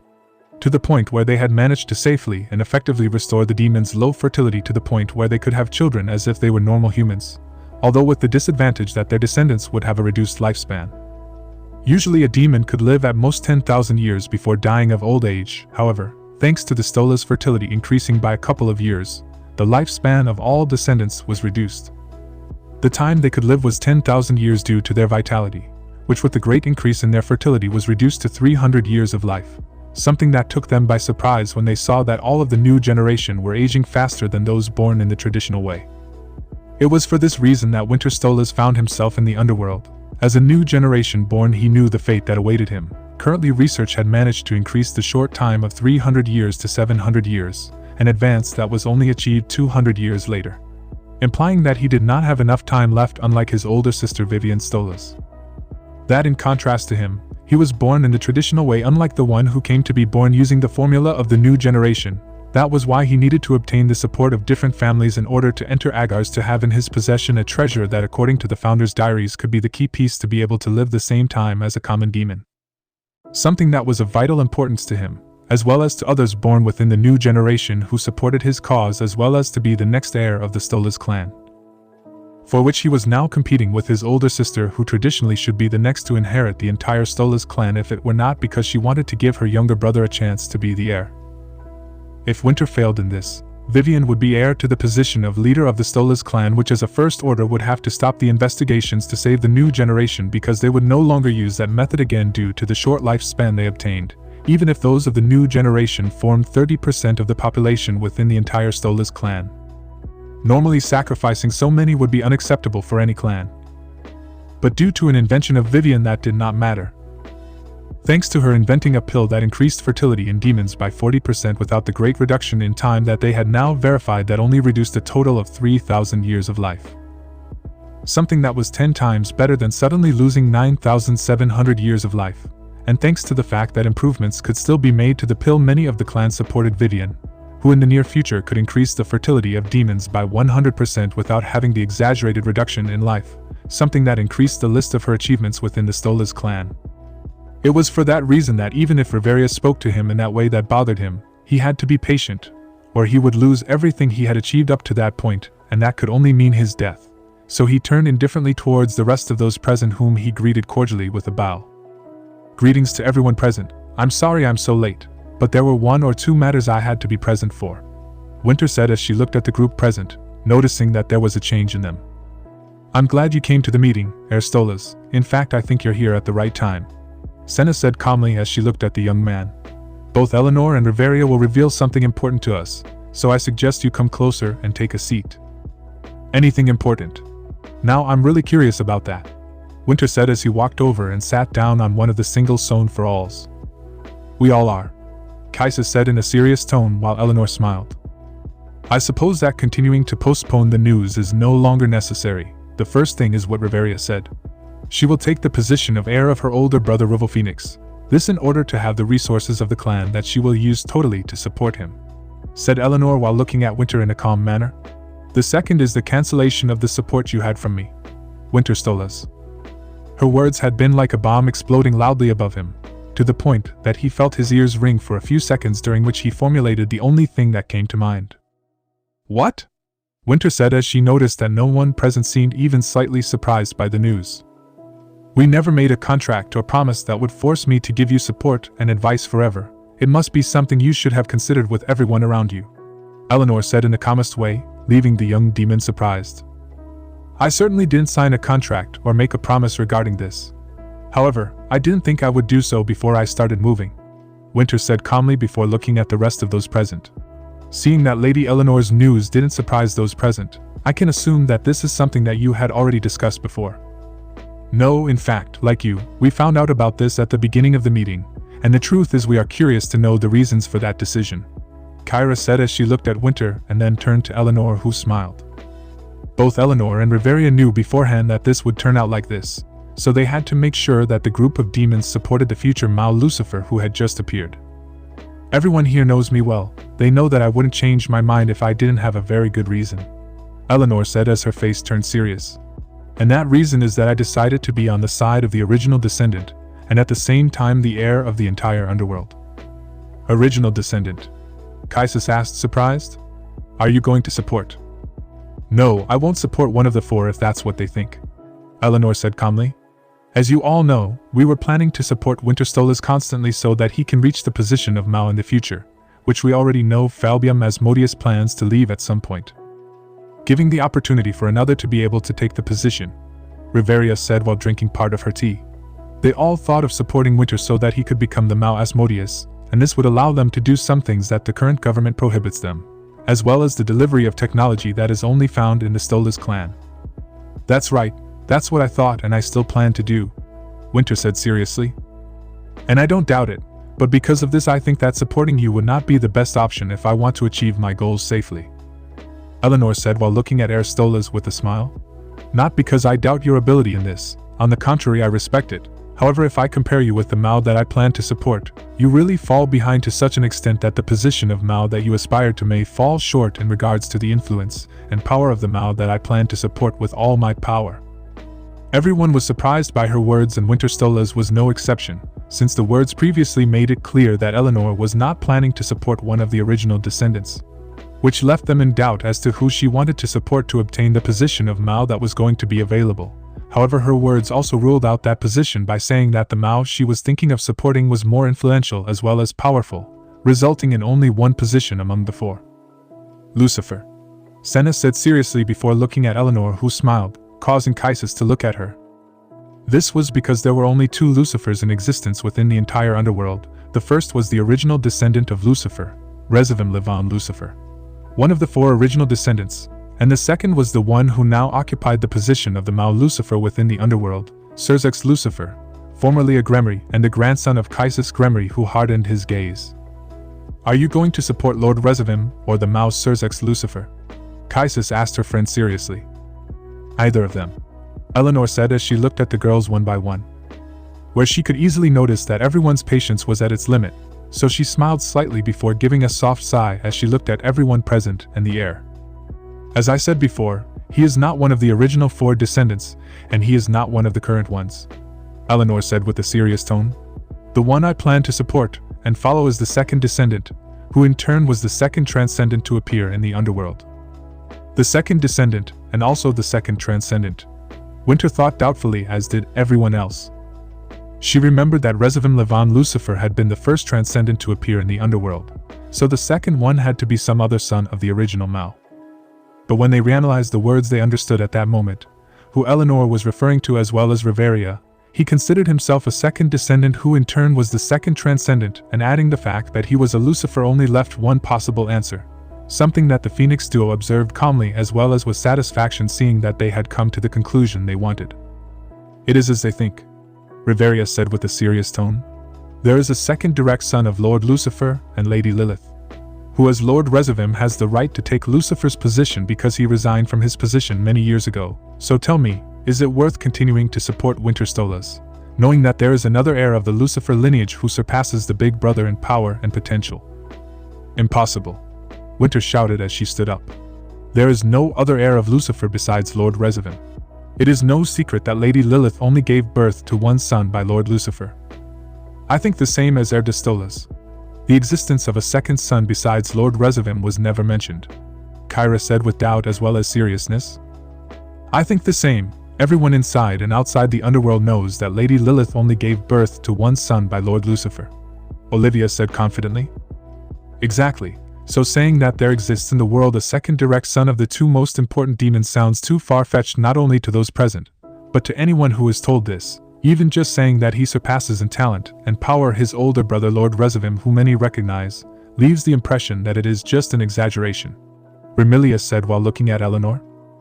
Don't be offended if we don't believe you, but even you should know that it won't be easy to believe in the existence of another child of the Lucifer lineage, Senna said as she watched Reveria calmly drink her tea.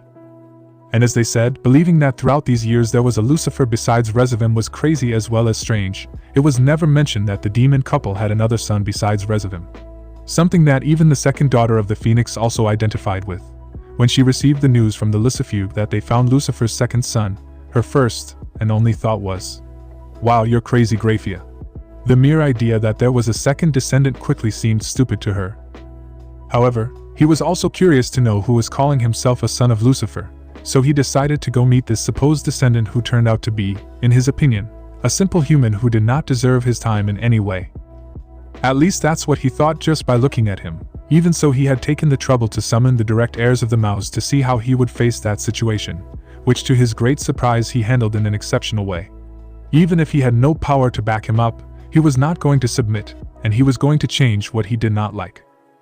Something impossible if it weren't for the fact that his surname was too important and irreplaceable in the underworld for various reasons, which gave him an advantage in several aspects. Not to mention that within the underworld there were, despite the years, demons who were still loyal to Lucifer, so if Issei showed himself to be one, they would quickly follow him without hesitation. I really understand what they're saying. I even reacted the same way when I found out, Riveria said calmly. However, I met him, I saw what he's capable of, and what he'll achieve even if no one supports him to get it.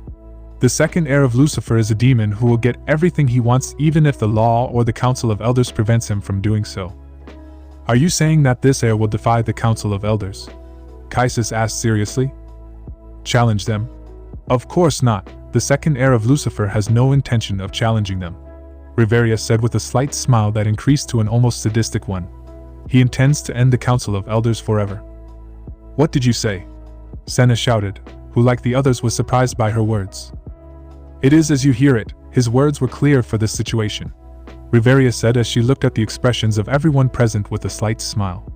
I am not my father, I do not think like he thought, and I do not judge like he judged. Maybe for him the idea of a demonic council without restrictions was a correct idea. But for me, that is something that should not be left like that, without having a single restriction. The entire room fell silent. Both Kaisis and the others had the same thought upon hearing that, not because they were surprised that someone would oppose the Council of Elders, but the opposite. What Rivera had said when repeating Issei's words, surprisingly, had been the same or certainly similar to what Lilith, the mother of demons, said when the Council of Elders was founded. Now you see why I support him, Eleanor said with a slight smile. This young heir is willing to do anything to get what he wants. Even Lucifer will support him unconditionally. Lucifer? You mean GRAYFIA Lucifer? Remilia asked in a surprised tone, to which Riveria Phoenix nodded. It was she who found him and took him to Zayarama's headquarters, who finally confirmed that he is truly the son of Lucifer and Lady Lilith, Riveria said to a surprised Winter. And thanks to the intervention of your granddaughter Lady Kaisis, the second heir of Lucifer wishes to take his rightful place in the underworld. Riveria's words surprised Kaisis, who did not expect that her granddaughter Rias had influenced the decision of Lucifer's second son to rightfully take the position of Mao that his older brother Serzex held. A Lucifer willing to rule the underworld, has the direct lineage of the original Lucifer, and has the power of a transcendental, Olivia said, who like the others turned to Eleanor, who remained serious. Helping him would give all of us present many benefits. A change of plans with a perfect reason, Senna Citri said, while the same thing reached those present. Supporting the second descendant of the Lucifer bloodline was a better option than the heir Stolas. Of course they still had to confirm who this heir was and how far he could go, judging that they could know who they should support. What stupidity, Winter said, catching the attention of everyone present. It doesn't matter if he's a Lucifer or not, I'm the best option to achieve his goals. A lost descendant who never showed himself before won't be well received even if he's a Lucifer. Someone who was left aside even by Lord Lucifer and Lady Lilith only shows how pathetic he is even if he was born as a transcendental. Mind your words, Heir Stolas. I will not allow you to insult the name and lineage of the Lucifer in my presence. Much less will I tolerate you insulting the Lucifer who is destined to rule over the underworld, Riveria said with great seriousness, while around her the flames were present with a clear hostility. If you ignore what I tell you, do not blame me for being rude. Everyone looked at Riveria in surprise, even Eleanor, who understood well what her niece's character was, who usually ignored all insults with ease, to the point where she even ignored the comments that a couple of groups made regarding Ruvel by saying different things that could indirectly damage her brother's reputation. Something same with Rahisar, who was the center of more negative comments from many of those who had been defeated by him in a raiding game. There were even negative comments towards her younger sister Ravel, who stayed behind Rahisar, a truly pathetic act for Riveria, who only took insults seriously when they were directed at her mother or her mother's sister, her Aunt Eleanor. So reacting in this way made it clear how important that heir of Lucifer was to her, something that none of those present considered possible, so the interest of those present in getting to know him increased. Riveria, that's enough, Eleanor said seriously. There's no need to start a fight, at least not now. His words caught the attention of most, even the duo who were almost going to fight with everything they had. What do you propose? Kyra asked seriously. Let them meet the heir of Lucifer in person, Eleanor said while her hands played with the fan. I can request a meeting with the heir. Surely GRAYFIA and VENELANA will accept that we meet with him. VENELANA, Kaisa said, surprised to hear her daughter-in-law's name. Is she part of this? From what Zayarama notified me, she voluntarily searched for the heir and now seems to have taken him inside the research laboratory that Lady Lilith gave her, Riveria said, causing everyone to be surprised again. because most of them in the days of their youth were taught to keep certain secrets from the Lucifers, and one of those great secrets was a laboratory that Lilith possessed, one that she entrusted to VENELANA's mother as she was someone close to her. This was something not even Zachram Bale knew about, even if his influence was too great. Very well, Kyra said seriously upon seeing Eleanor. I'm going to meet this Heir of Lucifer. I say the same, Olivia said after Kyra. I will make the effort to attend a meeting with the heir, Remilia said after thinking about it for a second. I'm going too. Meeting a second Lucifer sounds interesting, Senna said while smiling. Fine, Eleanor said before turning to where Kaisis was. What about you? Will you come to the meeting? I will. I want to see for myself what my daughter-in-law and granddaughter see in that Heir of Lucifer boy, Kaisis said with some seriousness. I'll see if he's worth my support. Perfect, although of course you are also invited to the meeting. Or it wouldn't be fair to Winterstolas, believe me when I tell you that I hope you attend this meeting, Eleanor said as she looked at the person she was mentioning. Just tell me when and I'll prove to you that I'm superior to a Lucifer, Winter said as she walked towards the exit. I'll show you all. Those were her words before leaving the room, something that everyone instantly imitated after saying goodbye to the Phoenix duo, who understood well the departure of everyone, except for Kaisis, who stayed with them. The news of a second Heir of Lucifer undoubtedly made them all think differently, so some preparations had to be made beforehand to gain some of the favor of that second heir. None of them took into consideration the Stolas now, because if this second Heir of Lucifer obtained the support of the Queen of Destruction of the Bale clan, VENELANA Gremory, as well as GRAYFIA Lucifuge, the strongest Lucifuge and the future strongest queen, Winter's existence became only a contingency plan in case the Heir of Lucifer did not turn out to be what they expected, not knowing that Issei was going to far exceed each and every one of their expectations. Astral Plane, Kingdom of France 1412. Damra, copyright My La Pucelle Village.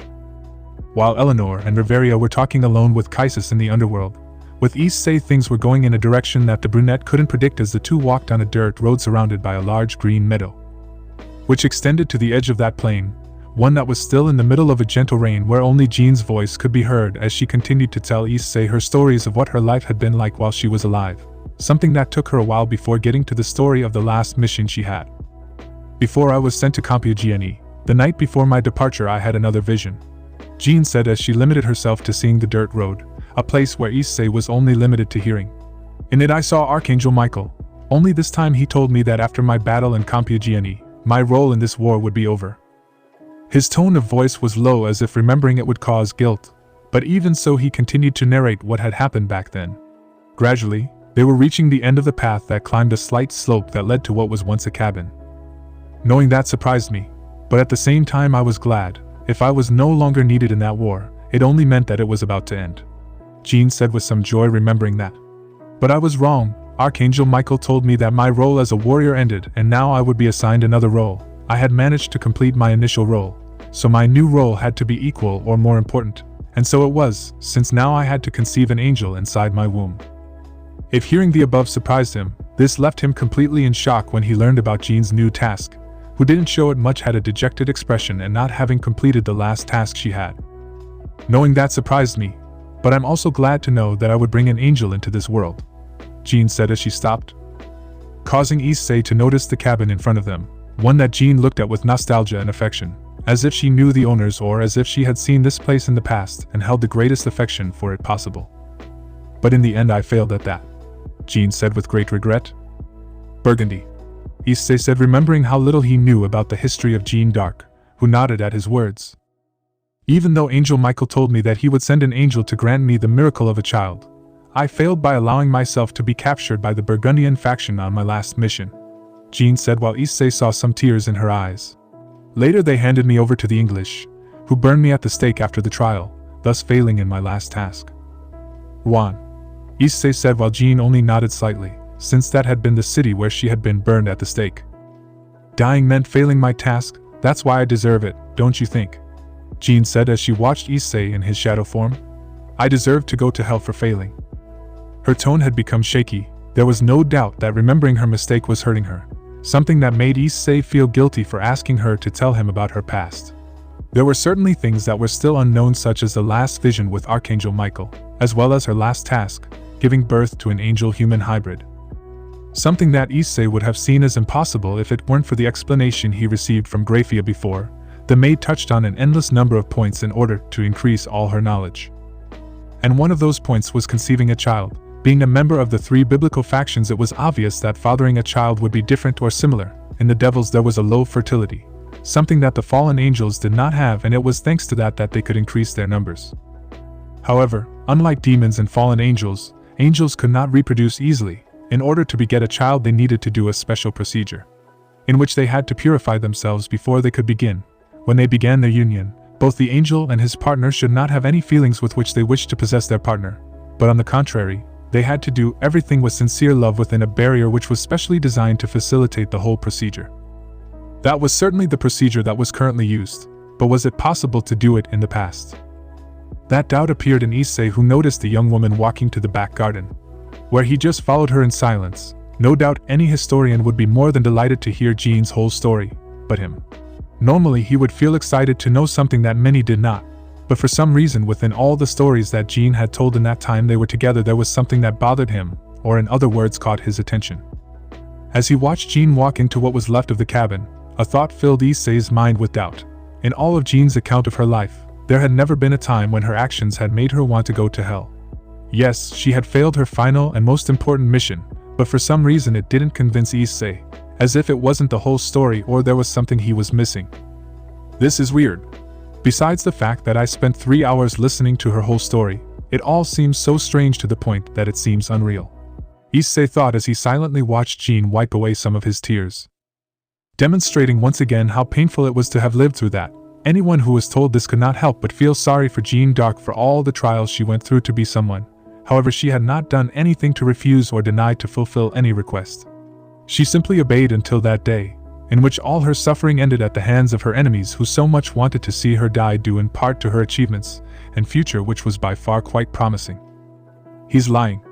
It was the thought that came to Issei's mind in an instant, causing him to be surprised at the thought just as the surroundings became gloomier as a result of the approach of all the edges that seemed to be only a kilometer away from them, which caused the place to turn gloomy, almost as if a night that marked imminent danger was present, and warned that they should prepare for what was next, something that Issei was silently observing, as well as observing the only one present there in a serious manner.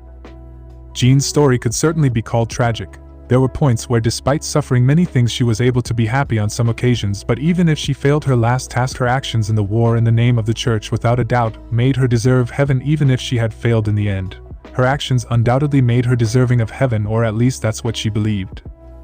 But everything he believed was contrary to what Jean believed at that moment, which was that she deserved to go to hell for failing her mission by being captured and burned by the English. A vision before leaving. Then she was captured, and in the end she was burned at the stake. Issei said to himself with doubt before connecting the dots. It was then that he realized why he wasn't the least bit convinced. If what he thought was correct, Jean Dark in front of him had undoubtedly lied to him using a distorted version of what had happened. This was because it completely contradicted what VENELANA had told him earlier. In the city of Rouen, where everything had happened, Jean Dark had not been burned by the fire of the English or any other kind of common fire.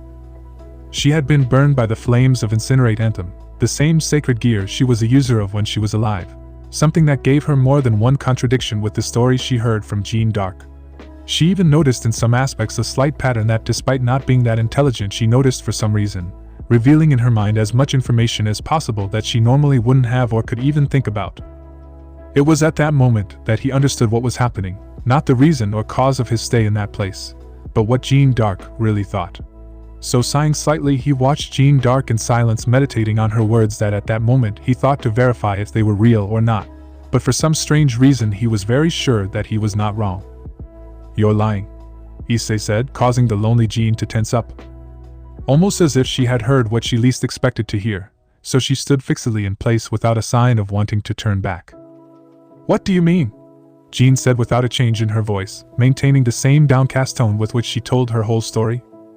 "You're lying to me, Jean Dark," Issei said, while without noticing his shadow form began to become much more sinister than before. "Lie? Why would I lie? There's no point in me doing it to someone who will decide my fate," Jean said as she watched the edges of the place slowly approach. "And even knowing that you decided to do it, Jean Dark," Issei said as he watched how the surroundings seemed to be slowly changing. "You asked me to tell my story. I already did, and there are no lies in it," Jean said while clenching her fists.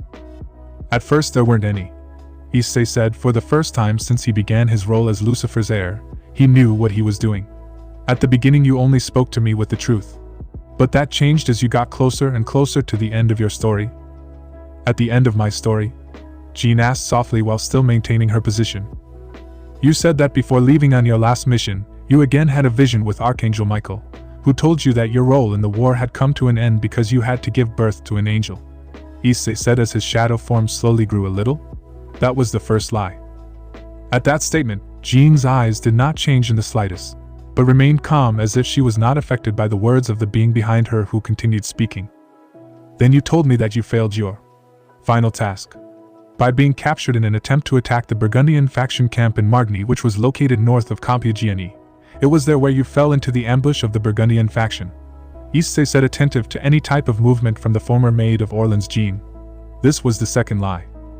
It was at that moment that fear and worry flashed through Jean's eyes for a moment, disappearing just as quickly as they had appeared. "And the last one was your death itself.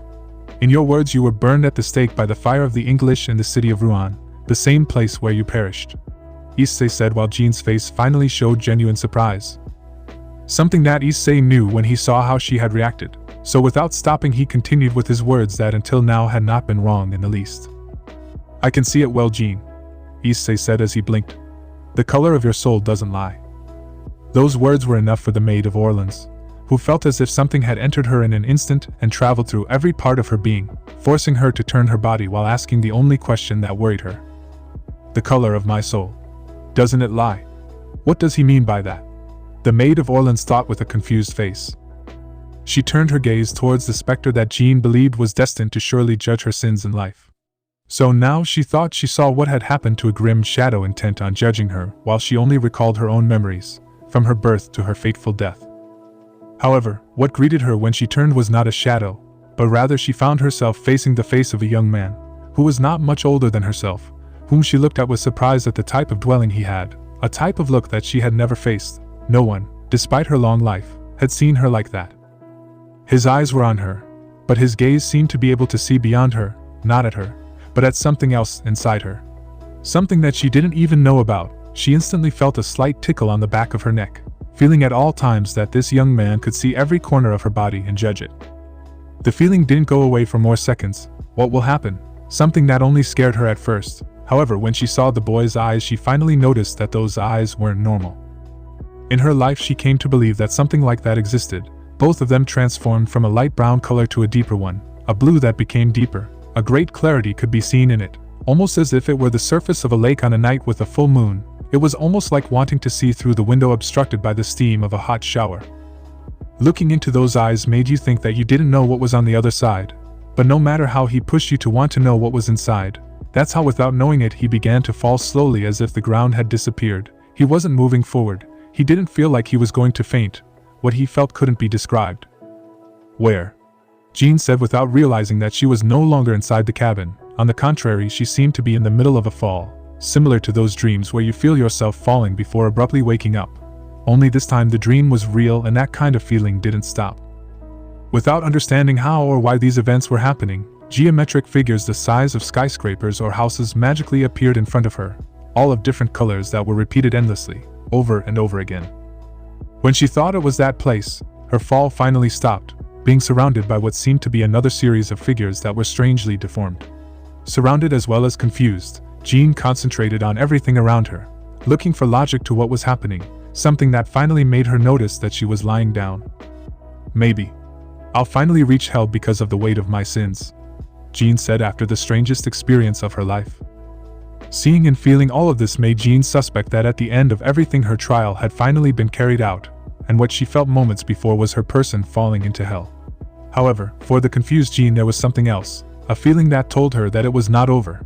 So when she got up she looked around her, noticing that it was a place that could not be described in any other way even if she thought about it. This seemed like heaven instead of hell. And no, she wasn't referring to the heaven where all the dead went to rest, but to a starry sky. It almost seemed like she was floating in the firmament. She felt at peace with herself. Even some of those strange lights decorated and made the place even more beautiful. She had heard about them before, but she had never seen them before. Northern Lights. That's what they were called if I remember correctly, Jean said to herself as she forgot everything for a few seconds. Letting himself go, he wanted to close his eyes and enjoy the moment. He didn't understand what was happening or where he was at this point, but for some reason the only thing he could do was relax in that strange place.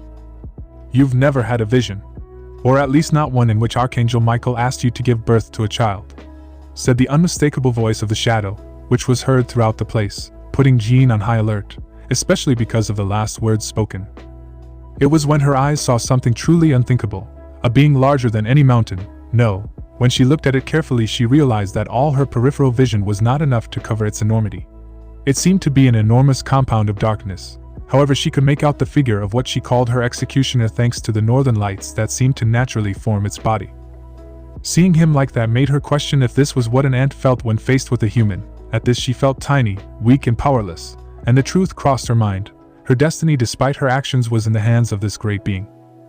If it had been so, Michael would not have neglected such a special woman, the mother of a future angel. He would have saved your life from the Burgundians' ambush so that your last duty would be fulfilled. The voice of his executioner said again, trying to identify where it came from. But he didn't do it, or did he? Because regardless of the words, each and every one of them seemed to be far away as well as close. But when she raised her gaze she found herself facing the face of the shadow, which instantly left her frozen when she saw the same bright eyes of the shadow looking directly into Jean's eyes, making her tremble at that strange sensation that invaded her body and mind, even her soul. Which also invalidates everything else you've mentioned. Jean, the Burgundian faction did not capture you, you let yourself be captured by them, said that enormous shadow with a certain severity in his voice. And, as if it were a painting, a memory of her letting herself be captured by the Burgundian soldiers was drawn on her left side. It was so sharp and clear that there were things that even she was not able to remember, like the faces of her captor's army, or every drop that fell from the sky that day. It was like seeing her own memories from the outside. That's not it, Jean said in a whisper as she watched the scene repeat itself over and over again. If what I say is a lie, you would have used the flames of Incinerate Anthem to escape. After all, the sacred gear was a long Venus which you were its user at that time, he said in a spectral way where contrary to the previous, this time no scene was drawn next to him, which made Jean more fearful than she already was. And it was this same one that burned you at the stake in Rouen, not the fire of the English as you say happened at that time, but it was the flames and power of Incinerate Anthe that finally burned your body before she left for the first time in search of another suitable bearer. It was then that another scene was drawn to Jean's right side, in which she could be seen using her sacred gear to commit suicide and fulfill her goal of going to hell on the spot, leaving her dismayed at the images that repeated themselves over and over in front of her almost as if this was trying to make her remember her mistakes. Jean d'Arc, said the shadow's somber voice with a clear judgmental tone upon seeing her, something that made Jean slowly turn her gaze from the scenes around her that were playing as if they were an infinite loop.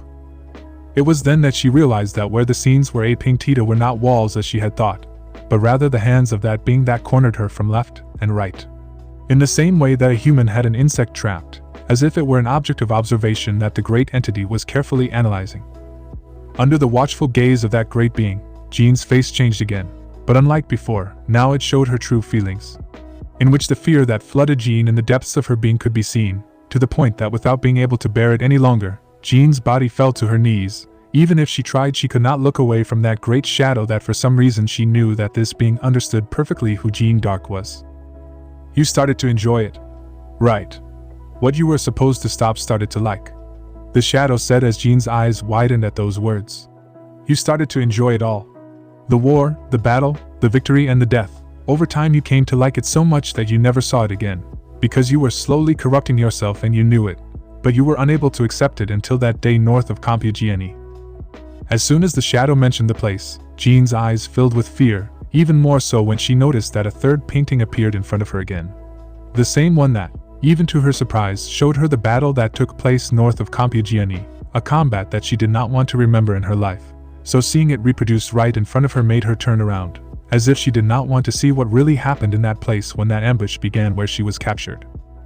A place where without caring about anything else but winning the battle you sacrificed more than half of the soldiers who followed you even if all of them were outnumbered and massacred, which included the only man you cared about. The only one who managed to reach your heart, a man whom you yourself killed with the edge of your sword when he ordered the retreat to begin. said the shadow, showing Jean what was mentioned in another painting, one in which Jean could no longer contain herself. Is this woman really the Jeanne d'Arc that all the French admired?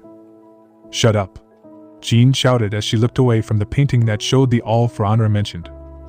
She stabbing in the back the one she was supposed to love. The young man's face was one of surprise and disbelief, and hers was that of someone ecstatic as well as excited, smiling in the most sinister way possible in the middle of that bloody battle. Shut up. Why should I? He shouted as his entire shadow body moved violently. Did you stop your attack when you were advised to retreat? No. Did you listen to the soldiers' pleas when they were being slaughtered? No. Did you even listen to the one who deigned to love you? No. No. Of course not. You didn't listen to anyone.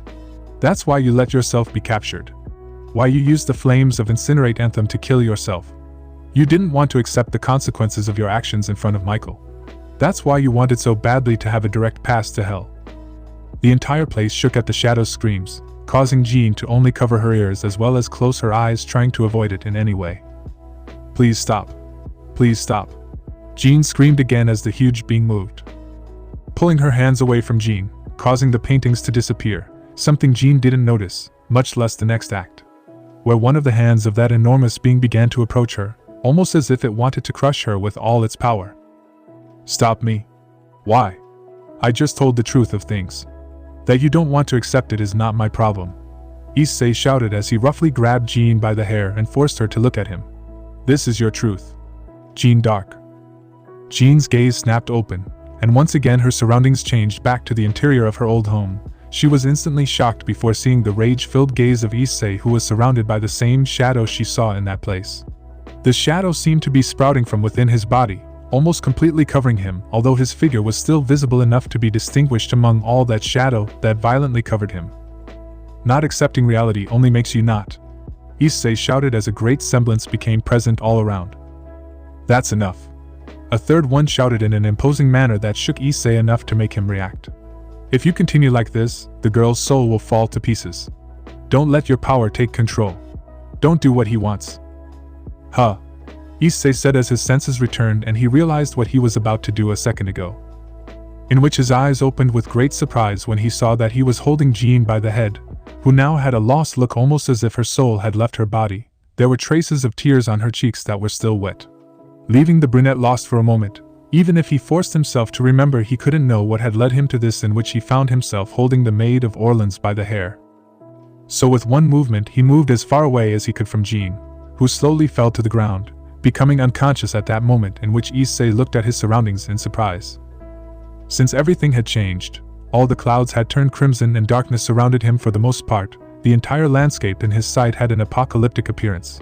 But what caught his attention the most was that when he looked closely at his surroundings, he noticed large or small cracks on the ground or on the air itself, as if any movement would be enough to break it completely. What did I do? Issei thought as he looked around and at Jean. You're not ready yet. You must wait and get stronger, or else you'll lose control again. The same voice shouted again, surprising Issei once again. Don't you dare interfere. This is a matter that doesn't concern you in the slightest. Securite. A different voice shouted from before. The same thing that forced Issei to hold his head tightly, almost as if he was going to fall while clenching his teeth. This was because a great pain had assaulted his mind at the same time as his eyes, that he closed by inertia, trying to be strong enough to resist that piercing pain that made him fall to his knees. What the hell happened? Issei asked through clenched teeth. You have to come back. You're not ready yet. The first voice shouted again, surprising Issei. Before he could answer, he saw again how his surroundings were transformed, changing to another place where he had not been before. He observed him quite strangely, as if worried, still holding his head in pain, which slowly began to disappear. I suppressed part of the after effects for having used that power, so just listen, boy, said the first voice, surprising Issei, who turned around. You are, Issei said, surprised at the enormous dragon that was in front of him. The soul of the heavenly dragon that resides within the Longuinus boosted gear. The Red Dragon, Emperor of Domination. Drake. His surprise was more than evident at the serious one he had in front of him, one of the two heavenly dragons that periodically had a confrontation due to the rivalry they had. Issei knew it since it had been something that GRAYFIA and Zayorama had previously explained to him when they were scanning him. It couldn't be a different dragon because it matched the description he received later, That is if the fact that Drake was a huge red dragon was not counted. You knowing who I am saves me from having to worry, so listen carefully to what I say, Drake said with great seriousness. Don't use that power you used again, not until you are strong enough to protect yourself. The power I used, Issei said with some confusion as he remembered some scenes of what happened, causing him great surprise at the blurry memories that slowly began to clear up, showing him what his power had caused over Jean. This power. Do you know it? Issei asked the huge dragon, who snorted at that question. You know it.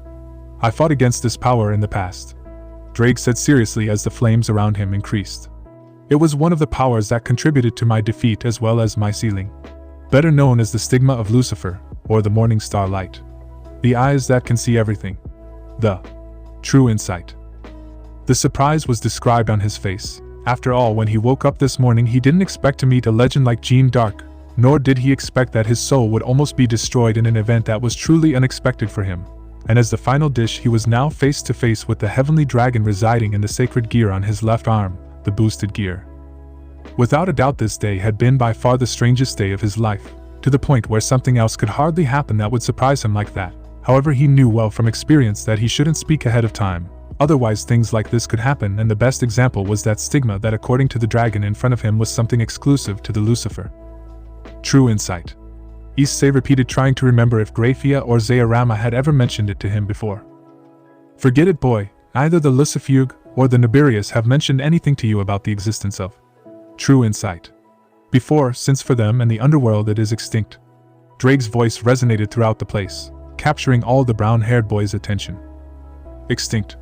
You say that not even the one I have as a brother possesses this? Issei asked, confused, while the dragon's eyes were still watching him. That's right. Lucifer's stigma, true insight, disappeared when he died from his injuries in the War of the Three Great Factions. Since his fall, those eyes never returned, and that is why the underworld gave up its existence. Drake's words did not seem to lie to Issei, who felt really confused about it, since only a Lucifer can possess the powers of those eyes. As an heir of Lucifer, GRAYFIA, like Zayarama, had been told countless things to inform him of all the important events that a devil should know, whether in some way related to Lucifer or not. He knew different things that he would never have imagined or considered before.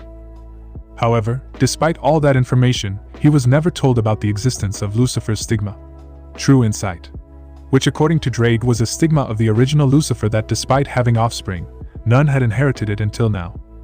So if the true insight is something that a Lucifer can possess and use, why didn't GRAYFIA mention its existence to me before? Even Zayarama or VENELANA could have told me. Why didn't any of them talk to me or mention Lucifer's stigma? It doesn't make sense, Issei said to himself without looking away from Drake, who just remained silent. I am a direct son of Lucifer, so there is a probability that I inherited it. A silence formed between the two, one in which gradually an answer appeared in Issei's mind, one that surprised him at the possibility of that being the case as to why they had not told him of the existence of true insight. Perhaps, afraid to finish the sentence, Issei slightly lowered his gaze as if trying to avoid Drake's confirmation on his face. Are they afraid of true insight? His question was thrown into the air, leaving a few seconds of silence where only Issei's breathing could be heard as he waited for the red dragon of domination's response. Enough to hide his existence. Drake honestly answered Issei's question. Why do you think that among the four mouths of the underworld, Lucifer is the one who leads them? I don't know, Issei weakly whispered to Drake, who snorted at his answer. The answer is simple. Because among the four only he was blessed with the power of a stigma, and it was this that allowed him to drag a third of the angels with him, create the underworld, the demons that now live in it, and much more. Drake spoke in an almost harsh tone while watching without taking his gaze off Issei. It was all because of the true insight that Elohim himself gave him, without knowing that this power would make Lucifer think and want to be like him. I suppose being the most beautiful and Elohim's favorite went to his head. Wait. Are you saying that this power was the one truly responsible for the war between the three great biblical factions to start? Issei asked, still not believing it. Even the most honest gift can unleash evil on the world. Drake spoke as he slowly approached the brown-haired boy.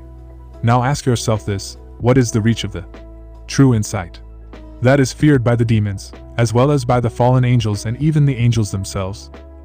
One with great range and devastating power, Issei answered almost instantly.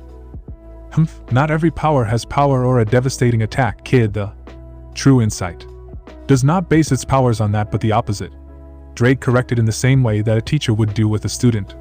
The power that resides in true insight is the ability to see the truth in the world. The truth of the world. Does that mean I know all the answers to existence? Issei asked, too surprised.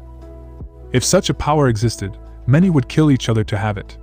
Drake calmly refuted before continuing. What I meant by the ability to see the truth in the world was that with this kind of power you can see through all things. Through all things, Issei repeated doubtfully.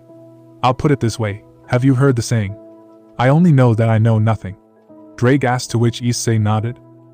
Yes, I know it. It was from a philosopher that I don't remember well, Issei said, scratching the back of his neck, trying to remember. It was then that he felt a tickling in his brain, as strange as it seemed, and surprisingly a few seconds later words came out of his mouth. It was the philosopher Socrates. He was considered a reflection on knowledge and wisdom. In this simple phrase, Socrates recognized the limitation of human knowledge. Instead of assuming that he possessed all knowledge, Socrates maintained an attitude of intellectual humility. He constantly questioned his own beliefs. This allowed him to open himself to new knowledge and perspectives. Issei spoke without stopping for a moment what he was saying, challenging any claim to know everything. Recognizing that you know nothing allows you to acquire new knowledge, to question everything, including our deep-rooted beliefs that stop us from understanding even more of the knowledge that. It was in the middle of his trance that Issei instantly fell to the ground on his knees, where he held his head tightly while letting out sounds of pain that did not stop until the extreme pain disappeared from his mind, as if an anvil fell on his head and shattered him. Do you understand now, boy? This is the power of true insight. It shows you the truth of whoever it is. No matter how hidden it is, you will be able to see it. If you hadn't stopped, you would have wandered off until you saw the entirety of the truth about the knowledge of that simple phrase from Socrates. Drake continued explaining to Issei, who, absorbed in his pain, only limited himself to nodding slightly on the ground, where his breathing alone caused his lungs to hurt. His heart felt like a bomb about to explode, and all the bones in his body ached as if he had fallen down the stairs. So, if I use these eyes, will I know the truth? Issei muttered weakly, still on the ground. It's not that simple, boy. For example, do you think that the universe is governed by the physical and mathematical laws created by humans? Drake asked, confusing Issei, who had now gotten up again, still on his knees. How much is 1 + 1? If you ask a human this, they would instantly answer that it is 2, but true insight would show you something else, because it is not only about the truth of each one, but the truth itself. Drake explained with the same calm. You would understand that 1 + 1 never equaled 2, that numbers never existed, nor letters, that they are only an algorithm designed to make humans understand the impossible, to make it simple enough to be able to work with it. I still don't understand, Issei said with that same confused tone. Well, if you asked someone at school, who started World War II, what would they answer? Drake asked. Well, they'll say it was Hit, Issei replied before stopping. Error, that would be his truth. But the truth is harder to understand. Remember Jean, for her the truth was that Michael sent her on a mission, but true insight saw through that, saw the truth, and would say that the one who started the Second World War was a fine arts teacher jealous of the talent of a teenager who presented him some of his works to be able to access a school, and instead of receiving him with joy and enthusiasm, he received him with contempt and insults that made the young man let go of his dream and dedicate himself to what his father wanted. The German army. Drake corrected Issei's response, who finally seemed to understand what he was saying. So, Issei whispered, trying to form the best possible answer in his mind. The power of true insight would be to see a complete image through the complete image itself. Something like seeing the truth of the truth, right? Seeing the undeniable, substantive, irreproachable. Simply the truth. Exactly, you can know the essence of someone, something, whatever, in just a few minutes. And believe me, Issei, as soon as you fully know something, you become capable of manipulating it or completely destroying it. That is why the power of true insight is so feared by even the gods themselves, because if this power comes to understand the truth behind their divinity, they could undoubtedly die if the user wants it. They would be in your hands. Drake explained. You could compare it to knowing the truth behind a magic trick. Since you already know how it is done, you can destroy the illusion of magic. So I can destroy gods just by thinking about it? Issei asked. Again, things are not like that. The truth of immaterial things or concepts are easier to observe for true insight.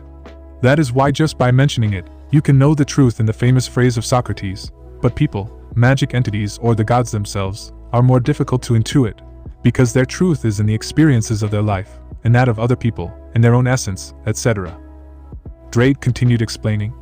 That is to say, to get to understand a person, it is not enough just to mention their name, but as it happened to Jean, you must have them in front of you where you are able to establish a visual communication between true insight and the target. Depending on how much you have lived, it will take you longer to understand their truth, and believe me, the enemies will not remain silent while you look them in the eyes. And do not believe that being able to understand the truth of a person or being is very easy, much less while you are in a fight where simple doubt leads to defeat. There you will have to fight a battle both inside and outside your body. That sounds almost impossible. How could Lucifer fight a war with such power? Just thinking that he had to discover the essences of thousands of beings while fighting with them to finally kill them is something terrifying. Issei said as he looked at his hand with some doubt. He remembered everything that had happened with Jean. It was for a moment, and it was superficial. Even so, he only observed a moment of his life, but he did not dive deep into his entire essence to reach that point. But even with the little he had seen in that essence, he sympathized with her, or well, at least knowing her reasons and part of the circumstances that led her on her way to making those decisions. Something that made the brown-haired man think about the simple fact that true insight allowed you to know someone perfectly, so killing someone you know so well seemed unthinkable to Issei. Nobody said this would be easy, but true insight did not manifest its power in you for nothing. Your soul is truly special, Issei. After all, it obtained this power that not even Rezavan, one of the most talented demons ever seen, could ever obtain. But you have it, and only you can use it at will in the whole world, said Drake before the surprised look of Issei, who became slightly surprised. My soul? Issei asked. Weren't my eyes the ones that have this power? No, true insight is not found in them. Even if they were taken away from you, you would still have it. Since true insight resides within your soul, the eyes are only a window to it, and as long as you are alive in that world, true insight will always be with you. It is your business whether you see its existence as a curse or a blessing, Drake said as he observed the brown-haired boy's reaction. Even though he didn't know what to do or think, he was just coming to terms with the fact that he was Lucifer's son and the heir of the underworld, not counting his brother. But now this had increased with the fact that in his soul resides a power that only Lucifer could use in the past, before he disappeared with his death, but thanks to him, that had changed. True insight. A power that had been extinct in the underworld for thousands of years had finally manifested itself again. Getting to assimilate this with the rest of things was already a burden for Issei, who was still adapting to things. Not to mention that this great power might not be something well received in the underworld due to the background he had, and what he was capable of doing with it. Wait, if this power is so feared even by the gods themselves, it means that in the underworld the demons. Issei thought with surprise at that possibility. It seems that you have already realized how dangerous it is for the user of the stigma of Lucifer to possess this power and not know how to use it. Drake spoke with a very serious tone. Everyone in the underworld totally fears this power. That is why I told you the above. Even if you are a direct son of Lucifer, they will not hesitate to get rid of the true insight that can rule over the majority even against their will. For some reason they let Lucifer die in that war with the three great factions. Drake's words caused a new fear to form in Issei, one in which he seriously questioned who his ally truly was. But GRAYFIA, she could be, Issei said in an attempt to find someone to lean on. Do you really think that the Lucifer who hid the existence of true insight from you like the others is trustworthy? The dragon asked seriously. GRAYFIA swore loyalty to me, Issei muttered, trying to defend the only mate I trust all these days. Just as they swore it to the original Lucifer. Where is he now? Why did the Lucifer clan survive until the day of the civil war within the underworld? Why didn't they fall alongside Lucifer, who they were supposed to have sworn their loyalty to? Weren't the Lucifer called Lucifer's right hand? Drake explained seriously, leaving Issei speechless, who could only listen. Why did they let him die? What is the answer to all those questions? It's the same, Issei whispered as he closed his eyes. They weren't loyal. Exactly, the Lucifer can say that they are loyal, but how do you know that they really are? I have seen everything in the short time that you have been in this life, and let me tell you the truth. Drake spoke seriously to the brown-haired boy. No one in this world has been honest with you, and that is something that you know perfectly well, otherwise you would not have denied the opportunity to spend a night with the Baal when she proposed it to you in that room the first time. He couldn't deny it. Drake's words were right in more ways than one that he just couldn't accept before, and thanks to that he knew that everyone had the same impression of him, that he was quite easy to manipulate. He saw it with VENELANA and Zairama, even with Kateria and Riveria. Everyone hoped to get something from him sooner or later, even if he wasn't happy about it. That's why they wanted to give him a peerage of maids willing to do anything for him. For that reason they offered themselves to spend a night with him. For them that didn't matter at all, and they would even show themselves submissive in the act just to make him feel better. Only to get what they wanted from him at the end of the day. It was for that reason that he hadn't accepted in any way the maids or GRAYFIA, because everything they did to please him seemed to be too good to be true. What should I do? Issei asked in a weak whisper to Drake. I don't know, that's your decision, accept being manipulated and hide that you are the user of true insight. To make everyone get what they want from you, or you can, Drake said, stopping his words for a few seconds. May I? Issei asked. Learn to use your powers along with the boosted gear, and master the power of true insight, so that no one will dare to challenge you. Drake proposed seriously. Become that which they truly fear in their hearts. A true and unrivaled son of Lucifer, one that they will never be able to control. A true son of Lucifer, Issei repeated as he began to meditate on his decision. Too bad, it seems we've run out of time, Drake commented calmly, causing Issei's surprise. As the surroundings began to fill with flames, as if they were sure to devour everything in the place, indicating that that mental space was already on the verge of collapsing. Think about what I told you, boy, these are the only options you have having chosen this life, Drake added calmly as his figure faded away into the flames. Wait. I still have more questions to ask, Issei shouted as he felt a force begin to rapidly expel him from the mental space. You'll have to find the answers yourself. And until you accept your truth, you'll remain stuck in that same place, Drake explained, leaving Issei totally surprised. Something else. They probably suspect right now that you possess the true insight. It will be up to you to tell them the truth, or not. Wait. Drake. Tell me. How will I know who I can trust and who I can't? Issei asked when Drake's large figure was almost about to disappear. You already know that, boy. Those who avoid your gaze are those who have many things to hide, and those who don't do so is because they have nothing to hide from you, were Drake's words before disappearing into the flames, from which a powerful roar was heard, one that shook Issei to the point that he closed his eyes for a few seconds, and when he opened them he realized that he was no longer inside the laboratory with VENELANA and the rest of the scientists. Now he was lying on his bed, and a couple of meters away from him were two of the maids who had shown up with him that same morning, confusing his mind for a few seconds before he managed to locate himself. Am I in the mansion? Issei wondered as he cautiously looked around, in which he was able to recognize several things from the mansion, instantly confirming his transfer from the laboratory to that place. Is Lucifer-sama okay? One of the maids near the door whispered. The same ones who still hadn't noticed the brown-haired boy's awakening, who at that closed his eyes pretending to be asleep after remembering his talk with Drake.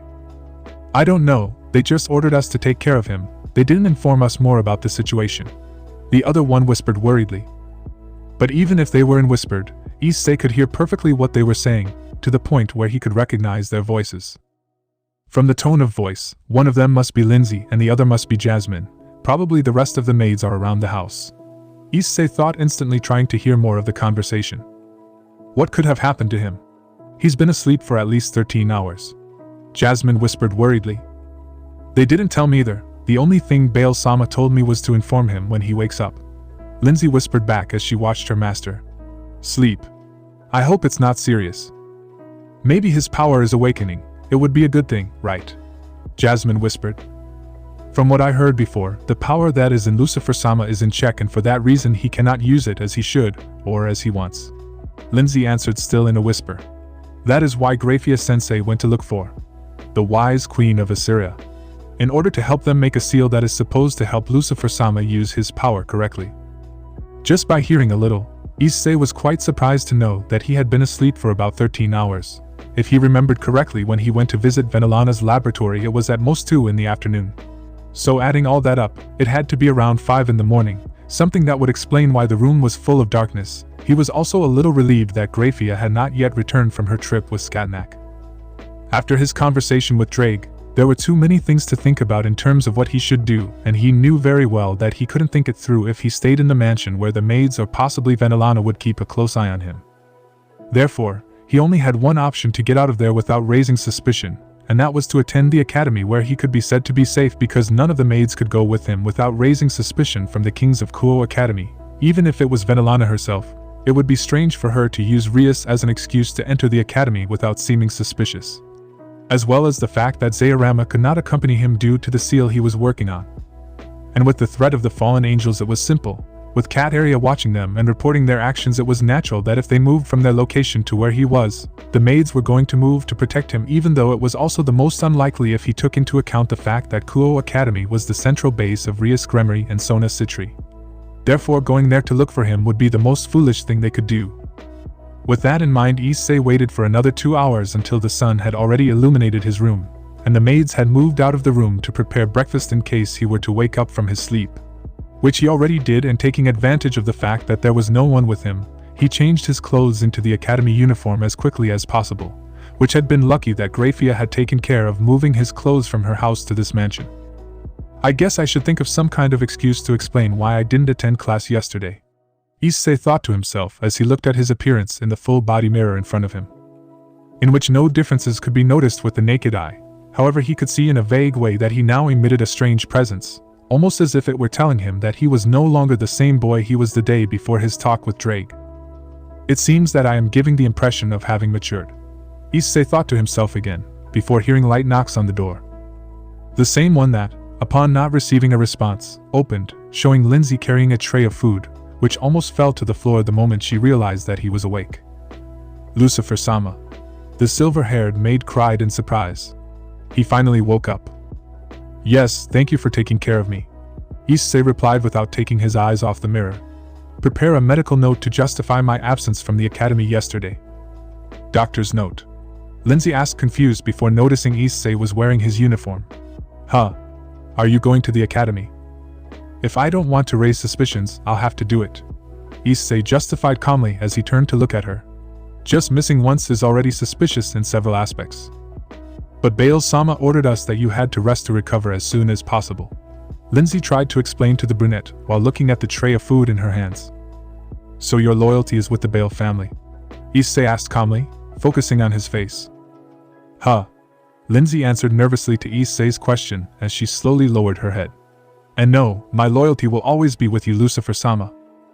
In that case, follow my orders, prepare a justification for my absences, Issei continued calmly.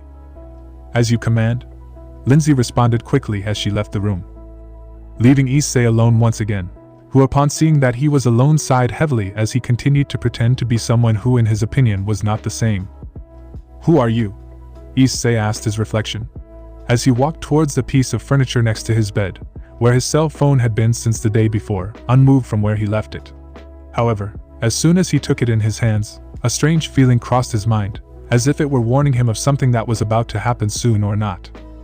So without thinking much, he threw his phone on the bed and then walked to the door of the room, picking up his backpack that was resting on the floor. As Drake had said, he couldn't trust anyone, and even less those who looked away from him simply because they suspected that he was a true insight user. I really can't trust anyone in this mansion, Issei thought as he left the room and slowly walked down the hallway.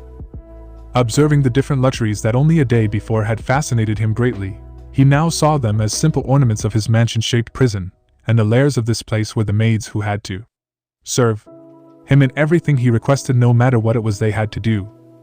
For that reason, he wasn't surprised to see the maids in front of the door arguing in a relatively low tone so that they couldn't be heard until they got to his place.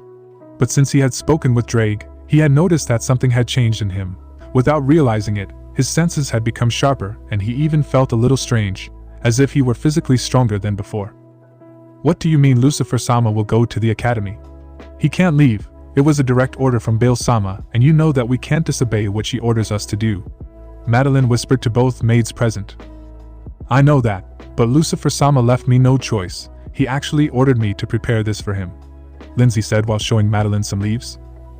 If it was an order from Lucifer-sama, we cannot disobey it, Jasmine supported, keeping her voice low. Whether he ordered it or not, we still have the responsibility to take care of him until he recovers, If Baal-sama finds out what's going on, and we don't do anything, he'll surely punish us, not to mention GRAYFIA-sensei. Madeline explained worriedly. The rest of the unit will arrive in an hour. We must keep him here that long. If we're all here we can stall him. Entertain him? Lindsay questioned. Yes, from what I heard Lucifer-sama has a perverted personality. So if we are all here we can entertain him with our bodies until Baal-sama or GRAYFIA-sensei arrive to persuade his decision. Madeline proposed while the maid duo blushed. However, before either of them could say anything in response, Issei's footsteps were heard, quickly alerting the trio, who turned towards the stairs where Issei was slowly descending. Are you ready, Lindsay? Issei asked the all-for-honor mentioned, who bowed like the others. Yes, here is what you asked for, Lindsay replied before handing him the papers. Well, Issei took the sheets before reading the first sheet of all. I suppose it is quite convincing. She calmly praised the brunette before putting the leaves into her backpack, to which Lindsay nodded slightly, and then exchanged glances with the two maids present. Lucifer-sama, do you really plan to go to the academy? Madeline asked, still with her gaze downcast. As I told Lindsay before, I must attend the academy so as not to raise anyone's suspicions. Issei answered in the same calm manner. Who could suspect? All you have to do is send a permit, saying that you're a little sick too. Madeline tried to suggest before being interrupted. If I did that, my companions would come to visit me at my house, not at this mansion where they would surely question how I got such a place. Issei answered seriously, which made it seem like he had lost some of his patience. We can erase their memories, or if they are a bigger problem, eliminate their. Madeline said before stopping abruptly. Enough, since when can a maid question her master's actions like this? Issei questioned with a tone that showed anger. I apologize, I didn't mean to, Madeline said quickly as she lowered her bow even further. I'm just worried that the fallen angels will take advantage of this to get closer to you. Kateria Leviathan is watching them now, not to mention that where I'm going is the base and territory of Rias Gremry and Sona Citri. No matter how much the fallen angels want to find me, they know that if they infiltrate the academy either of them will stay still, plus they are the younger sisters of the Maus, so bothering them is bothering them, and no fallen angel wants that.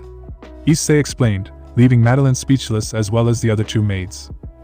Those who were thinking of saying something to support Madeline, but upon hearing the brown-haired man's tone and explanation, they remained silent, not daring to say anything in response to his words.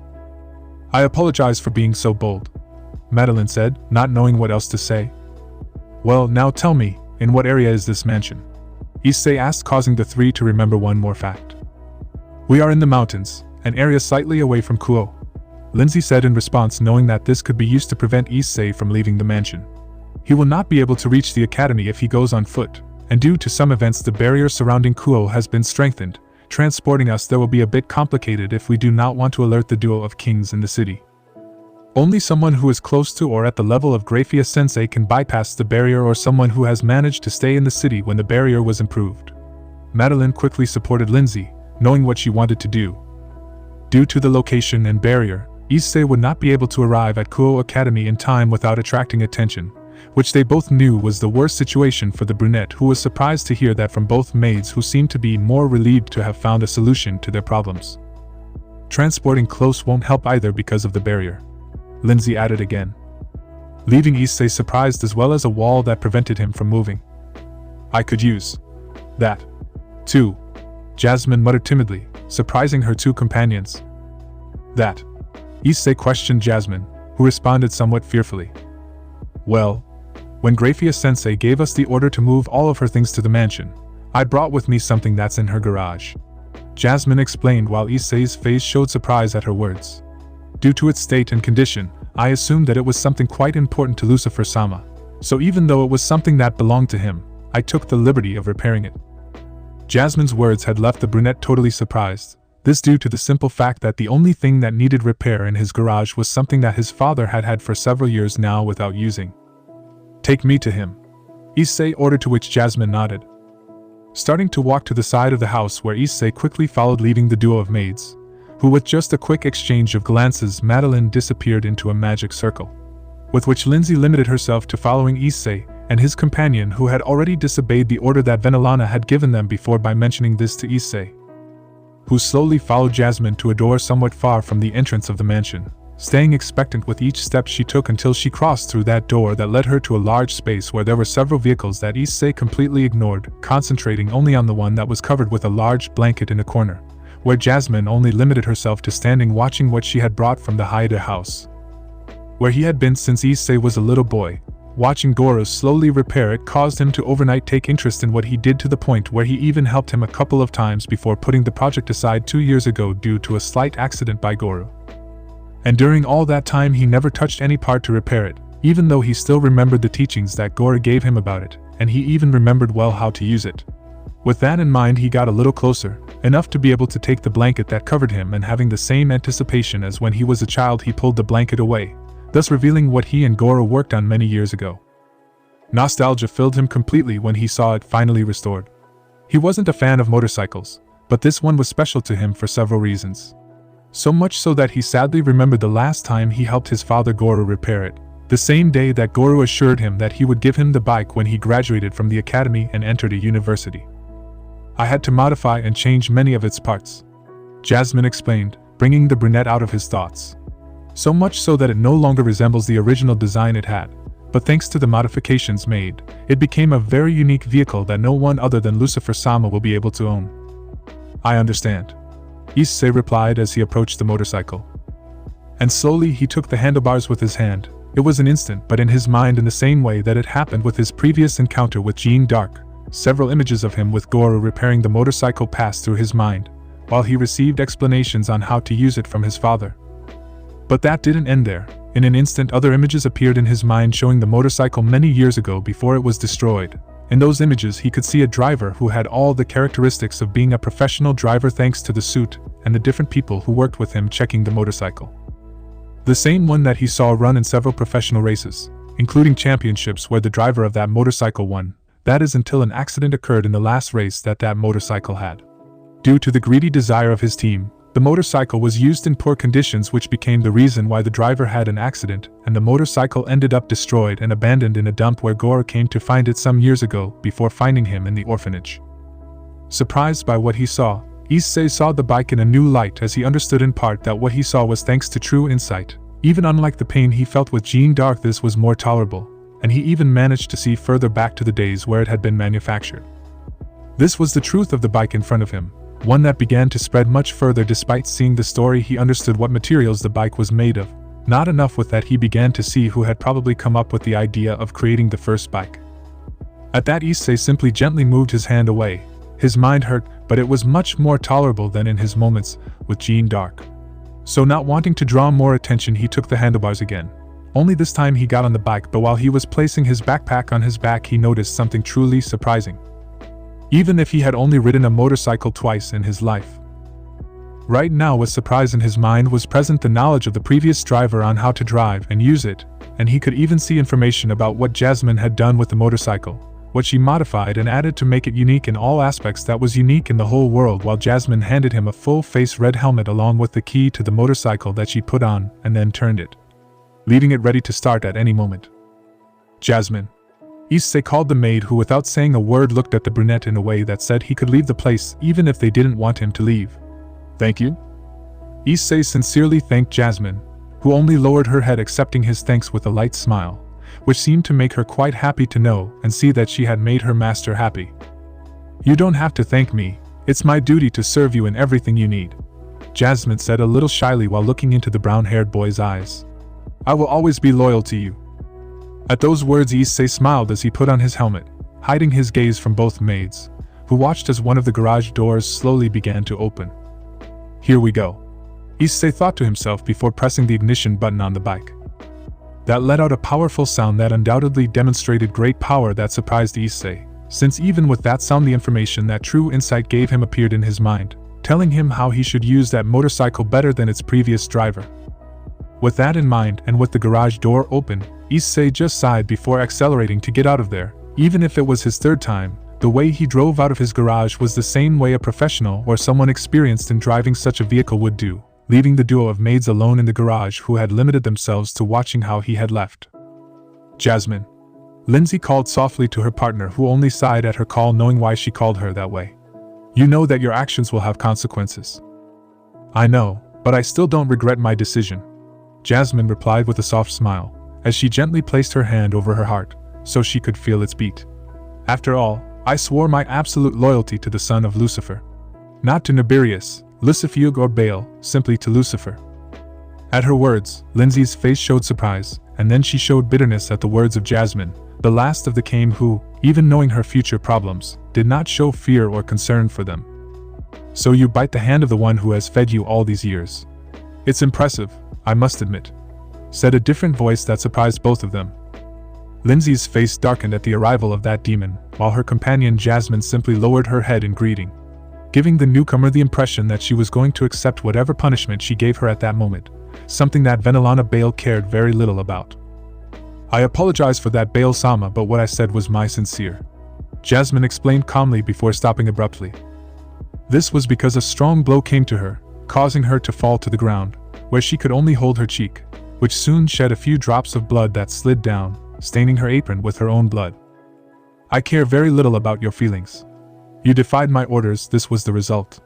VENELANA explained as she slowly lowered her hand, which was lightly covered by her aura of the power of destruction that gradually disappeared, while at the back of the garage the rest of the maid peerage could be seen. They silently observed VENELANA's actions, which had been informed of everything by Madeline, who was a few steps away from her calmly watching Jasmine, although like the rest they were a little worried about their companion. I ordered them to watch him, and as soon as he wakes up, they should inform him immediately. It seems that Madeline was the only smart one. VENELANA commented with the same seriousness while looking at Lindsay, who lowered her face. Whatever, your mistake has cost us dearly. Zairama has discovered that the balance of the power of the sacred gear and the magic power that are in Lucifer-sama changed for a few seconds when he was inside my laboratory. Now the balance is not stable and any external trigger is capable of destabilizing both things. Is Lucifer-sama's life in danger now? Lindsay asked, surprised. That's right, it was for that reason that he ended up fainting in my laboratory, VENELANA said as she turned to where the rest of the maids were. Listen, from now on your mission will be to bring Lucifer-sama back. I'm going to infiltrate you in the city of Kuo. I'll make every possible move to distract Rias and Sona from this, so make sure you bring him back safely. Yes. All the maids answered almost in unison, except for Lindsay and Jasmine who, despite knowing about the collapse, still did not regret their actions of helping their master. As for you, VENELANA said before walking towards her and grabbing her by the hair, to force her to look her directly in the eyes. It's better that nothing bad happens to Lucifer-sama, otherwise I'll make the vagabonds of the underworld do whatever they want with your body. The anger that VENELANA felt was quite noticeable, to the point that her scarlet aura partially escaped from her body, which slowly hurt Jasmine as she was quite close to the Baal. While this was happening in the mansion, without knowing its consequences, Issei drove calmly on the road that was supposed to take him to Kuo's city, since one of the things included in the motorcycle was a GPS. Same as showing the fastest route to the city. Without a doubt the modifications that were used on the motorcycle were in Issei's own experience incredible to the point that he thought of thanking the maid again for having done it. But what was more surprising to him now was that it happened to be his fourth time riding a motorcycle. His driving was undoubtedly spectacular to the point that he could call his way of driving natural, which was no different from the professionals. I really didn't expect this. Having the powers of true insight seems like cheating. Driving this way, just seeing the memories, or rather the truth of the motorcycle, makes things seem somewhat unfair if you asked me. Issei thought, somewhat surprised and excited as he noticed the end of the road, which ended with the forest and slowly began with the city that even after having been born and raised there, for some reason felt nostalgic in Issei, who slowed down passing along the streets where, thanks to the configurations of the motorcycle, he went unnoticed by the passers-by who would not notice his presence until they saw him or heard something from him. So avoiding the gazes of some police officers was easy for Issei, who drove cautiously, following all the street signs and the GPS, which still guided him towards Kuo Academy. However, when he stopped at a traffic light, a thought crossed Issei's mind: should he really go to Kuo Academy now? He had a lot to think about regarding true insight, as well as the fact that none of the devils who knew his identity were even slightly honest with him. None of them told him the truth and only hoped to take advantage of him for being quite naive. Although if he was honest, the fact that they would try to take advantage of him made sense. What was the point of supporting an heir who was not aware of what he possessed or did not know the correct way to use his power that could rule over everyone? It was common sense that supporting him and training him as a true heir would take several months or even months of intense training to achieve, which could only be translated as investing a large amount of resources that once invested might not have been worth much if the heir turned out to be a failure, something like him. That even though he was Lucifer's son, he had a lot of obstacles on the long and dangerous road to being the ruler of the underworld in its entirety. And in this he would not see loyalty from most of all the demons, but quite the opposite. It was clear that they would resist or treat like the demons he knew to take advantage of him by pretending to support him. Every devil was selfish in their own way and cared for themselves or someone else in the same way, seeking for themselves some benefit until they were abandoned. Many noble houses in the underworld did that constantly. Even VENELANA did it if she remembered the fact that he offered Rias as whatever he wanted her to be, a wife, a lover or a concubine. Offering your own blood in such a low way made it clear how much you valued them. He didn't know if offering your children in that way was a common practice in the underworld. But to someone like him it was too low. Yes, he may be a devil in his entirety, but he had been raised as a human, therefore what was normal for most devils was too bad for him. Issei's train of thought was going in a direction that he wasn't even able to see. On that street where he was waiting for the light to turn green, he was seriously considering escaping from all this. He knew that at some point they would find him, but the mere idea that he could be free even for a few hours was in itself quite tempting. I really feel like a bird that's been caged, Issei thought as the traffic light turned green. Accelerating slightly, the bike moved down the street waiting for his decision on which direction to take now. He could go to Kuo Academy and think about it there, but with the possible questions from his friends as well as teachers about why he was missing, he felt it would be more overwhelming. Going to his house in Kuo would not be a good idea either, since it would be the first place they would look for him. He had to think about what to do, but he was unable to do it because of the great stress in his mind, which somehow told him at that precise moment to concentrate on the road. And as he did so at that moment, he felt the surroundings stop for a few seconds where the wind lightly blew a current of air on his back, giving a rare feeling of calm that lightened his mind of all the negative thoughts he had inside. This feeling was soft as well as gentle, giving Issei the place where he should go to think about everything he had to do now. Calmly accelerating the bike, he prepared to take the correct street to go to that place. But it was in those few seconds that his gaze went from being hidden in his helmet. He met that of someone else who was standing on the side of the street watching. The girl's kind look made the brunette's concern decrease greatly in those few seconds, to the point that he forgot why he was worried.